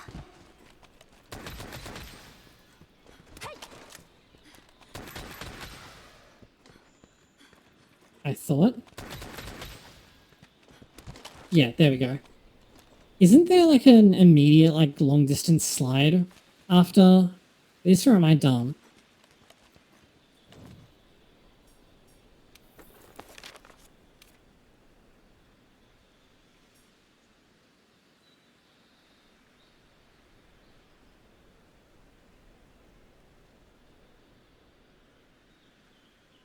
Ah, okay. But you don't just like go straight into the slide, alright. So that's really simple, but the issue is the ammo management and having to like manage your range from point to point. So like normal ammo you have fairly good range on, but if you go to like sticky ammo, it sucks from out here, and then this is okay.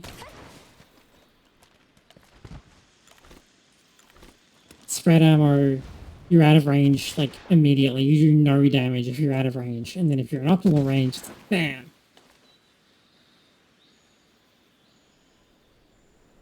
Yeah, oh, long slide. You do a slide. It's not that long. Yeah, and the reload is based on how many... Oh, is it? Because Slicer was, at launch, there was like no point in using other ammo. It was incredibly good.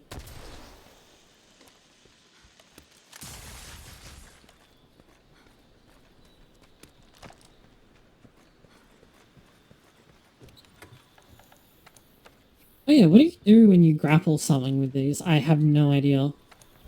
I just realized. Yeah, no, I completely agree.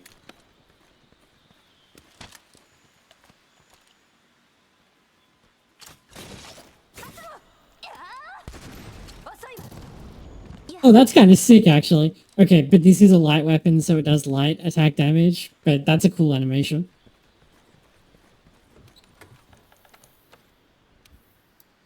So the light bowgun is like, you know, a P90. It's like a light assault rifle. The heavy bowgun is more like a squad automatic weapon or a sniper rifle. You are significantly stronger, and you can do this.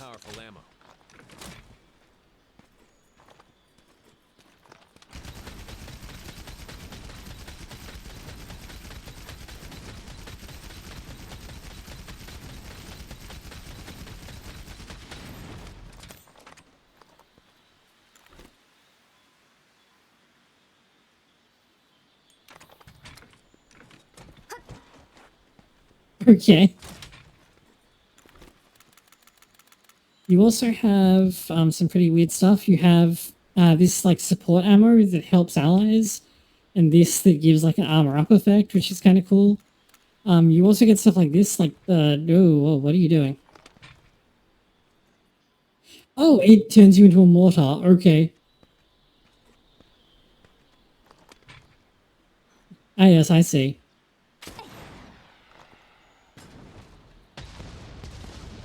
That's so cool. And this does... I have no idea what.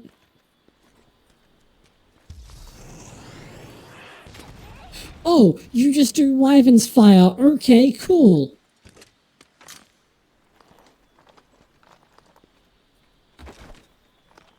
Isn't there some... I think there's a mod for this that turns it into like a sniper rifle, right?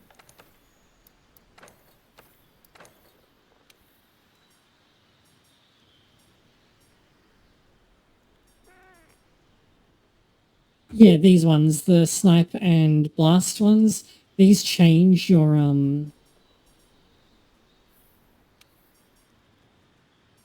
or is it special scope? I think it's this one.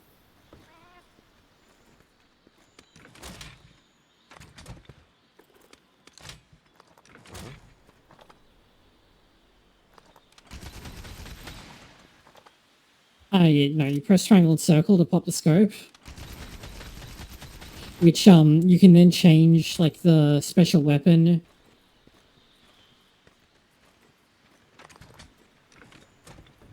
That you're using. Someone just got bodied by, Rajang in this lobby. And just posted a message being like, holy shit, Rajang is ridiculous.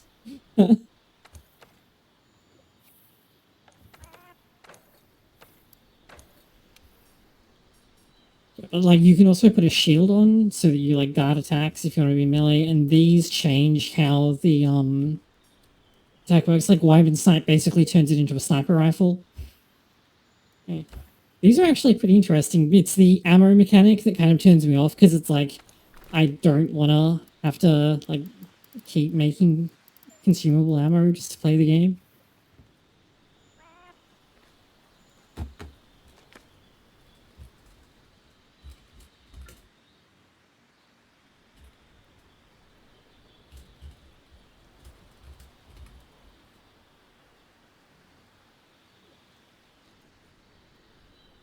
Ah, okay.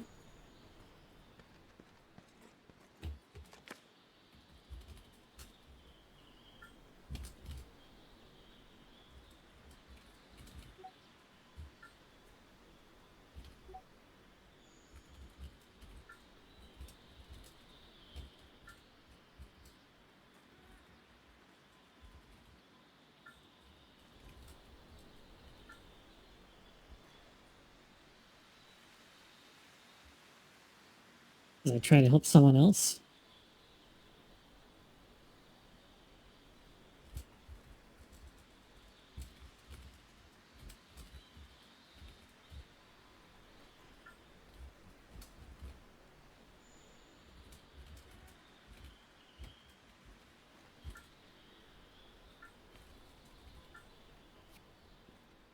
Let me just check out the, this should be an instant tenderize, right? Okay, that's kind of sick.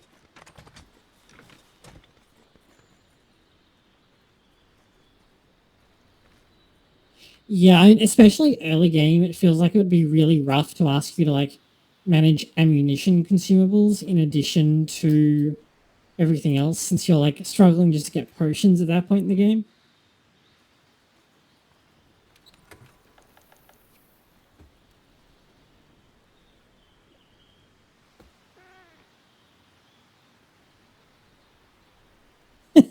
Right? Okay, I think that's everything. So I'm going to take a quick break and have something to soothe my throat, and then what time is it? Oh, no, it's 1:30 a.m. Okay, we'll do playing with viewers tomorrow or something. I don't want to stay up until like 3 in the morning, I'm sorry. But this has covered basically everything in extremely exhaustive detail, mostly thanks to Fan, who knows much more about Monster Hunter than I do. I think... I'm just looking over my list to make sure that I can't... Okay. I should give spread HP a try now that I'm up here. I talked about weird stuff on the map. I talked about Grimalkins. We talked about set bonuses and equipment skills. Did I leave out any, like, weird niche knowledge that you should still, like, really know? I talked about, like, drugs and... Oh, I know what I should talk about. Okay. So crafting mega drugs is kind of a pain. Because they need, some item that's a pain in the ass to get. It's, like, 3 deep in a chain. So what you should do instead, I find, is if you go over to the Elder Melder,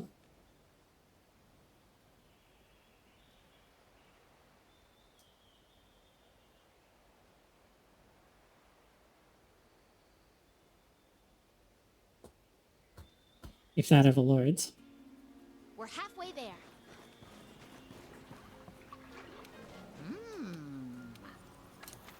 Meld items, just meld them. with points. This is the much easier way to get Mega Drugs. I think that's also true for Dash Juice, because I think it has some... Actually, it may only need a Catalyst, but these need... Yeah, Nourishing Extract, which is awful to get. So just meld them.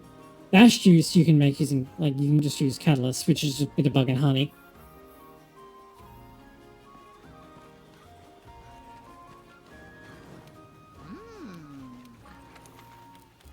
So, yeah, you want Mega Drugs and stuff like that.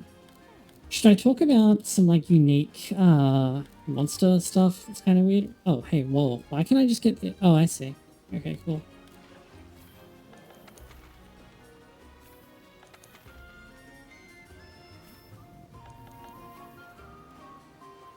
Oh, yeah, no, that's why I'm not even using them in Rise, because it's like, I don't want to do that, because farming Kezu is the fucking worst. Because it's the, what, Pale Extract that it drops, right? And it's not a fun monster to farm. Yeah, I noticed, that's something I really noticed going from World to Rise, is that Rise is really stingy, but hunts in Rise are much faster. So it's not like, I can kind of understand why. Let's do some monster chatter. So just talk about like what monsters can do that you might find useful. Kulu, if you shoot the thing in its hands with the slinger, it will drop it, which is really useful since otherwise your attacks will bounce. This doesn't work on the one holding the crystal in the Final Fantasy quest. Baroth's Mud Armor you can break with Water Moss. One shot of Water Moss will break the armor immediately. Anjanath has a special stun animation if you do enough damage to its head, where it like rears back and does this big topple over and drops an item. Yeah, true. Rathian, if you cut its tail off, it can't poison you anymore. So the tail cut is like super important. It also dramatically reduces the range of its attacks. Oh, yeah, no, that's awful. Tsitzi's stun effect, you can't just like turn away from it, but you can block it with a shield.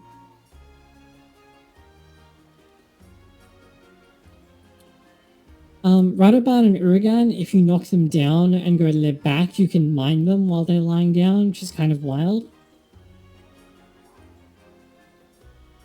Odagawa, just learn its patterns. It's actually like got really simple patterns, it's just that it moves really quickly and it has like an attack where you knock it down and it like rebounds at you, which is kind of weird to get used to. For Legiana and any flying monster, bring flash pods. Detonate a flash pod in front of a flying monster. Oh yeah, they can too. And if you hit them while they're rolling generally, then they'll like debalance and you can go for a knockdown. Flying monsters generally, if you flash pod in front of them, they'll fall to the ground. Something to be aware of is that tempered monsters and all monsters in master rank will become immune to flash pods if you keep using them to stop you from like flash locking them. Diablos, just try and stay away from its charge attack. Kirin, you have to break the horn but it really only has like 2 hit points, right? It has like the horn. In fact, I think it's actually shown in the physiology. Yeah, it basically has like the horn and then the rest of it. And so if you tenderize it, you tenderize the whole body. Dodogama, if you attack its mouth while it has like stuff in its mouth, you can get it to blow up and damage it, and it will like drop a shiny and do a lot of damage to itself. Behavioral thing about Rathalos. When they do that attack where they look behind them and then sweep their tail and turn 180 degrees, they almost always do it twice in a row, and if you are mounted on them, they will always do it twice in a row. So don't get caught out by it.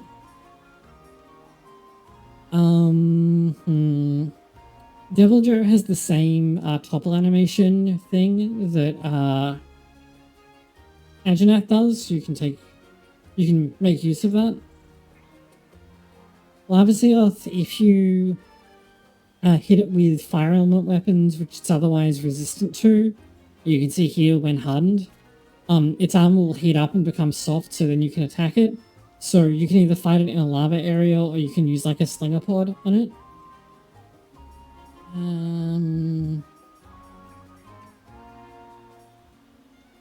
Gigante, if you can break its spines before they turn black, you'll like kind of keep it locked down. Forkashala, you want windproof. Valhazak's effluvium effect. This is different from the miasma resistance that is like the environmental effect in the Rotten Vale. Oh yeah, an extra Elder Seal is extra part break on No Gigante, which is really good to know. Another thing about Valhazak is that Dragon is listed as being like really good against it, which is technically true, but only on parts of it that are broken, because it like wears the skins of other monsters that aren't weak to Dragon until you break them. So,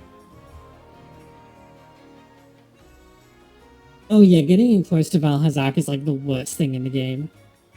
I think that's all of the like hiring. Oh, Leshen, yeah. Basically use the Igni sign to get rid of the Revoltures and Jagras, and Sword and Shield or anything that can hit up is really good against it. Its attacks are actually pretty slow. It just hits really hard and inflicts bleed, which you need to be aware of.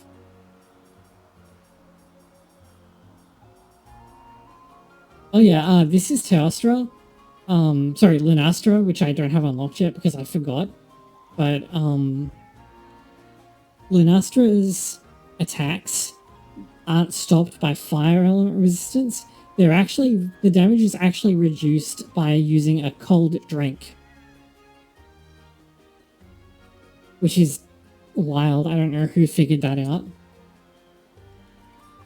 Oh, you know, the teleporting is such a pain. If you shoot it in the face while it's teleporting, you'll like stagger it because they wanted to use the slinger, but the teleport is pretty fast. Unless you're already ready for it, you probably won't get it.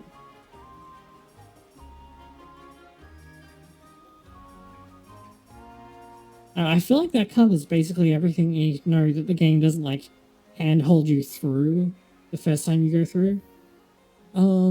Yeah, my Discord actually has I'm now in wrap up. My Discord has like a specific channel where we get together and do like Monster Hunter stuff. Finn basically carried me and Lauren through a bunch of Rise. And like Malone, who dropped in earlier, this character I made to play with them. So we do this a lot. But actually, there is one more thing that I want to talk about that is kind of first, but we'll do it at the end, and hopefully Capcom isn't paying attention. Let me pull Opera back up. So, Monster Hunter World's PC port is kind of really shit. So you want to have Straker's Loader in to begin with, but there is also a different mod that you want. That's this one, the Performance Booster and Plugin Extender. So you need Straker's Loader for this. This does like fixes a huge amount of issues with the PC port of World, such as by reducing the amount of like unnecessary CRC code and so on. Even if you don't plan on modding the game at all, I recommend this one. No, you won't get banned for it because this is entirely client-sided. There is no like chatter to the server, so the game can't even tell it exists. As long as you're only doing client-side stuff, then like you're not doing anything that the server will detect you for. Something notable about this is that this also helps you, like if you're on a multi-core, you'll instantly get a big benefit. Yeah, I noticed that they've started copyright striking people who are using mods on stream in the Return to World event. And I don't know. Ice does a lot of stuff that I don't like. So like I think it's a really good project, and like I'm in their Discord and everything. It's just I don't have that much fun playing it. And it changed like my favorite weapon to be worse. So I'm like, maybe I won't play it. Yeah, so yeah, make sure you grab this off Nexus Mods. If you just look up like Nexus Mods Stratus Loader and Nexus Mods Performance Booster and Plugin Fixer, you'll find them. These two are mandatory. Even if you don't do any other mods, get this one. It will make the game run so much better than it does by default. It's like actually awful by default. This also includes some other stuff, like if there's a bug with the way the game handles frame pacing, which causes DPS effects, like Switch Axe suffers from this, but Dual Blades does as well, where if the frame rate isn't stable, then you just start losing like huge chunks of damage for no reason. It's really weird. So this fixes that. So yeah, good stuff to have. I consider these mandatory for playing on PC. Yeah, that's everything I wanted to cover, and come back tomorrow and we'll do more playing with viewers or stuff if people are up for it, because it's now 1:40 and I don't want to stay up until 5 in the morning. Okay, so I'll say good night for now. If you found this helpful even, then good. I am going to put a bunch of links in the description to people who have also done guides that I've personally used that you might find useful.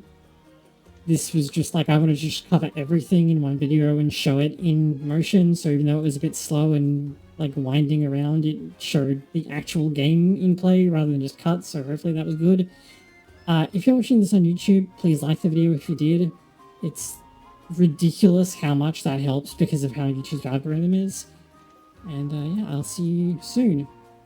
Sooner if the weather stops being absolutely awful.